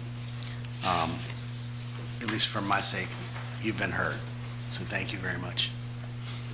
We want to acknowledge the letters that. We did get a number of letters submitted by email. I was going to say 24 speakers. We've had entire years. I don't know if we've had 24 people come and talk to us. So that's right. It is refreshing. I'm grateful for this. There were, Mr. Collins sent a letter, and that was referred to. And Brandon, you are everything was you covered in your statement. Then there was there was a note from Bridget Moss. And then I had a note from Rosemary Gould. So those were the three that I had. Did you, and if you wish to read them into the record, you're certainly. Or if they end up in our minutes. Unless, if you wish to read them, I can. You can. I'm just saying, could they also just end up in our minutes? I can add them to the minutes, Yeah. yes. And Do you want to quickly summarize them? essentially expressing similar comments to what we've heard and that the impact of the design on the West Haven community and sort of the referencing the history of the folks in that neighborhood, and really seems to be asking, by and large, for the BAR to I don't want to put words in it, but yeah, for the BAR to recognize what their interests are and their concerns are. So very similar to what we've heard. I would also, if I could, before you start your discussion, I'll just say it's as staff, if you don't mind. Board of Architectural Review is responding to a zoning ordinance adopted by City Council. And in that ordinance, Council allowed the BAR 2 tools relative to height, masking, and scale. I won't cite the whole chapter of the code here, but they told you all that you can adopt conditions that may require a reduction in height or massing consistent with the city's design guidelines and subject to the following limitations. So this is as far as council said you could go. They of course had, you're familiar there with the downtown district, there was a limitation of what you could do. And then they say in all other districts, so that would be the West Main ADC district, the BAR may reduce the allowed height by no more than 2 stories. And the BAR may require upper story step backs of up to 25 feet. And I think everybody's done a good job of recognizing a setback is the distance from the street. That step back is that distance they can push back an upper floor. So that's what council has allowed you all. I can't answer the question of when they say allowed height, a reduction of height by no more than 2 stories, how that is affected by something having a bonus height provision. I don't know the answer to that, and I need to get an answer on that. But, so there are, I'll just say it plainly, I'm concerned that some of the voices tonight, and I very much appreciate what they're saying, but you all are operating within a box that is the zoning ordinance that you did not adopt, and you do not have the purview to change. So I just want to make sure I'm clear about that when we have the conversation going forward with the applicant, that you can go so far, but you can't go any further than council has given you permission to go. So for the step backs, is that, can you explain that a little further? So my understanding of this when it was adopted is that you can have 25 stories and each one steps back a foot, but cumulatively step backs of those upper stories, 25 feet is the max. From where exactly? Very good question, and that was not clarified. These are some of the conflicts that we still need to evaluate and understand. Who knows if we'll have an ordinance by the end of the week? So I have a question. It's another story. Yes, ma'am. About this issue, but so the bonus heights are the bonus stories are for affordable units, is that right? So the building, because it has more than 10 units, would have to either provide, 10% of those units would have to be affordable at a certain rate. And in this case, because it's student housing, their only choice is to pay into a fund. The bonus height is for more affordable or more money. Right. So it's like a deeper affordability or more money goes into that payment. And because this is student housing, we're not allowed to have affordable units, is that correct? Yeah, I don't think they could figure out a way to actually do affordable student housing. So they're required to pay into a fund for that. Because they rent out based on the bedroom versus the unit. So I can say, and I'm old enough, I'm willing to say this. This is the hard part out loud. If you all reduce the height, you will likely be castigated for reducing units. or reducing the amount of funds so that, I don't know, we're in a difficult situation, and I don't know how to advise, but I think that maybe I'm saying is you have some very good questions to ask of staff.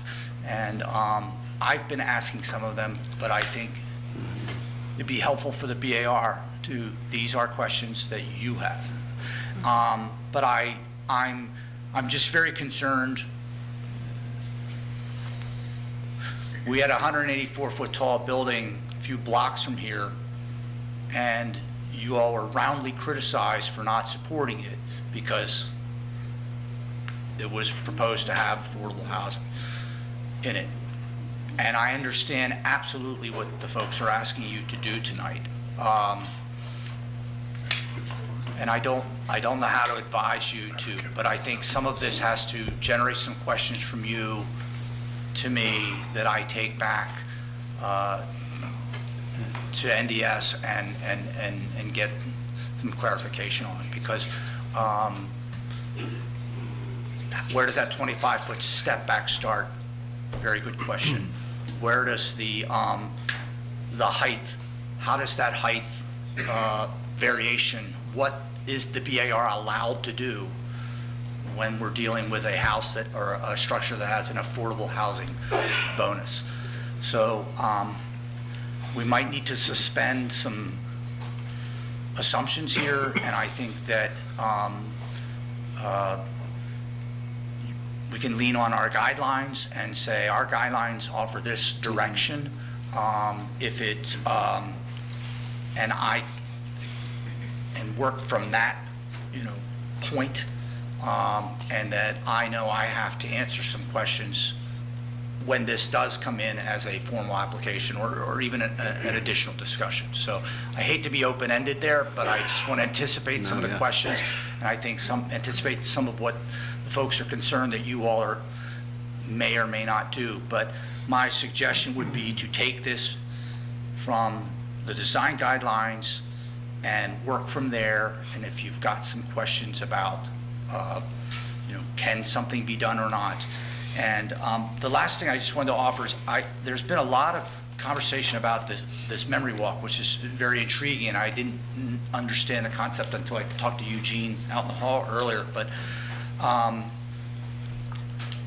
you all can't require, this sounds like something at a higher level where city council may need to be involved in the acquisition of property, but you all can't require a private landowner make their property accessible. So I just want to, I don't want to sound like I'm stating the obvious there, but I think there's a lot going on with that needs that deserves a discussion. But I don't know how you all you could certainly talk about width, you could talk about design, you could talk about all kinds of things, but that space still, as long as it remains private property, unless there's something going on that would add to the conversation, you all can't require someone allow access through their land. So, sorry for the lecture there, but hopefully that paves the way for a little bit of a discussion. Question on the zoning ordinance. So clearly the allowable, we've been talking about 11-story building. Is that the full height allowable? Say that again? Is 11 stories the full height allowable? Okay. And or is there a measured height that is 150 some odd feet or something? 150 some odd feet. And do we know It's where? significantly higher than it would, that would be like a story and a half times 11. It's a lot. That's even bigger. Yeah, the height, the foot height is very high. And is that measured from Main Street or is that measured from West Haven? That was where I was Average going. plane, so if the building I doesn't. mean, it should be The measured. ground doesn't drop off. Because it's not really an 11-story building. It looks like it's a 13, 14-story building. This was some of the discussion that came up on. Well, that's where I was going. Where's the property line? Yeah, so. It's measured from the footprint of the building. Yeah. Same way the building code would measure it. So it's. Footprint at the front or the? I think the feet height is measured from the average grade plane of the building Average. itself. and the stories, I believe, are measured. Because obviously the impact is gonna be much greater on the north side. No doubt about it. I mean, even if this weren't negatively impacting a vibrant community, I think this building is too tall on Main Street. So it's really hard to get into the specifics of the architecture of this. We've got such bigger issues here. It's a minor thing considering all the things that we are wrong, but the whole step back thing shouldn't just be 25 feet overall. It should be like 25 feet every 5 stories or 2 stories, or have some trigger where, I mean, 25 feet doesn't step you back at all, especially with this type of building. I just, I mean, maybe Carl has some insight into what was intended there. It just seems like there should be a measure, you know, you step back 20 at a certain height. That was past the planning commission stage. Yeah, without the planning commission, council added that. Carl, we can't hear you. Should we just start with comments? Yeah, or- I think Okay. we have. Do you want me to? Sorry. Oh, the drawing of the section? Sure, yeah. Because they show the Kate, do you outline. think you could do that? That through section that front to back from like I West guess, yeah, if the Haven. applicant wants to step up to Is the that it? podium, we may have questions for you guys. I'm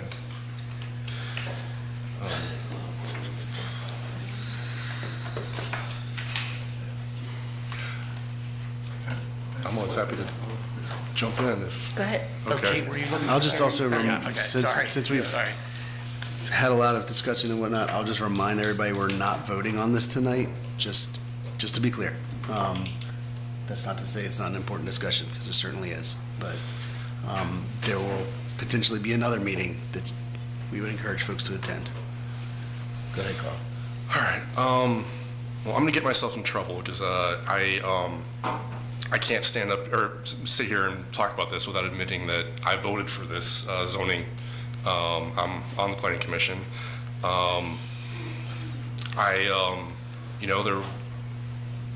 We have a housing shortage, so I'm pretty sure that, Council Payne, you might have been quoting me when, I think I probably did say on West Main Street, on this half of West Main Street is where people need to be. This is where we need density. So that's, unfortunately, this is, yes, I voted for this. I also voted for it with the thought that the BAR would have full control over our massing and being able to respond to our guidelines. And the same reason that special use permits got taken away because there was the concern that it would interfere with the production of housing, the BAR has been limited, again, because there was a concern that the BAR would interfere with the production of housing. So that's where we're stuck now. I will say, as far as comments for this building, I do think we need to very aggressively impose the use of the tools that we've been given. So the 25-foot step backs on at least 3 sides, north, south, and east, as well as taking the top of the building down 2 stories for a good portion of the north side, the side facing West Haven. So basically creating 2 step backs as much as we can facing West Haven. The base of the building on 3 sides is parking, and that's a really kind of hostile environment for pedestrian use, which is along there. So if you are serious about creating this memory walk, the parking's, you've got to line that with something else. I don't know what that is, some active use, otherwise it's going to feel dangerous. There's not going to be any eyes on that. There's not going to be any, activity. And then at night, you're going to have, you will have plenty of light, which is unfortunate because parking garages are extremely overlit. And there'll be a lot of light glowing into West Haven, glowing into 10th and Page. So you guys need to find some way to deal with this open parking garage as it, casts all that light and those headlights and security lighting and everything out of the building. That's that would be very unfortunate for the neighbors if there's that much, it's not nice pedestrian lighting that creates safety for people outside of the garage. It ends up being this glare bomb for people outside looking into the garage. So find some way to deal with that.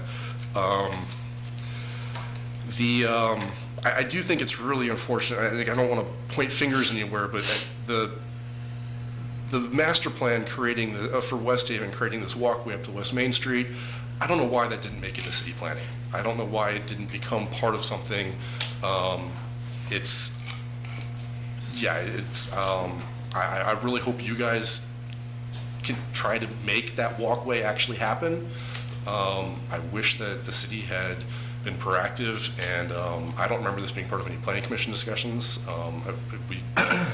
It would have been fantastic if we could have put a road through there, but I guess that would have made us buy the property from the property owner, and I don't know that she wasn't that fun to work with the first time she came to the BAR. I don't know what she's like now, but that was, anyways. That's unfortunate. So the northeast corner of the building, the corner that you guys are trying to make a statement, like a tower piece, as you're coming down West Main Street, that is incredibly heavy and it's incredibly tall and it's kind of banal. So I'm not sure what you're achieving there, but it's not an entry feature. It's not a gateway feature to the university. It's just this big monolith.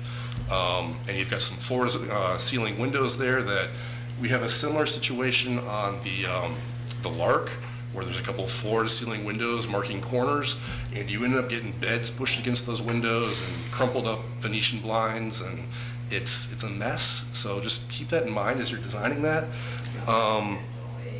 The facades in general,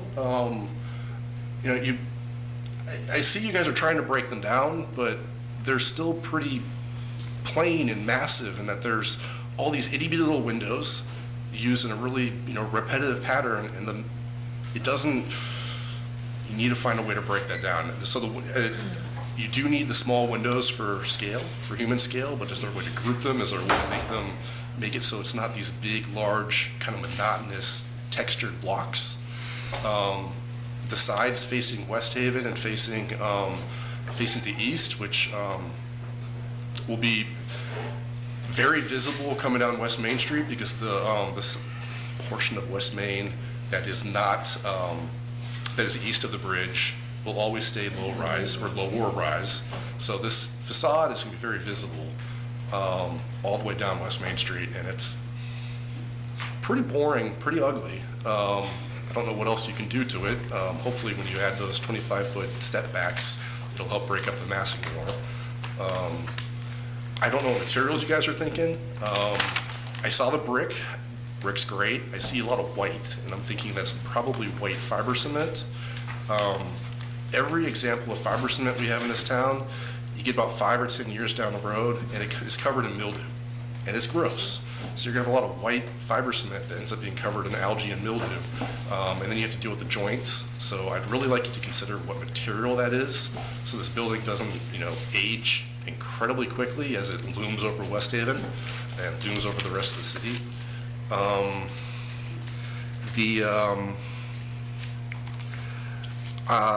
Some random points, the streetscape, you've got a very small image of that, but the trees need to be on the street side and not the building side.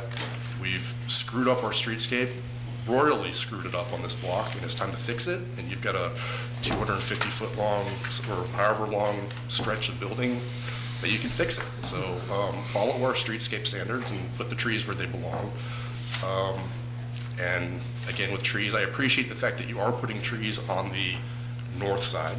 I think you need to keep that, so don't lose that somehow, because that will also help a little bit with some separation of this building from West Haven. That's my ramble. I'll stop. Pretty good. I'll go.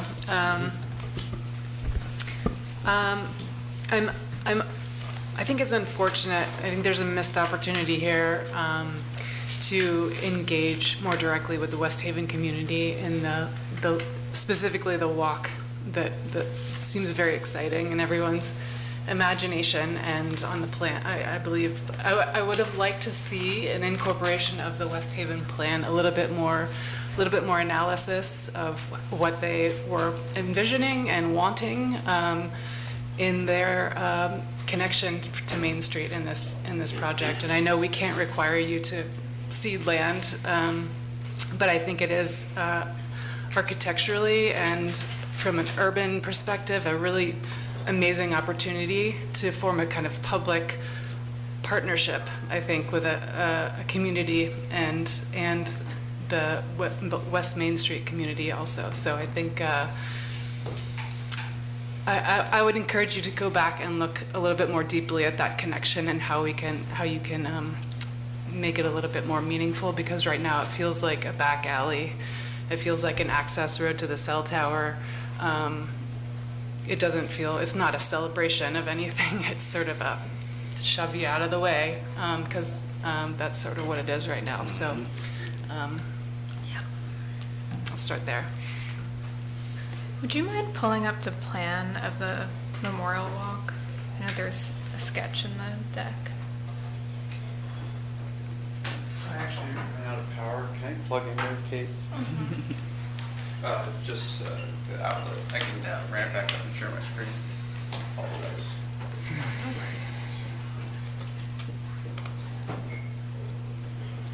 It may take a second. Sorry.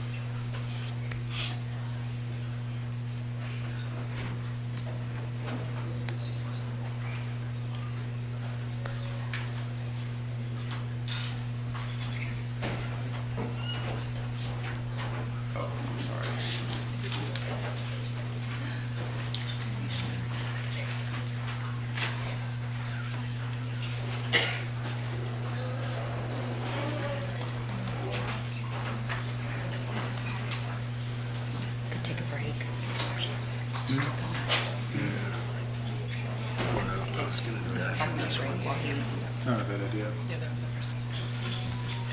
We might lose some people, but I mean, I still feel like people kind of just need a break. I don't know, it's up to you. I don't have a 5-minute break. I was gonna do it after this. I was gonna do it after this. Okay. Before the next application. There was no mention of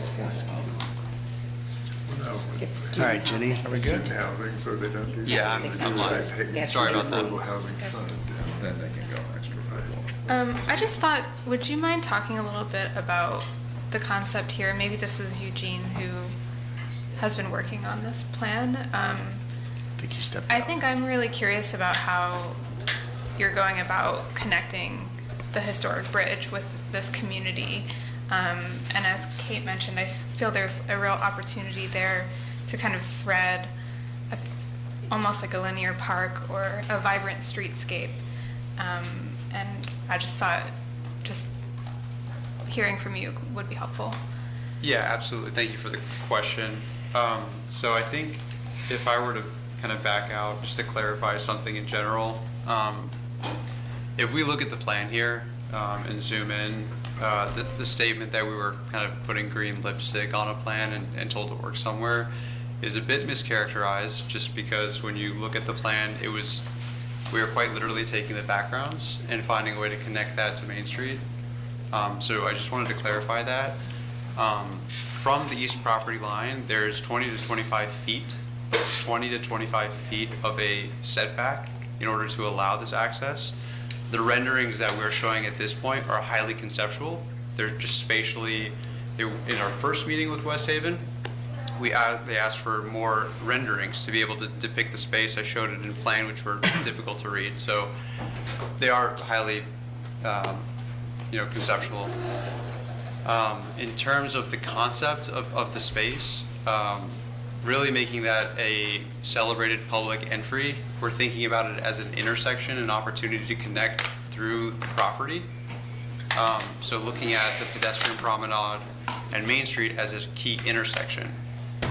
That's why we had a first attempt at the southeast corner of the building and architecture in order to kind of call attention to it and celebrate it. And really, we were looking at kind of the entry point to that pedestrian promenade being kind of looking at our context, right? Looking at the existing Memorial Bridge, taking note of what previous planners and designers had done, and trying to see if there is an opportunity here to make that connection. And so that was kind of conceptually what we were thinking. We heard a lot of talk about safety concern, and so having adequate lighting in the space is something that we were trying to do.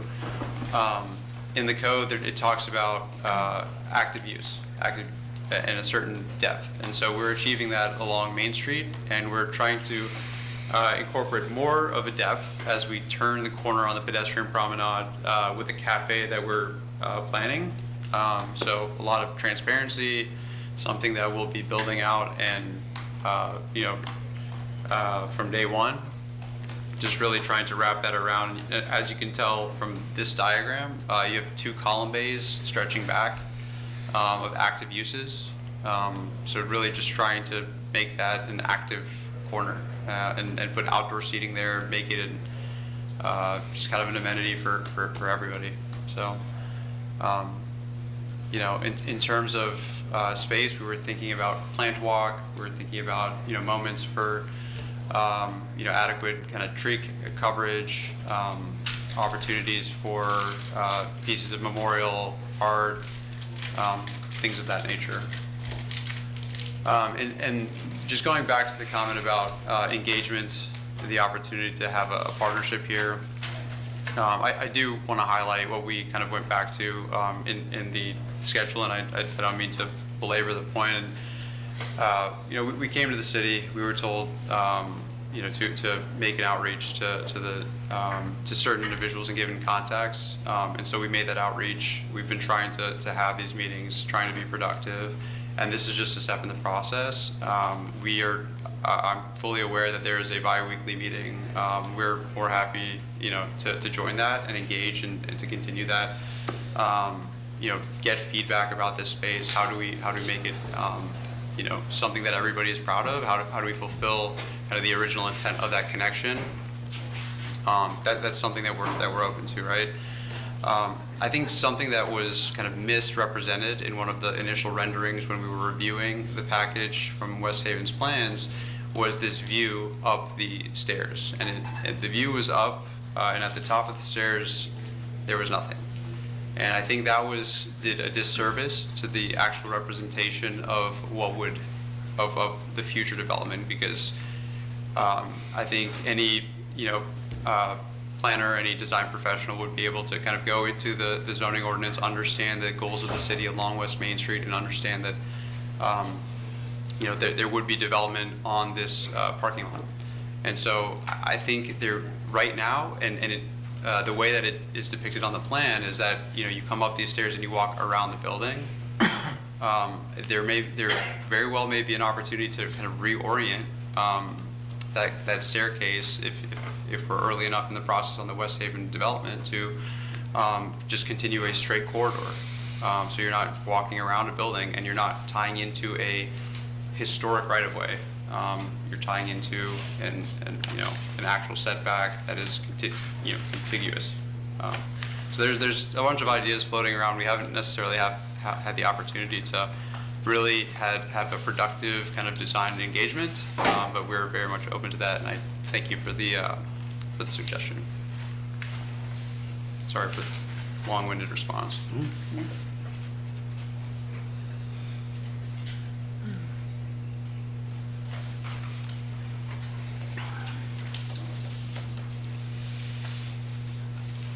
I guess, do you as the applicant have any other specific questions for us? What you were hoping to get out of kind of the preliminary, what is it called again? Pre-conference, pre-application conference, thank you. I think hearing feedback from each one of you about what our team can do to come back to you in the future and have advancement in the direction that we need to go to get to a certificate of appropriateness is our goal, and hearing feedback, actionable feedback, it would be fantastic. I think we would more than likely, as Carl mentioned, I assume we would require the minimum amount setbacks and reduction in height that's allowable by code. But that's all we would require. I think that there's a sense that I would request more. I think that's the tenor of the room. And so, that's up to you as the applicant, right? And what your goals are. But I think the gist of the evening is make this thing smaller. I did go visit the site today. I went down Hardy Drive today. Like what you're proposing is twice the height of the standard, and that's too big. So I think that, I think you've been here, you've been listening to all these folks expressing their concerns, and I think that, an olive branch would be to adjust your design to try and hear them and address their concerns, I guess. I think that's a really wise statement. We've heard from, like you said, an inspirational, we had an inspirational hour. I would implore that you listen to these people. They're here telling you real things about the place where they live. And we are, ultimately, we've got rules, we've got a guideline that we go by. But basically, we're trying to figure out what's appropriate. And I think you should start with the very basic idea here that we've been hearing over and over again. What makes this a suitable place for the folks that have been living here for the last 50 years? We're in this is an unfortunate situation in some ways, given the feedback that you've been given, but what I would say is that we are in a fortunate position to allow for people to be heard. And I don't know if this is anything like what you've experienced at other places that you've worked. No, and we are proud of that. We're proud that we have a BAR that allows for people to have their voices heard. And while it's interesting, some people have said that, it's on, this is the one forum that people have to have their voices heard. It's a bit ironic, given the fact that we have lately been overturned by City Council. We're happy to take this on in any way we can. And for me, that means, and I'll say it again, listen to these people, respond. We've got rules that we can enforce, but as James just mentioned, we would like to see a response that is aligned with what our people are telling you.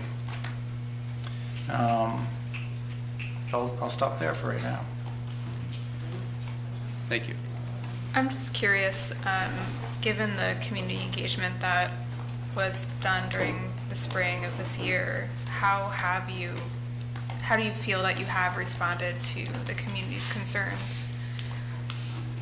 So a few items were kind of, we incorporated a step back in the building. So what we're proposing today does have a step back in it. That came out of a concern about the looming feeling, the access to solar gain. And so we did do a solar analysis. We overlapped it with the outdoor usable spaces. There is quite a step back in distance from our building and where those outdoor spaces are actually located. So that was one actionable step. Engagement with Water Street and trying to carry on the concept of the pedestrian promenade was another step. And so those two were, that and kind of creating more visuals that was requested just to be able to better understand the design, to better kind of have a dialogue. And so we spent, time and resources developing those. So, that was really, those are a few kind of key takeaways on what we developed kind of out of the meetings. Really, we got in front of the West Haven resident planners in June. It did take some time in initial meetings. It took some time to develop, design. And then we had the follow-up meeting with the broader community in the end of in July, and kind of presented the material there. And from that point, we understood, we need to get in front of the BAR and understand what feedback that you all have as well. And so just trying to, information gather the best that we can, engage with the community the best that we can, and follow the process. In terms, and it's probably, worth mentioning, please understand that every time we go onto a site, we read the code. We understand kind of this is an as-of-right project, as we all are well aware of. In the BAR guidelines, it does discuss up to 200% is appropriate of the prevailing height and mass. And so, we do a great amount of research before we propose a project. Obviously, there are things outside of kind of the rule of law that we're hearing, here together tonight, and we're very much taking that to heart. And so, thank you again, for that feedback. But I did want to kind of mention that section of the BAR guidelines. I guess I echo everyone else, and obviously there are a lot of constraints in what we can require, but I would definitely encourage more, given the concern, especially about connectivity and access and feeling closed in, I feel that the drawings about the streetscape and the pedestrian connectivity feel pretty underdeveloped right now. So I would be really curious to see, given everybody's concerns that have been articulated today, how you're coming back with a better design for that. So I think it definitely needs an iteration, right? Some, just to better kind of communicate the intent. The intent of those images was really to display volume of space, and then building off with precedent imagery. Again, we're early in the design process. Not understanding the total, mass of the building. It's difficult to commit resources to develop design. It's a challenging place to be. But that would be the next step, is to kind of develop that imagery there, better visualize the space, to have a productive conversation, and to kind of understand feedback better and work with the community. I think also Carl had some good points about materiality. I think Jeff had mentioned to me that most buildings in the city of Charlottesville, over 6 stories, are brick, right? Especially historic buildings. And so, to some regard, if there's gonna have to be a building here, make it pretty. If it's gotta be something that's somebody's gonna have to look at, make it make it pretty, make it an attractive building, use high-quality materials, and make it something that's going to stand out and people are going to enjoy looking at. Yeah, we're certainly committed to it. Something that did not make it in the presentation was the images that I just put on screen. And so we engage very directly, in-house. A lot of our development team are trained architects. And so we work with our architect team, landscape architect team, interior designers, civil engineers to really bring a keen focus on the public realm, right? Developing those brick details, how does the inside kind of mesh with the outside, bringing the landscape architecture, and really working within the bounds of the civil requirements. I mean, it's something that we are really committed to. I have comments. Please. Thank you for being here. I'm sure it wasn't easy. This is not an easy thing to walk into, and it's not completely your fault, and I'll get to that in a second. I want to give comments directly on your application because that's why you're before us. I agree with Carl on reducing by 2 stories. In fact, I wish you could do more and would do more voluntarily for all the reasons that we've heard. There's no reason why your owner can't go lower than 11 minus 2 stories. The step backs need to be on 3 sides. The building itself doesn't have any architectural references to its context in Charlottesville or in West Main. Your presentation, which you just had them up a second ago, shows projects in very large cities like Atlanta, Tempe, Arizona, Ann Arbor, which are really not like Charlottesville, and they're really not like West Main. We're not a city. Our architectural fabric is really that of a very modest town. And that's, West Main's not that wide. It's not a boulevard. It's not a modern street. It's a very narrow, 2-lane street, and it's our main street. The materiality, again, like the rest of the building, needs to reference Charlottesville. I know this is a pre-application. I know you were mostly showing us massing and things like that, but as several others have said, I don't require it be brick, but it needs to be something that references that it's being built for here instead of Tempe, Arizona. The programming of the building, I think, needs to reference Charlottesville. And along those lines, I think that the memory walk should have a direct and straight access to Main Street. And that would be, I know that cuts right through your programming, but that's what I think. I think Cedar Street, or 8th and a half as it was called, needs to be reinstated and connecting directly to West Main. The optics and symbolism of having residents from West Haven have to walk around this project to get to our city central street don't make sense in 2025. We will never be able to get past Vinegar Hill unless we do it right this time.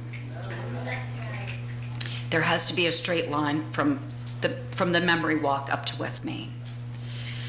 And without that, I can't support this application. And that's not your fault, but that's where we are. You're applying to do business and to build something in our city. This is where we are. This is the history that we have, and this is how we feel about it.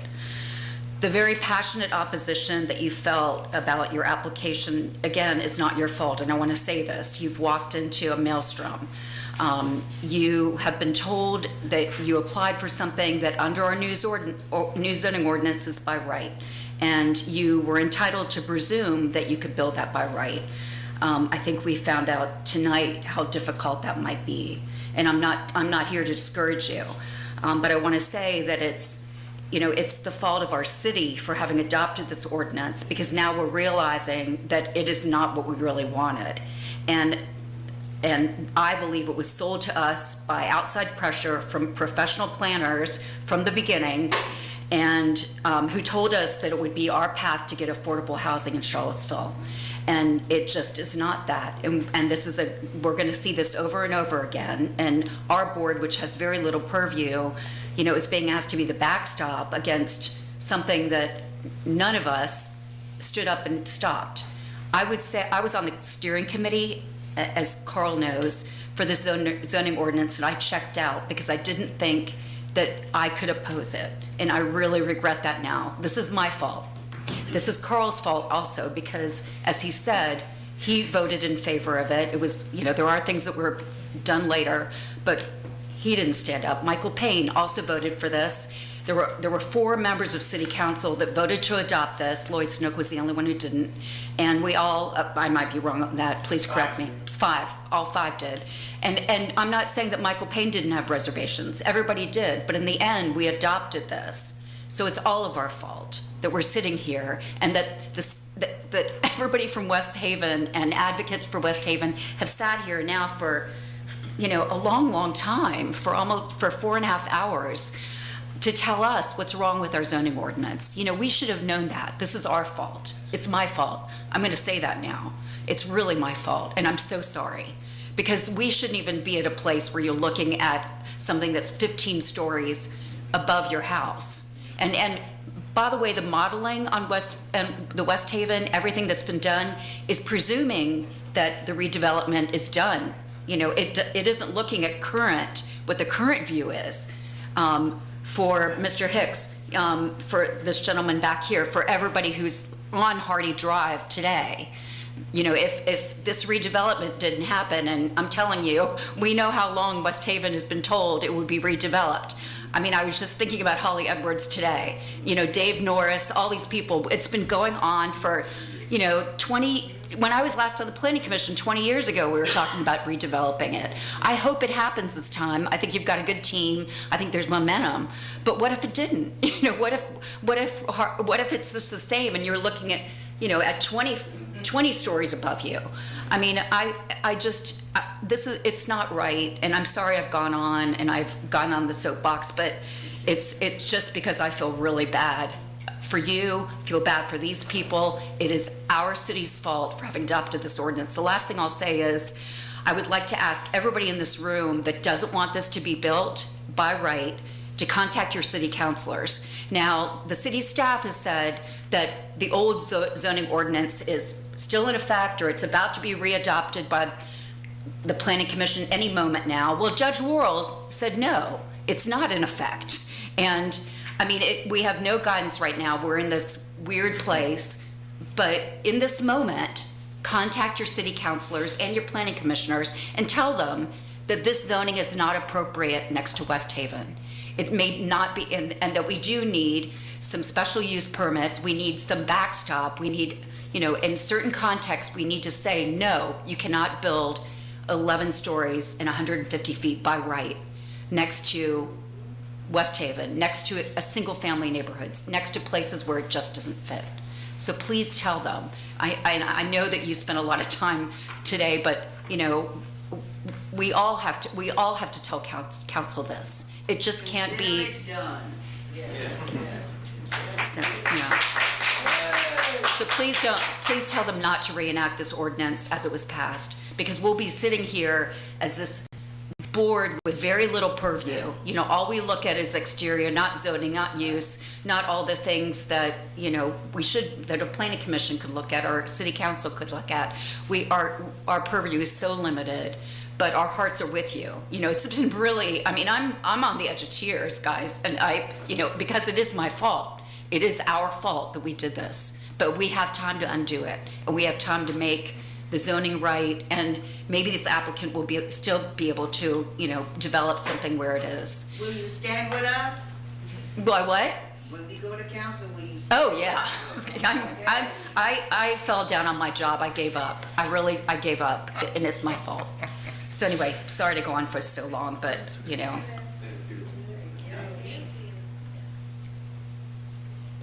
Anybody want to follow that? We have one more on the agenda tonight. I know we so- do. I know we do. God bless them. Yes. We're going to take a break before that. Yeah. You guys good? We're good. I think Ms. Lewis summarized things very nicely for us this evening. And I just want to thank everybody again for coming out tonight. I want to reiterate her sentiment that we very well may have an opportunity here shortly to potentially make some adjustments to the code and the ordinance. So take advantage of that opportunity. I don't know how we'll find out. I guess read the newspaper, right? So, again, thank you all for coming out. It's been an amazing experience to have this much public participation. I encourage you to talk to your neighbors, and we'll have twice as many people out here next time this thing comes through. I think we're going to take a 10-minute break. And we do have one more pre-application conference, but I think we need a break. So thank you again, and we'll recess for 10 minutes.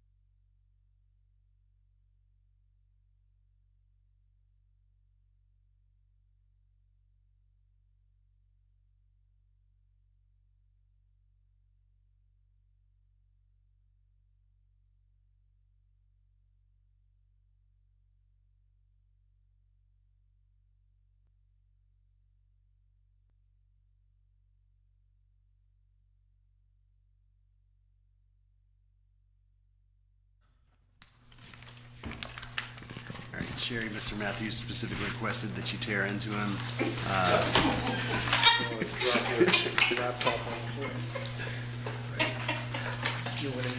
I told you I'd take her down a notch. See, I just did. Touche, yeah, he just said that. Did you just In a mention public meeting. about John being wanting to be last on the agenda? No. Oh, he was adamant. Put me last. Okay. You wanted to be last? We have people flying in from other parts of it, me included, so we make sure we get here. Nice tan bar. Don't wish for something you may just get. We're technically not in session until I bang the gavel. If Yeah, anybody please wants to don't. get anything None else of this- out, like. Patrick, none of that goes. So. Yeah. All right, now I'll call us back into session. Thank you all for that, and I hope I made sense earlier. I'm not sure folks in the audience understood me, but this one, I'm not going to get into. We had a prior discussion about it. The applicant responded. There's a lot of information in what they presented, including several pages where they're responding to the conversation that you had the last time. I don't really want to spend a lot of time in a preamble, but do you all have any questions for me?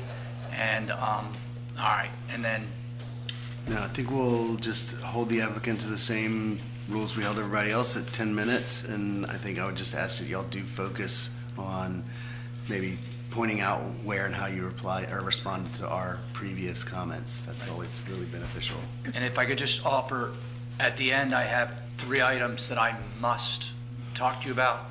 Not an hour, not a half hour. I hope it's not more than 5 or 10 minutes, but there are 3 things. It's your, Member of the Per public. topic, we'll give her 3 per topic. that's fine, but they are I think important. we'll have No, to. it's all right. I think we'll have to amend the bylaws again, limit it to one. You told me that And Mr. Chair, at a certain point you were going to get punchy too. So. And when there is time for public comment, we do have someone online who's ready to speak when that time comes. On this particular project, we think? I'm not 100% sure, because Okay. it was raised when I was not at my desk, sorry. Okay. Okay. All right, well, we're at the applicant's presentation. Good evening, I hope everyone's in a good mood and warmed up. I'm John Matthews with Mitchell Matthews Architects, my colleague Jim Duxbury and Daniel Erlinson, landscape architect.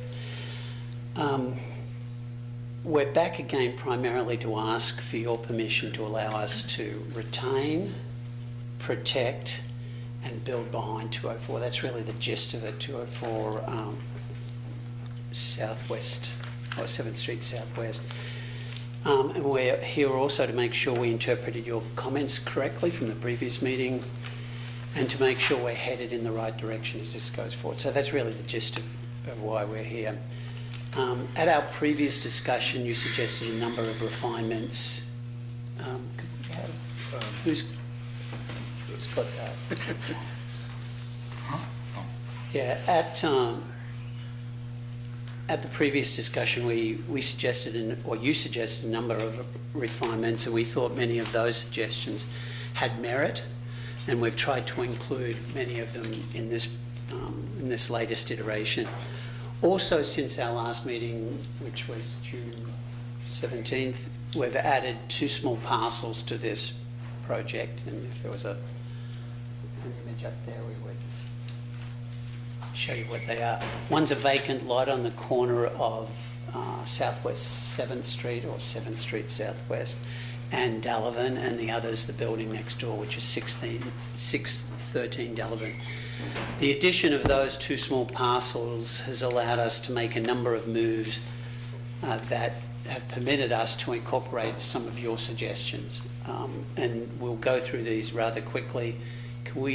That plan there shows the 2 small parcels on the corner.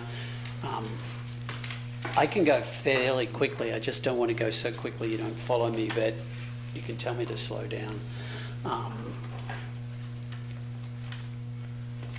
Yeah, so actually, you slow down. You're going too fast for me. So these are just slides of the existing. What do we go past? The existing condition. Keep going, please. Next. There was some discussion about the condition of the houses, and we added this page to just show you how neglected they have been for the last 20 years, and to emphasise that, and I'm not sure if it got missed last time, we sort of mentioned quickly that allowing this project will help protect these buildings because the ordinance is not protecting them. This is what the current ordinance is allowing, and by this project will in fact ensure the longevity of these buildings. I'm not sure how much longer this building's going to last if something's not done to it. Keep going, Jim. So request number 1, that was to demolish some of the non-contributing components that have been added on over the decades next. This is those elements. Next, we're going to document those as you requested. We intend to document them. The request number 2 is to build behind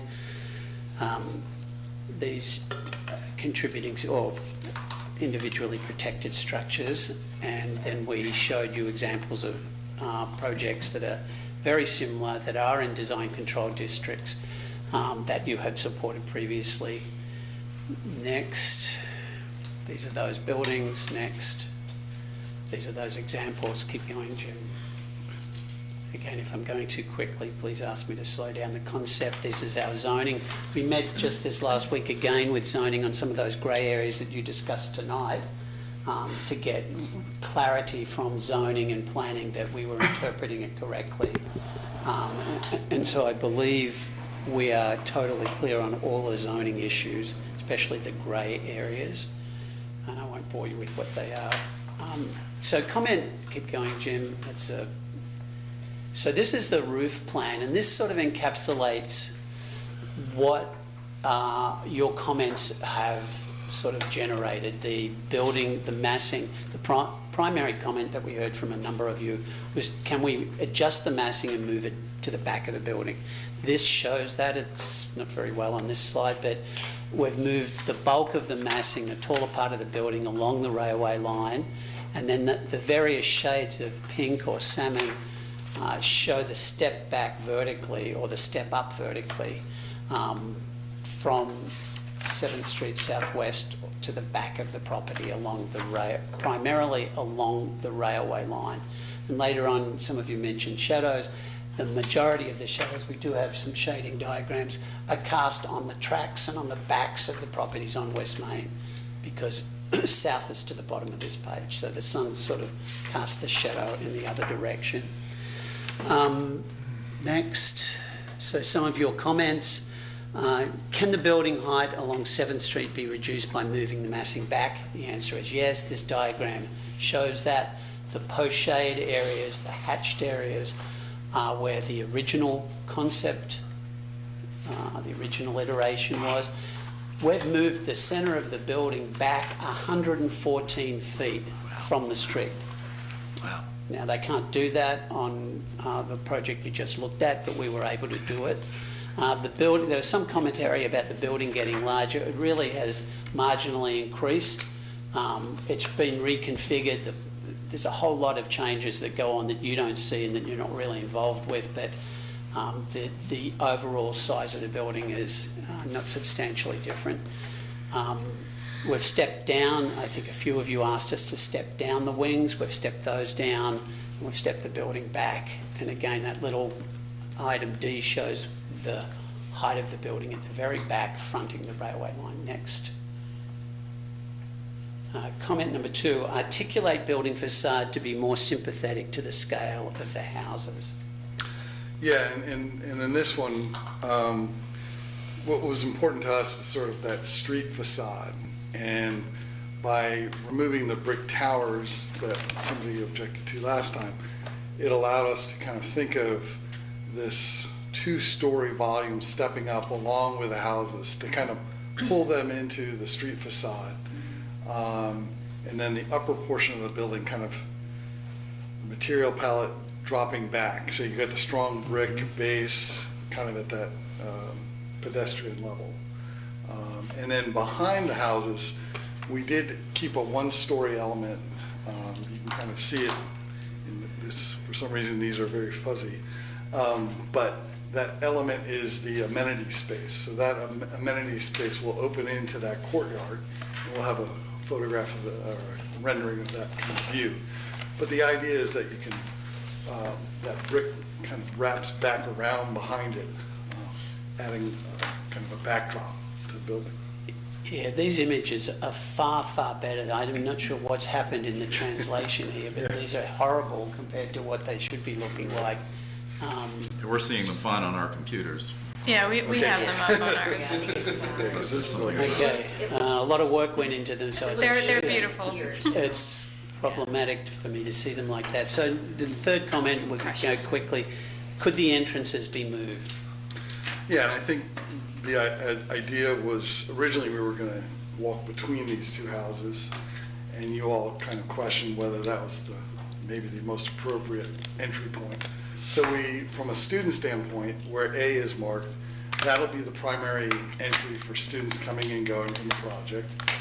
B will become sort of an extension of the interior and exterior amenity space. So the idea is that they can flow out, still activating the space around those houses, but will not become the main entrance.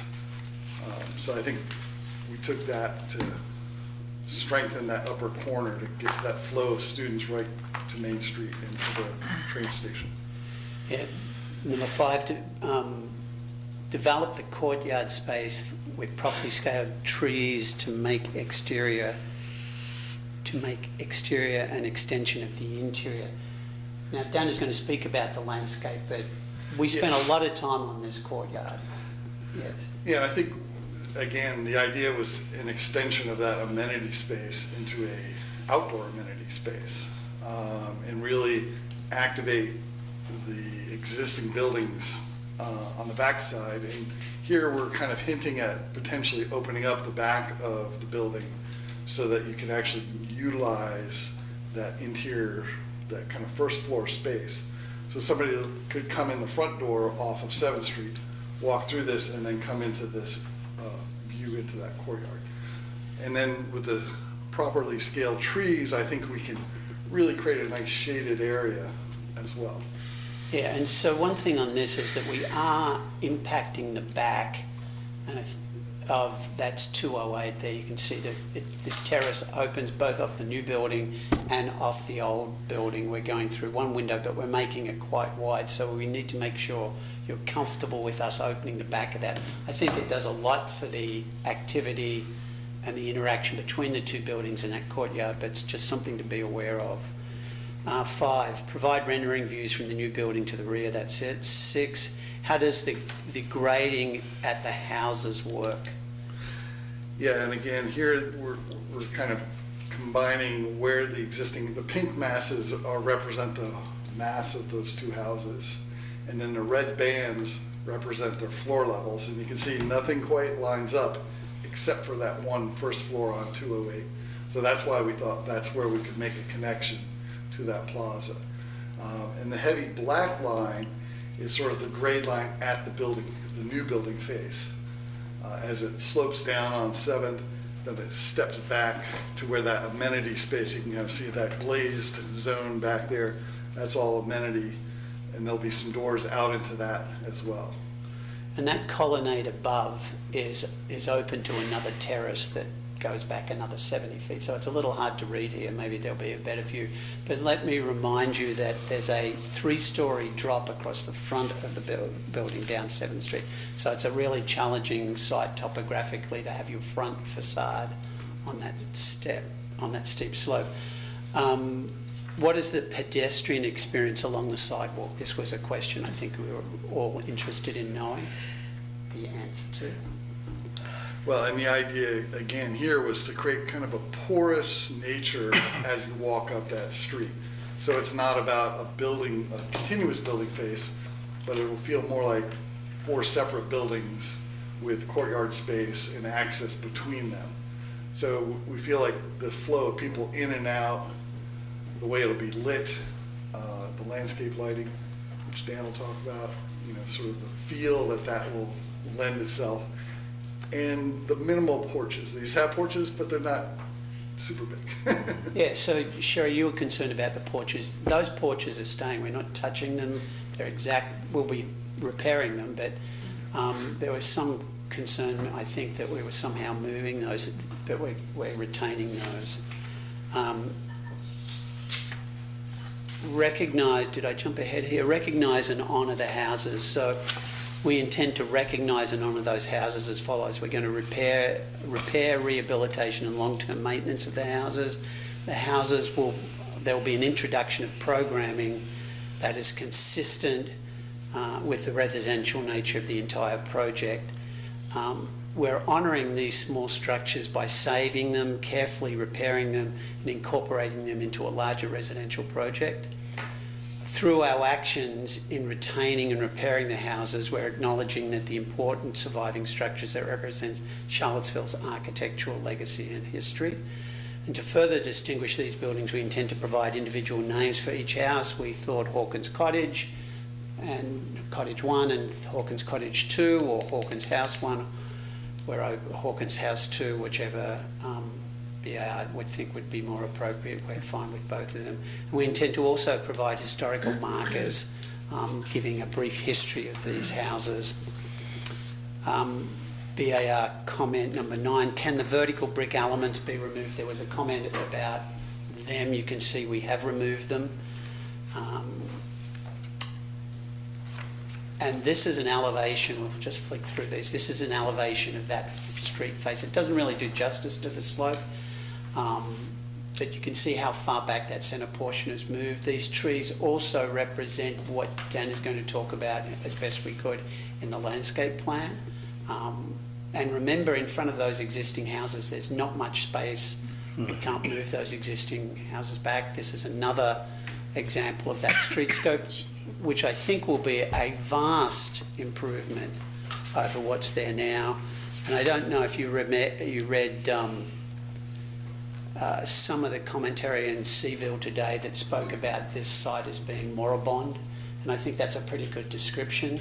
And I think, as you can see here, it's going to be far from that when this project is complete. This is looking down 7th Street. Yeah, and I think this one also demonstrates that corner being activated with that main student entry. So that's where you'll have kind of the inflow of people. It'll create an active corner on that. And then the center portion will be more of a kind of gathering space, more than a pass-through that we had originally envisioned. So we've gone over time. Do you think you can wrap it up in like 5 minutes? Yeah, sorry. We don't want to keep you streetscape. Materials, well, I don't think we need to go through there. Fairly straightforward. I know, Carl, you were concerned about panels and batten system that you see, and I know you wanted us to do that, but we're not doing that. We only have a few little panels and batten in there between the windows, but everything else, that doesn't appear anywhere else on the building. Keep going. Sorry, we're wrapping this up. Keep going. Whoa. It looks terrible. Okay, keep going. Yeah, if I move too fast, it's... Oh, okay. All right. Okay, so I just turn it over to Dan to quickly hit on the landscape. No, it's okay. I mean, we want to make sure we hear about the site, so. Yeah, I just wanted to say that, as you can see on 7th, we have now like 3 really intimate spaces. You have the front entry where there's a place to enter and sit, and then as you go into the middle where the historic houses are, there's 3 intimate courtyards at different levels. They're all connected by stairs. The one in the middle connects to the first historic building, creating a plaza. There'll be an enlargement later. And then I don't want to forget about the plaza at the end of the property on the corner that's kind of open to the public. It's a place where people can sit as they're walking their dog. It's a nod to the neighborhood to meet there. And then street trees all the way up along 7th, pretty consistently, large shade trees. And then we also have mid-sized shade trees in the middle and all the plaza, and of course wrapping around the building perimeter. And then these are those intimate courtyards I mentioned. The feel of it, it's going to be interlocking pavers. There's going to be organic wood benches with LED lighting under them, and then the whole place will be pretty much low voltage lighting with soft flooding of the walls and some specialty lights. And I hope you guys can see this. This basically shows the 3 different levels of that central courtyard and how they interact within the existing historic structures. So, the students can move up and down through each space, and plus they can move to the street and get out to the street from each level as well. And there's a cross-section that kind of shows how we're gonna make it work with retaining walls and planters and things like that. Yeah, and that cross-section is important because we're trying to keep away from the existing building footings, because Yeah. I don't think there is a footing. Yeah, we won't touch the building. So we have to be very, conscious of that. Is there one more? Yeah, there's that neighborhood corner pocket park, we'll call it. And then full landscape plan, of course, with tree species. Types of trees, saw that last time. And this is about trees that were, removing trees that we're preserving, a little bit of both. And then a lighting plan, yes, for a photometrics plan, which we have as well. So there'll be street lighting and of course all the courtyard lighting. And if you go back to 26, who's going to, you can just get a sense of that courtyard. The shade of the courtyard. Yeah, just I see it. Fast. I moved too fast. 26. Is that my new computer? Look how fast it goes. Is that a map? Okay. This one, so that's, there was a lot of discussion about this last time, and we wanted to make sure you understood, yeah, that's better, thank you. You understood how it was working. Yeah, and I had asked that question of you. It was like, there's a lot going on in front of, behind. So does that all, are there any questions you guys, like how that, there's stairs, there's higher levels, lower levels? Shows in the enlargement, the landscape plan enlargement best.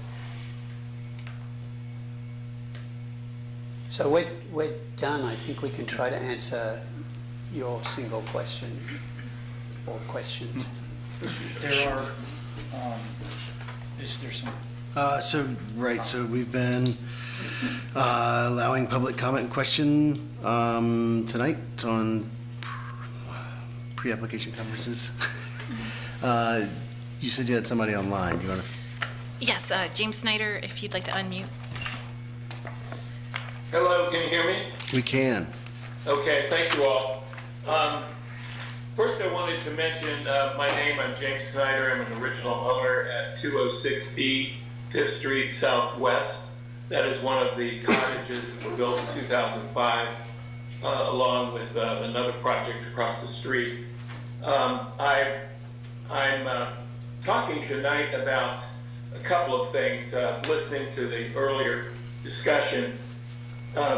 This property, the architects have done a lovely job talking about this project, but the difficulty is this even an allowed use? I would remind you of my neighbor Paul Reeder's early discussion to you about half-mile radius. Mm-hmm. And right now, we face projects that show the dangers of treating student housing as if it were apartments. The 800-unit, 11-story project, and this one, the 600-bed, 7-story project, they reveal the flaws in our zoning code.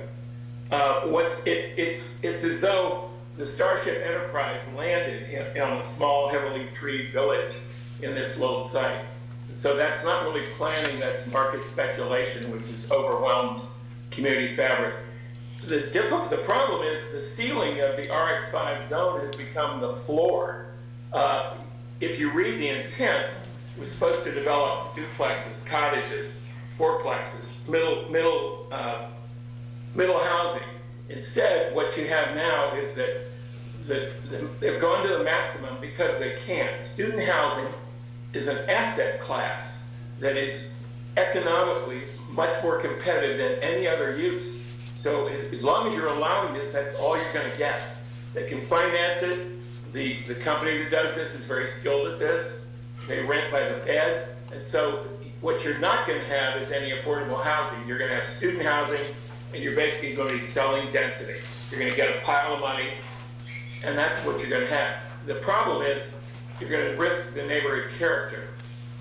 The housing project that was where we heard wonderful and passionate and real testimony tonight, and historic neighborhoods like Fifeville will be overshadowed, destabilized, and economically displaced. Charlottesville has recognized the need for limits. That's where this half-mile issue came up that Paul mentioned. And many communities, other universities, have defined student housing as a distinct use. It's not the same as apartments. You really need to be having that half-mile overlay rule work and contain student housing where it belongs within walking distance of UVA. Special use permits need to be involved because you're not getting the things that people want. There are a lot of issues with student housing, like on-site management, noise, trash, et cetera, that can be at odds with a community. So I would suggest that the city is really at a crossroads where we either allow the market to build these Starship dormitories that land in our neighborhoods, or we can set clear, fair, enforceable rules to protect residents while accommodating student demand near UVA grounds. And that half-mile radius, it already exists in city policy. Why aren't we using that? Last thing I would say, to the east of this property, you can't really see it in these drawings, but Jeff, I don't know if you can show this, but there is an historic home that faces Fifth Street that is directly behind, on the line of this property. I don't know if you can pull that up.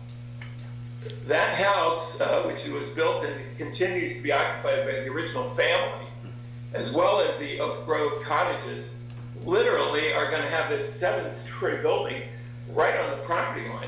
Real people live here. And we got rezoned to this RX5. Oh, why, I don't know, but it was a huge surprise to us. So now our neighborhood, our houses, which were stable, good places, are now going to be under threat for redevelopment. I don't know if you can pull that up, but that is a protected home. The one that faces Fifth Street, which also faces the tow lot across the street. So this is a very fragile edge of Fifeville. Projects that were built 20 years ago are the kinds of things people are trying to do around the country. But apparently here in Charlottesville, we're doing these massive by right projects over which the community has no control. So I just would ask you all to, I don't know, Jeff, if somebody can pull that up, but you all need to see what the impact is. It's like 3 feet from Paul Reeder's house. Can you pull up that map, that site map? I don't think we're able to pull it up to this evening, but this is. I think your developer had it. It's the eastern side of the project. Can I respond to that? Yeah. Sure. So, Mr. Snyder, if you look at sheet 3, you will see that half-mile radius.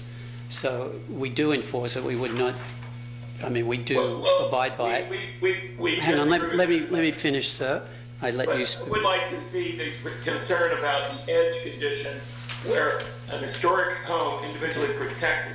Yeah, one at a time. Literally, you have a 0 setback against it on the eastern side. One at a time. One item at a time. So the half-mile radius is taken care of. That building that you're talking about is built on whoever owns it is built on the property line, and our building is held back about 13 feet. So your suggestion that it's 3 feet from the property line is in error. The building that we're talking about, but the building that you're talking about may be on the property line. So you probably need to get your facts straight. My concern is for the board, the architectural board and the staff. We are part of a national historic district, these properties. Now, you all have individually protected districts, but the pile driving that's going to be done, the construction that's going to be done, is going to affect all of these properties. And because they've been rezoned to RX5 and not left RA or whatever, the setback requirements are nil. And Mr. Werner, can you, I sent you some information, you know the house that's that's sitting there where we now have greater height right behind it. This is the Brand House, I believe. I don't have my computer, and I'm not, I mean, I understand the issue. I know what's an IPP. I know about the historic districts. I can talk to it, but. Well, if you pull up, you can see the shadow of these in your drawings, where these were built as transitions in the early 2000s by local builders, local architects. And the Brand House was built in 1850. It's probably one of the best houses in Fikeville. But they will be, because the city, in their infinite wisdom, rezoned them above what their existing density is, they're under threat of redevelopment and very negative impact by these projects because no setback. They shouldn't be zoned RX5. They're 18 units an acre. In the case of the cottages, that's missing middle housing. So I just think, just like the other side of the street, these areas, these sensitive areas of Fikeville and the neighborhood on the other side, the 10th Page area, these need special planning. You all need to take a look at this. This is not good, what's been done here. And you're going to destabilize neighborhoods that need So, Mr. Snyder, good planning and protection. thank you for your comments. We appreciate that. I think we touched on this in our last agenda item, and the fact that the zoning could be potentially, or the ordinance could be overturned, and there might be an opportunity to look at this. And we would encourage you to please write to your city councilor and the planning commission. It's not our job to redo the planning or the zoning from an RX to an RA. But we hear you, and especially in regards to the individually protected property, I think we would look into that as this application moves forward. So thank you for calling in. I appreciate it. Do we have any other comments from the public? Mr. Reader, thank you for speaking earlier on this application. I do think it would make sense, could you pull up the slide from the presentation that shows your half-mile radius? Because I think it is a question. Sheet 3. Sheet 3, thank you. It'd be interesting to see y'all's interpretation of the half-mile versus maybe Mr. Reader's.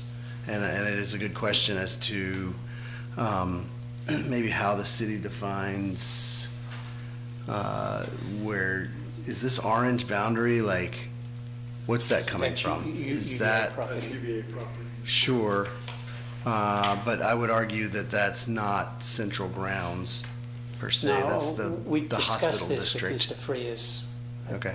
years ago. Where is it? It can't be some sort of outlying piece of property out in Gordonsville that UVA Well, sure, owns, no.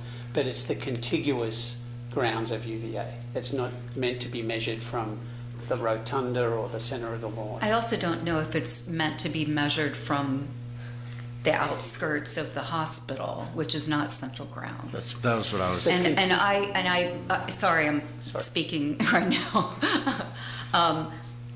Before Mr. Reader's comments, I actually was curious myself today because I couldn't believe that that would be a 10-minute walk from this location. And I put it in my phone, and I just did it a few minutes ago. It says from 202 7th Street, which, it would be the point closest to West Main, I believe. And I could do it from one of the two historic houses to 204. To the Rotunda is a 19-minute walk, and it's 0.9 of a mile. And I would say that the Rotunda is a good, and I think, the enslaved laborers memorial is about the same. Maybe it's 0.8, but I think the Rotunda pretty much represents the center of the university. And students can't get, there's no cut through. I had a conversation with staff about this. Because of the railroad tracks, you really do have to follow up West Main. They're not, until you get to Lee Street at the hospital, you really can't veer over and kind of go south. If you were going to Old Cabell or something else at the end of the lawn. So it is quite a long walk. I'm not doubting that, Sherry. I'm telling you that what we were told is that it's half a mile from the contiguous grounds of UVA. If that's not the case, then we need to change it, but that's what we were told repeatedly. Jim Freeze told you that? Yes. I guess. I mean, it was an important question. Yeah, and you want to clear it. I mean, we all do. Well, we thought it was Yeah. clear. We've submitted these types of diagrams to planning, to zoning, multiple times, and this is the first time I'm hearing a question. But if it's not correct, we can correct it. But tonight, we're reviewing this, and, I mean, I know I'm always the one that's saying, oh, we'll look at zoning first, but this is not our call, this is James's call, so let's review what they gave us and then let them deal with the fallout. Sure. Sorry, I just- I'm hungry Yeah, and grouchy right now. Right. I'm sorry, what? I'm hungry and I'm grouchy. No, but I think it's a good point in that, like, I was just curious because I looked and I just, all of us are walkers, and I was just curious myself and just plugged it in. yeah, no, that's fair. And it is, if our ordinance isn't clear about what part of the grounds, then. Yeah, fair enough. Maybe the ordinance needs to gain clarity but that's- and define what is UVA. I just would suggest, I mean, this could be a home for my mom, and her friends. So I think the use of this is how it's being used, and maybe I missed something when I ran to the bathroom, but whether this is student housing or apartments for 20-year-olds or apartments for 80-year-olds, somewhat taking away from the discussion of how does this architecturally fit and impact these sites. And I'm sorry, maybe I'm hungry and grumpy too. And for the record, I live in an IPP, so I want to make sure everybody knows and not any of you, but anybody out there, I know what an IPP does and doesn't do. But what you're looking at in a strict reading of the code, and I know the context of the prior conversation weighs heavily on this, but per the ordinance, are evaluating the compatibility of this project relative to in this case, the two IPPs that are impacted. And yes, it's adjacent to a National Register district. It in fact includes parts of it. It is adjacent to an IPP. I think that's what makes this a challenge. It is not within a district. It's a different context from something downtown or something in West Main. But the question before you is, however these buildings are used, or whoever they are leased to, the compatibility of it architecturally with the adjacent IPPs. That's one of the things that's challenging about this site, and I shared this with some of the people that have communicated with me, and is they very well could have eliminated those two buildings from this project. You wouldn't be seeing it at all, or they could have come in and asked to knock these two buildings down. Would they have survived an appeal? I don't know. So there's a little bit of there's some uniqueness to this. So my suggestion is, let's step back and look at it again, just like the other one. What are the guidelines telling you? What are you seeing? Is this compatible? You're not weighing that, but are there questions you have that could allow this thing to move forward into a formal a formal application that you all would consider for a COA? I had just a couple notes, if we want to just jump into actual comments on the design. I think he did a pretty decent job of answering most of our questions, so thank you for putting the work and effort into that. I think moving the entrance to the corner, like, I guess the north corner, right, was successful. I think if you're true to your commitment to preserving and saving the historic buildings, then that's a big plus, and I really strongly encourage you to do so. I got one question on, and I don't know which one's which, I'm sorry, the southern one. Were you intending to save that, I guess, one-story white addition on the south side of it? It looked like you were. Yes. Okay. We are. Is There's that- If it's a later addition, I don't know how much that's, like, you might have some play there, but. It may have been a porch at one time, not enclosed. Okay, because interesting. There's a brick mass behind it. Okay, So we aren't sure, we haven't. gotcha. Reference on it. Yeah, it's been there a while, but and John's response was, don't know what's exactly inside. Sure, So, okay. Well, then, I think you're taking the conservative route of preserving it, so that's a It good looks thing. pretty old. Sure. I am a little, I think we would definitely want to see more details related to where you're talking about opening up the backside of the one building, to see what that would look like. And, you know, I think that it's on the backside, so it's not the street-facing side. I think that, you know, if it saves the building, that some concessions could be made there. So we did that just to finish that off in response to your suggestion about properly putting bathrooms. We thought this was a simpler, cleaner, and it would just be a very clean masonry opening. We would try to minimise the impact on the existing wall other than the opening itself. Sure. That was the intent. Great. And then my only other comment or thought was, I liked what you guys did right here with just the kind of the base of the new building, kind of respecting the height and materiality of the historic structures to kind of give it a streetscape, if you will. And it's hard to tell from the drawings, but I guess I was just, it sort of looks like there, like, have you got a cornice line or a belt line that kind of strengthens that separation between the brick and Yeah, we the do. higher up? Okay. We do have a ribbon band running Okay. across the top of the windows that separates. If you zoom in on that, or we actually have it. Well, I wouldn't think of the top of the windows as much as the top of the brick.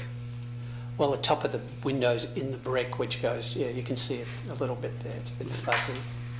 Yeah, I guess I was just up in that next soldier course or row lock course, below your dash line. Just making Yeah, sure so that was a strong line. We haven't actually designed the brick detailing, but it's Sure. to be very, very simple brick detailing, nothing fancy. Sort of a modern, just like the original buildings, they're pretty simple. Yeah. Well, I guess I'm saying just maybe having it project a little bit. A shadow line? Yeah. Yeah. we can- Those were my comments.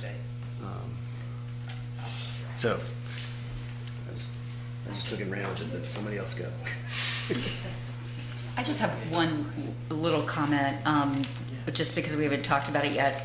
I have no problem with demolishing any of the accessory shed additions, any of that, just so we can check off that.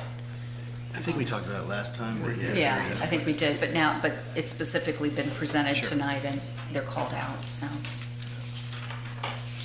I love what you have done with the changes to this building. I remember last time it felt dicey, like, you know, how can we decrease the facade and push it back? And I feel like the space that you've made in the front to honor those houses and incorporate them into a courtyard is wonderful. And I also love that it's a kind of courtyard experience that then opens into other courtyards within the building mass. I like the additional courtyard on the streetscape. The pocket park is really great. I love the brick kind of base that honors the scale of those structures. I feel like it makes the whole building feel like it's more at a pedestrian scale. And I like what you've done with stepping back the two towers on the sides. So I think this is great. Thank you. Thanks. I have a slightly different opinion. I think, well, I do agree that there have been some improvements, especially with the relationship to the structures, the small historic structures. I do think this is an inappropriate scale on the Delavan Street side. I do understand that, you know, I don't see a section exactly cutting through the historic context or the neighborhood context and then the Delavan. I don't really understand the relationship between the building and the context so much on that side. I think this building massing feels appropriate in this, like, the Stonefield context, but I don't think appropriate in this context of the neighborhood, the historic neighborhood.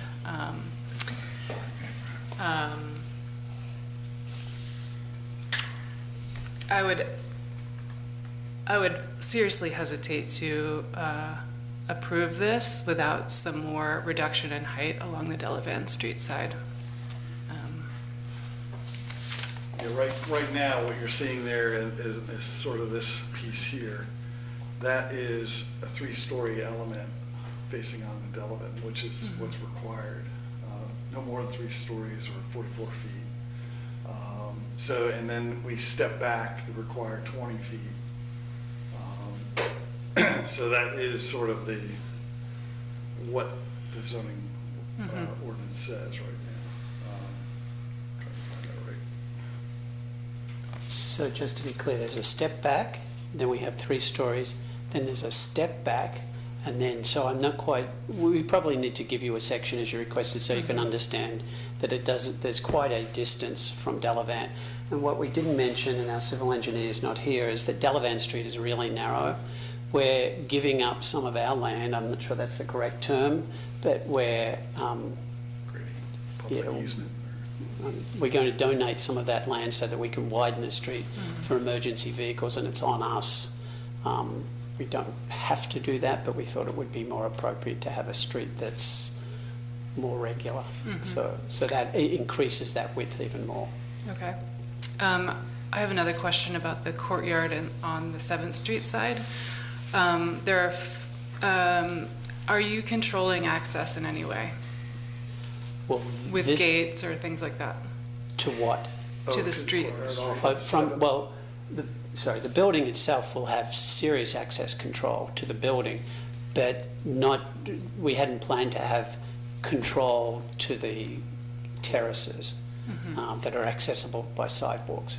So anyone from the neighborhood could walk into that space? I expect they could. Good, yeah. I mean, on these sorts of buildings, access control at all universities and student housing is a really high priority. So there would be access control at the building for sure. Yeah, we kind of envisioned it as that pocket park and then the corner pocket, the sort of creating 2 outdoor amenity spaces that would be accessible by the public. The one in the middle is probably more of a, the idea of why we put the amenity facing there with a lot of glass is it's going to give it a lot of visibility from a secure standpoint, so that people that do walk in there will be viewed from inside the building, students. I also wanted to ask you if you all have read the Cherry Avenue small area plan? Yes, we have. Okay. And are you planning to in great detail engage with the neighborhood association in Fifeville? Yes, we are. I was overseas when we spoke to them or communicated with them, so we're attending their September 11th, which is actually a good point, if I can just segue onto it, that we've been coming to these BAR meetings, or at least I have, for 30 or more years, and now I'm hearing these community they were always required for special use permits, rezonings, but is this going to be a new requirement for BAR? Because most of the people are concerned about the use, which is not a BAR issue, but so I just would like some clarity on that, because we have a lot of projects going on. Is this community engagement suggestion going to be something that's new, or? Well, I think my question is really about the scale of the building. I know that we don't have we don't have purview of the use at all, unfortunately, but the scale is something that we do have. So we are meeting with them, but your question just generated another question, which is this going to be a requirement that there's, okay. I would think that would be inappropriate for us to require that. Yeah, I mean, we're going to do it anyway, but it's just a bigger question if we're going to hear this at each future meeting, and we just need to know, that's all, so we can plan for it. Very good question, but I can't tell you what the BAR may ask, and I think it would be fair for them to ask questions. What they can require, I think Yeah, we're happy to do it. It's not a problem at all. Carmelita Wood is the one that we're dealing with. With the changes that you've done, have you changed the amount of rooms? Yes, a small increase. So is your first name Jerry? You are Jerry, okay. I remember you from when I was a boy. Okay, good to see you again. love it. Yes, so... There's a story there. So Jerry, did you live down under? He is the most interesting man in Charlottesville. Sorry, now I lost the question. Yes, we did. We You did won't add even a... recognize him. So from Louisa, but yeah, when he was on the run. Yes, so there has been a small increase in the number of beds. I don't have the exact number, but yes, and the number of units. Yeah, margin. by also adding those two parcels, we were able to move that tower that was kind of crowded behind 208, move it out to the street, create more of a street face. And also those corner lots, which are pretty small, you know, it found a use for them that had, you know, created that park on the corner.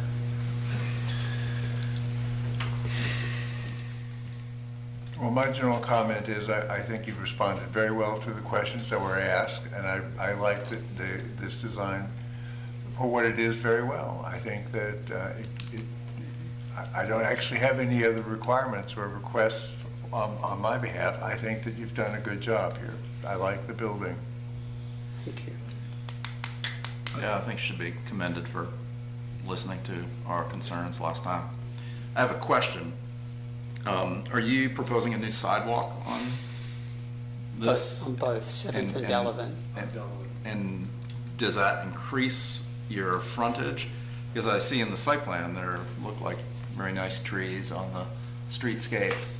But then when I look at the photographs of what's there, it seems like there's hardly any space at all between these houses and the street. Yeah, that's gonna be the tough part. Dan will look at his magic, but Yeah, we're gonna have to, have something like where the historic structures are gonna have to be tucked around the sides, and then we're gonna have to go work our way up. It's a small sidewalk. I think it's 4 feet. Yeah, there's no room in front of the house, I think, to plant any trees right in front of those. Nor would you maybe want them right in front, but Right. I think it's fairly accurate depiction of what's being planned on these renderings and... The roof plan seems to show some larger trees in front of the houses. That's what I was asking, actually. On the roof plan? 21. Yes, 21.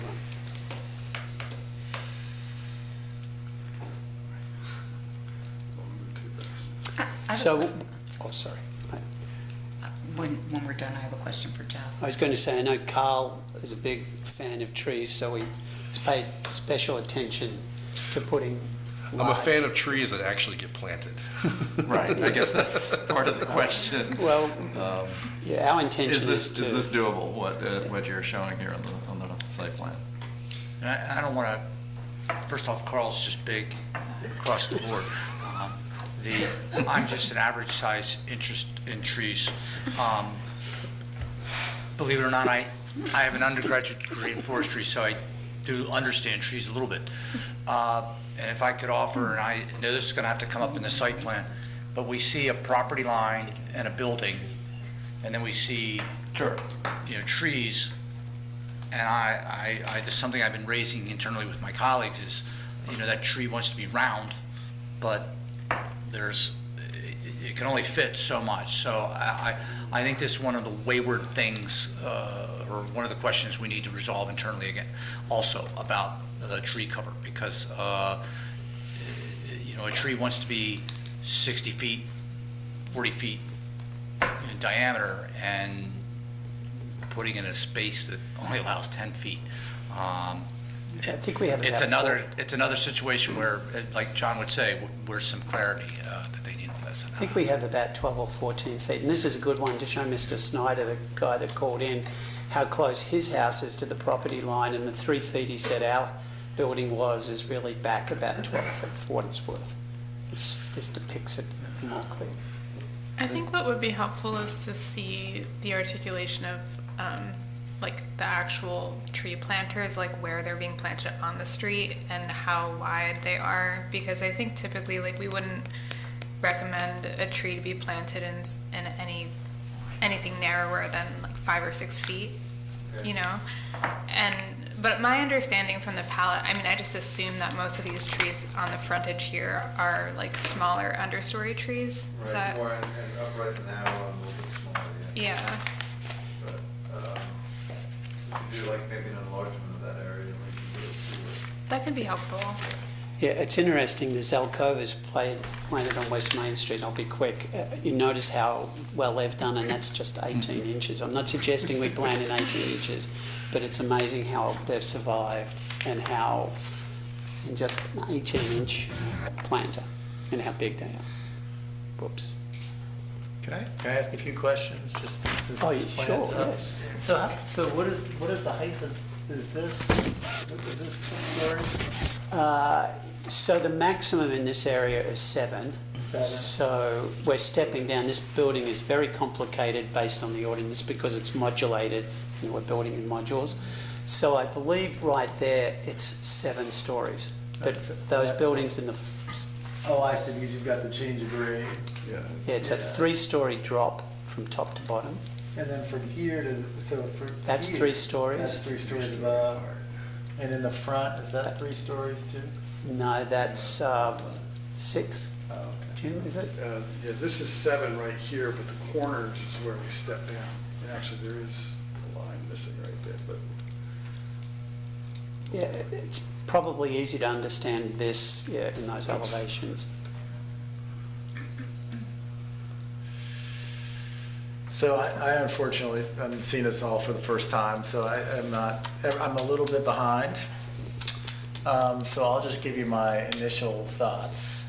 I actually agree with Kate in that I feel like the scale, I mean, the scale's a little out of whack.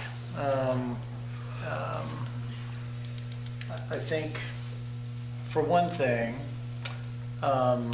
this is a matter of our zoning, right? I mean, this is the same thing, really, in a lot of ways we were talking about the previous project. No, I wouldn't conflate those at all.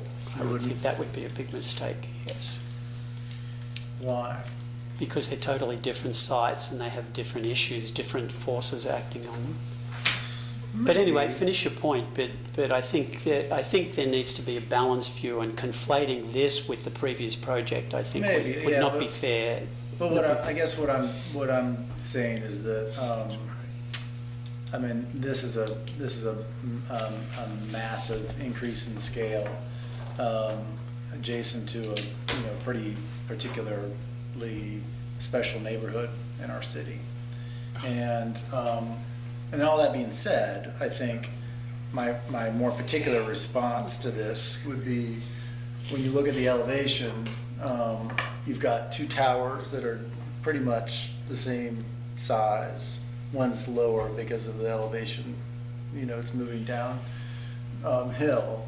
I would want to see, and I guess I'd want to see a more direct response to the neighborhood down the hill, where you really get into Fightville. And maybe this has to do with this section that you were saying, maybe I'm not seeing it as well here. But that would be one concern I'd have, is that it appears that this side was treated in the same way as that side. Well, that side's closer to Main Street, and it's right on the railroad tracks. That seems, appropriate, and where you kind of want to be more dense. You'd expect kind of a different, response on that side. The second, and I'll be quick with all these, but the second concern that I have, while I certainly appreciate like the willingness and the way that you've preserved the buildings, obviously that's number one priority with what we're dealing with here. I just I'm a little concerned maybe about the way those two towers kind of just hem in those buildings. And maybe this is a matter of having a little bit more understanding about like the courtyard in between. But there's, you know, there's the building on the left-hand side, the little building on the left-hand side, so close to that north tower. Right there. So you looked at the precedents on page whatever that was that you guys approved previously. I just listed 4 of them. And the one that's Well, most one we similar... didn't approve. It was a preliminary discussion that you brought to us, John, on Mel's Diner. No, That wasn't- it that's not wasn't the an one I was approval. talking about. The other I was 3 we did. The Doyle, yes. Yeah. The Doyle, that is, I think, what did I have? 3 feet 4. You approved 3 feet 4 from the face of that to the back of the existing building.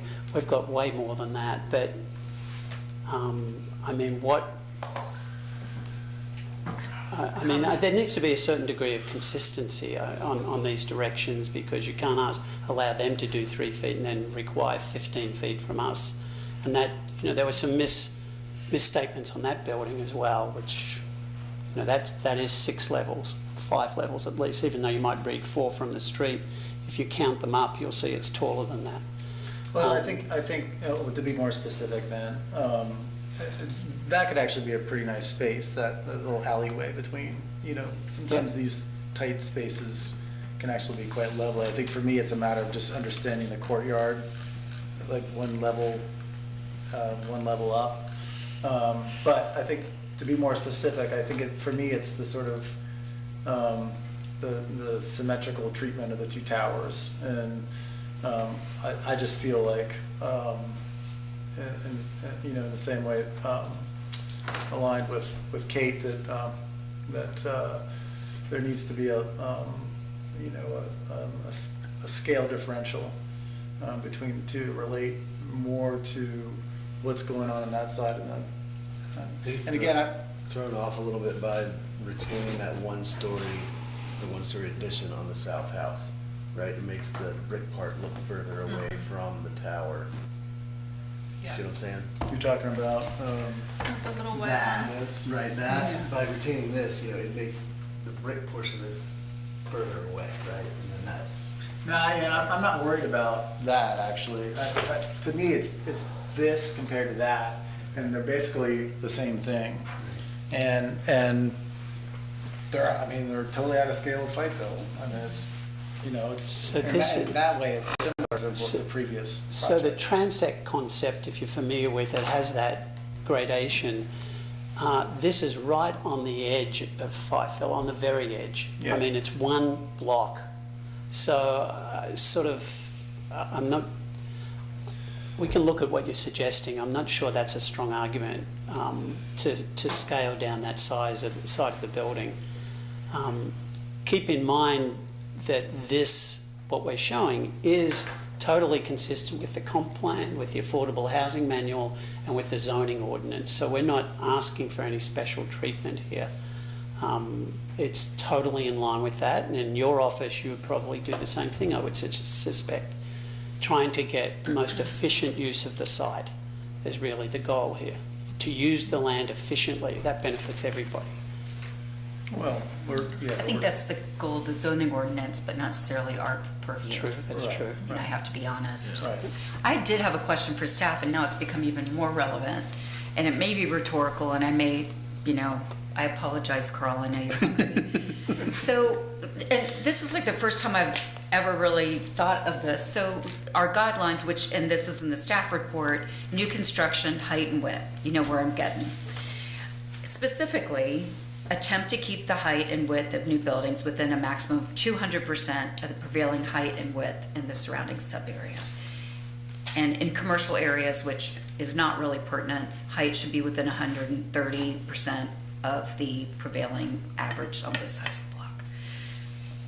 You know, are we just saying that, like, none of us have even discussed that. These are guidelines. This is not like we like the building or it's pretty or thanks for matching up the historic building to the first 2 stories, but these are our guidelines. And and I guess, are we just presuming that they don't apply anymore because the zoning, because we couldn't possibly build this building under the zoning, so we just throw them out the window? I mean, where are we with that? So, at least for me, when I'm looking at this, the majority of this building, 90% of this building is by right in the sense that it's not on those 2 parcels that we're looking at.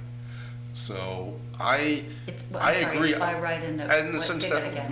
if he wasn't wanting to build on the back of those 2 little houses, he could build this U-shaped building as tall as he wants it to be, and meet the zoning code, and we wouldn't be looking at it at all. So I agree, I don't like what's happening on Delavan Street, but I'm not gonna knock you for it, because I don't feel like it's our purview. I feel like we could make you whittle away even more on the piece that's around the 2 houses, that's on the property, on the IPP properties, but I don't know that's gonna make the project any better. So I guess my focus would be kind of on 7th Street, and for me personally, when I'm looking at this, I'll look at 7th Street and I'll look at the area around the houses. Do But the guidelines say that? That just because we're well, looking at this? we can look at the whole building if we want to, but he can also redo a property boundary on this, and we don't get to look at it at all. And aren't the guidelines for ADC districts, and this is not in a district, the only reason we're looking at this is But the because of those. guidelines, but the guidelines still apply. No, don't the guidelines apply outside of ADC districts? To IPPs. Yeah. It does apply. Yeah, they do apply. So, it's a very good The question. guidelines apply, yeah, so it's not just tell rhetorical. me what, we're supposed to just, Oh, if only I knew. And I don't mean that sarcastically. and I just wish there was This some is a other challenge. formula, yeah. Yeah, and I think that what I mean, we're. I can't apply that to Not this. to wash the laundry in front of John. First, This was in your staff report previously, though, as to that exact question. So is how do you adjust? this is where I can offer, I think Ridge Street, where I offer, here's within that sub area, here's within the district, here's what's typical. Very applicable there. It becomes very difficult when we are talking about something of this scale, and there are conflicts like this all over the city, and if only I had a couple of weeks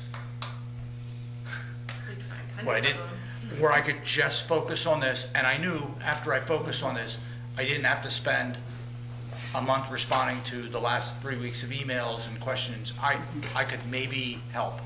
I can't get there. So there, I'm capitulating on that. I think. Oh, no, we just know it's just, I think. you know, What's it's, troubling is that. we don't have any guidance now. We're just throwing these out the window, whereas I wish there was some formula that would help us here, you know, with Kate and David's concerns, but would still give what this applicant is able to do by right, like just typically some tool that would mollify or Right. modify this. Typically, you were dealing with height in large buildings because a decision had been made as a special use permit or something to allow that. So you were almost handed the height, and you couldn't really tinker with it that much.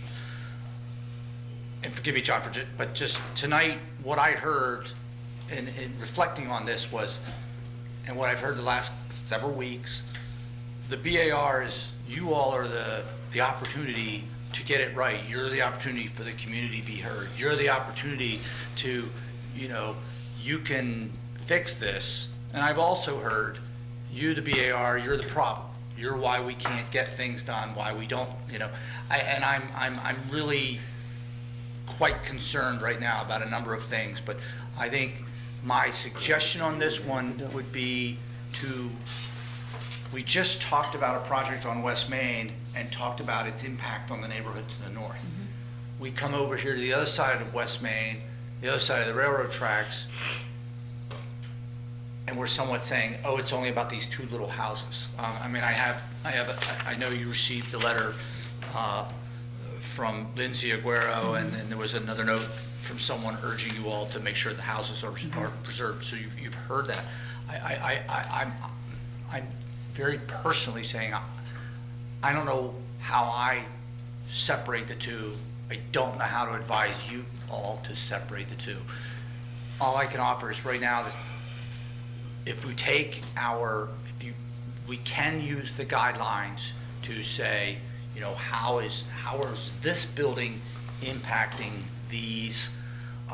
Is that scale working? Is the materiality working? I can't get into feet and inches about that. And I think the guidelines are still helpful there. No, the guidelines would suggest that a building of this height not be there. The guidelines would suggest a building of this width not be there. You all could, as with the West Haven question, that was sort of what I was trying to get at, is you all are within your bounds to take these guidelines and apply them and say, this is what they say. Because and not in a flippant way or sarcastic, but to say, this is what they say, council, this is what you've charged us with, this is how we're going to review this.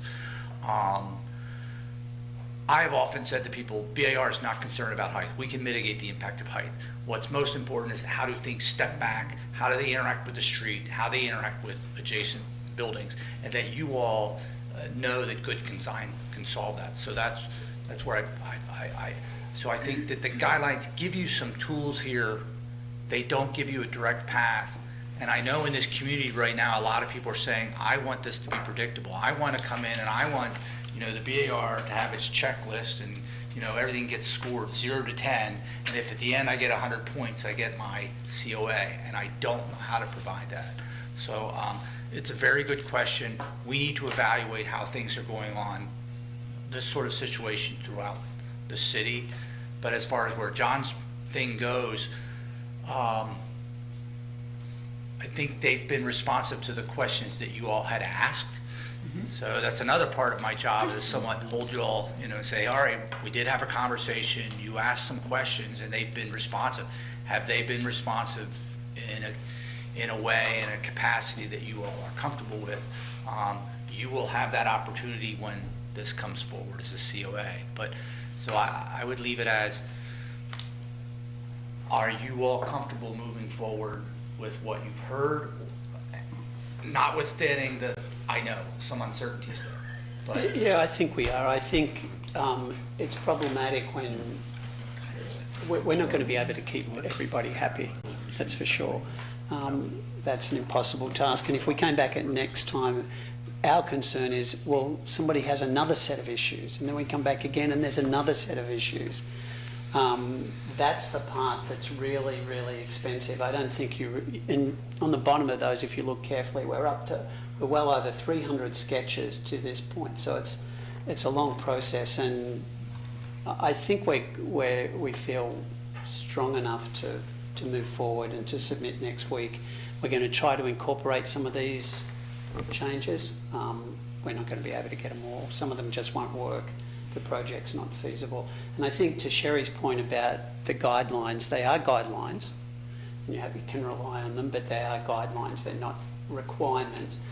And that they don't mesh with the zoning ordinance. For instance, if you went with that 200%, you'd have to take 3 floors off. Yeah, it was a rhetorical question. Yeah, well, just people might think that are listening in, why can't you do that? Well, then it wouldn't comply with the ordinance. No, yeah. So and also the project wouldn't be feasible. That's a secondary point. But it's getting the ordinance and the design guidelines to jive, which is not an easy task in itself.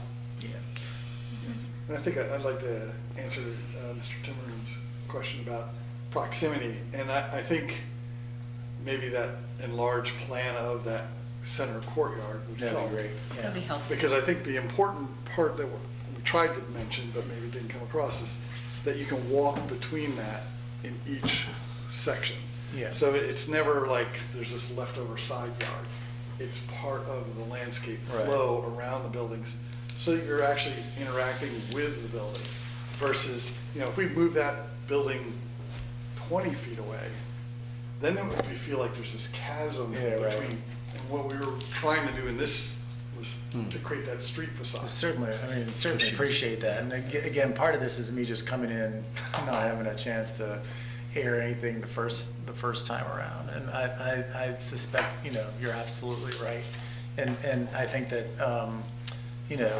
first and foremost, preserving those really interesting and unique houses is a wonderful thing that you're maintaining. I wish we could have done that with the little house, the IPP over on JPA. I wish the developers would have come with that same responsiveness, to let's try to work with the existing context. So a thought, if I can, the opportunity, I'm trying to look at this as an opportunity. Design professionals, BAR, architects, designers, we can show that this zoning can be successful, that it can interact and interface with what's adjacent to it. Because we heard tonight, a lot of people are not pleased with this, and I don't know when council gets to revisit this, they may say, oh my gosh, we can't have all this. We can't have the increased height. We can't have these taller, bigger buildings because the community doesn't want them. So the opportunity for the BAR, and I think the opportunity for the design community, is to show it can't happen everywhere, but in some places these things can successfully exist. Because I think what's at risk is that the BAR might end up being, well, the BAR is a problem and we have no design review, or we get an ordinance that says we're just not doing these things because nobody wants them. And so I'm trying to think of this as an opportunity, and I know you're hired to do something and you're hired to design this building, and you all are looking at it, but we have to, if the answer is this can't be done, there are some greater things at risk that I'm concerned about. Can I add some quick comments for just so I think it was brought up before about the street trees, and just to clarify, I mean, it sounds like you guys are saying they're super tight. I get that we're not going to have you move the existing buildings, but you do need to provide the streetscape where you can. So if the new portions of the buildings have to push back a little bit further so you can actually get some street trees in there, I think you do need to do that. And I am going to say, my focus again is mostly on 7th Street, and I think it is a narrow street, and I believe the street experience that you've created now is much more interesting than you had before. And you're going to have these two towers are going to feel like two separate buildings because that middle portion is set back so far back that yeah, I do think this new scheme you've come up with is much more successful than you had before.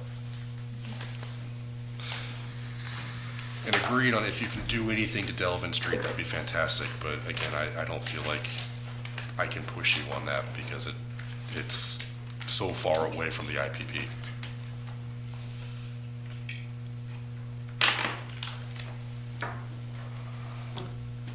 All right. Any other comments? I wish. Wait till Dessert. All right, Kate. Are you allowing secondary comments from the same individual? Because Mr. No, Snyder. we're not. I'm sorry. Okay, good. Only you. We just allowed everyone one opportunity to speak. Yeah. There was an email that wasn't referenced. It was Jennifer Ragsdale, and it came in today. I don't know if we just want to add that or we want somebody to read that. Sorry, I just popped on my stuff and then I just remembered. I mean, She lives at 307th Street, so she's right here. people have expressed in that, the concern for large Vatican scale adjacent to the National Register Historic District, adjacent to IPPs, adjacent to residential scale development. I would say you all are aware of that, and that, but I'll include those in the notes. Yep. This will get a formal review, in which case, again, people are welcome Come on to out. participate. We get a lot of emails, got a lot of things flying,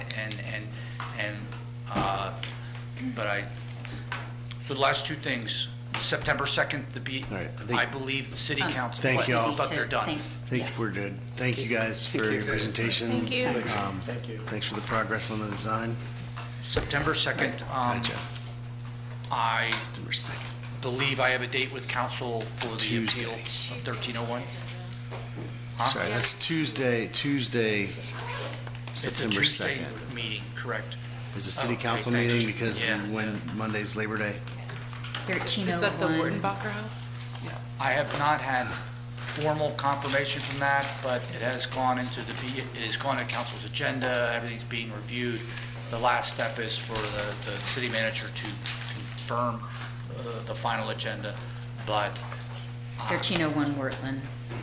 I have at this point, no reason to believe it won't be unless something occurs, So to be clear, this is the applicant appealing our denial of the demolition permit to city council.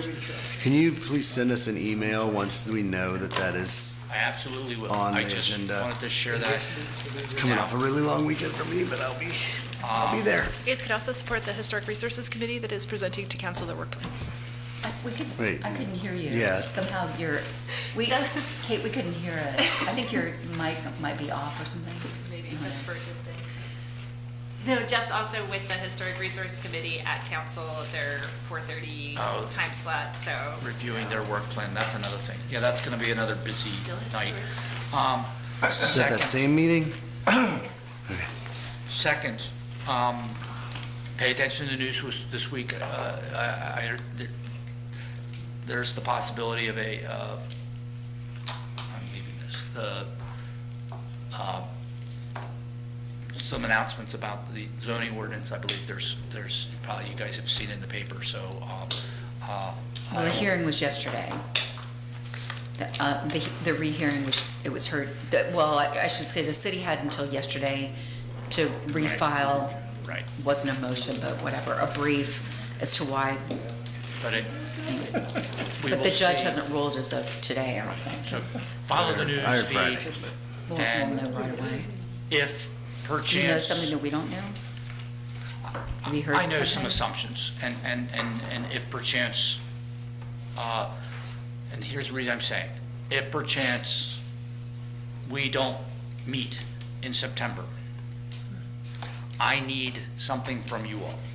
And that is, and I've said this, and we are required from you 1 hour in order for the city to retain its status as a certified local government, which is a program through the Department of Historic Resources.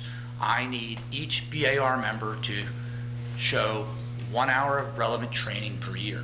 We've completed about a half hour of training through some things that we've had conversations with you on. I had hoped to have a half-hour discussion about architecture in Charlottesville, which would cover the second half hour. I don't know if we'll be able to have that, but I'm asking all of you now to, if you've taken professional training about design, about preservation, about historic landscapes, about that would be relevant to your activity on the BAR, I need you to let me know, because the reporting period goes through the end of September. So if we don't meet in September and I can't have a 30-minute training discussion with you all, then I have to report for maybe third or fourth year in a row that you all have not completed the required training. So Do you I'm mean, asking, sorry. please, Do you mean within the past year? within, from October too. 1st, Who isn't doing it? what? I usually fulfill it some way or another. Yeah. Say that again, I can't. Many of us are fulfilling it. Correct. So- But not everyone is. And so from October 1st of last fall through the end of September coming up, we need to demonstrate that each of you has done 1 hour of relevant training. DHR has been, All or nothing kind of thing, right? Like, we all have to do it. Yeah. and if you can't meet that, then maybe you consider, if we don't meet in September, we have a 30-minute Zoom meeting and we have a discussion, a training session about architecture in Charlottesville. But But I keep don't the wanna date on lose- your calendar. Thank you. And so pay attention If we to, get disbanded, we're still meeting. What? I said, if we get disbanded, we're still meeting for a training session. We could, for an Just hour, hold that date. yeah. It's very possible. That's the So way. That's I all could I also have. probably I'm sorry, facilitate- Sometimes there This is getting are feedback. levels I can't If the hear. zoning ordinance gets tossed out, then we don't exist. Is that all you had? There's high, low, and so that's all I have. Thank you for your patience. We don't exist because there's We are required to go over our admin approvals. So I know we're all If exhausted you- right now, but we I don't know. We need to be sure we're doing this. I could also, Know of just any on the that I- training, Huh? on the training session, I could probably coordinate a tour of Monticello if that would That cover might be, you know, everybody. That'd be great. That'd be awesome. I was just going to have a show and tell of the architectural styles in Charlottesville, and I know most of you would go, I know this, but it would be helpful. I haven't approved anything. No, I just think we just need to, it's one of our many things of process that we need to get better at. You can also email us the admin approvals periodically, I think. Would that Does count? that count, Jeff? Would that count for us? I think you just have to notify us. I like it. I like the idea. Can I give a quick comment? We, a couple years ago, those who are on here, reviewed over and over again the new courthouse that's just been built. And, I mean, courthouses don't get built very often in Virginia, new ones. It really is really beautiful. I haven't been in the courtrooms per se, but I've been in a couple times. The only thing that I would say, like, we just need to make a note, there are benches that are like black, I don't know, stone out front, and when it's way hot, nobody sits on them. And apparently, everybody's sitting on the brick wall that surrounds it, and that's where people sit and smoke. And the Redlands Club doesn't really like that, but anyway, right, or they drink if it's like after hours or whatever, but nobody's actually using the black benches that we 'Cause they get too approved hot. because they're way too hot in the sunlight. I actually think And that it's a came shame up. that, like, Well, how we or about in the the winter? architect didn't, probably in the Well- winter, but they'll be really warm. If you go back, I think that actually came up, and they talked about when the trees and all. The do their trees are thing. like not gonna provide any shade for a long time. Those trees are not very big. The calipers are like, but it's, you know, we did it. It's a beautiful. I was gonna ask if we could get a new tour of the asset to courthouse. downtown. Have we That's solved it. the rat problem? I think that they'll find- I haven't asked. I'd rather get another tour of Monticello for a while. Well, we were saying a tour of the courthouse too would be cool. Yes, sir. And there's supposed to be somebody an exhibit who- space there for the Swan Tavern. Well, I haven't seen that yet, but It's also like, nothing permanent yet, but. Thank you for coming. Thank you for sticking with Yes. us. And thank you for sending me that handout to my email. I appreciate that. Appreciate that. Yeah. Yeah. Sorry, I've been sitting too many herbs.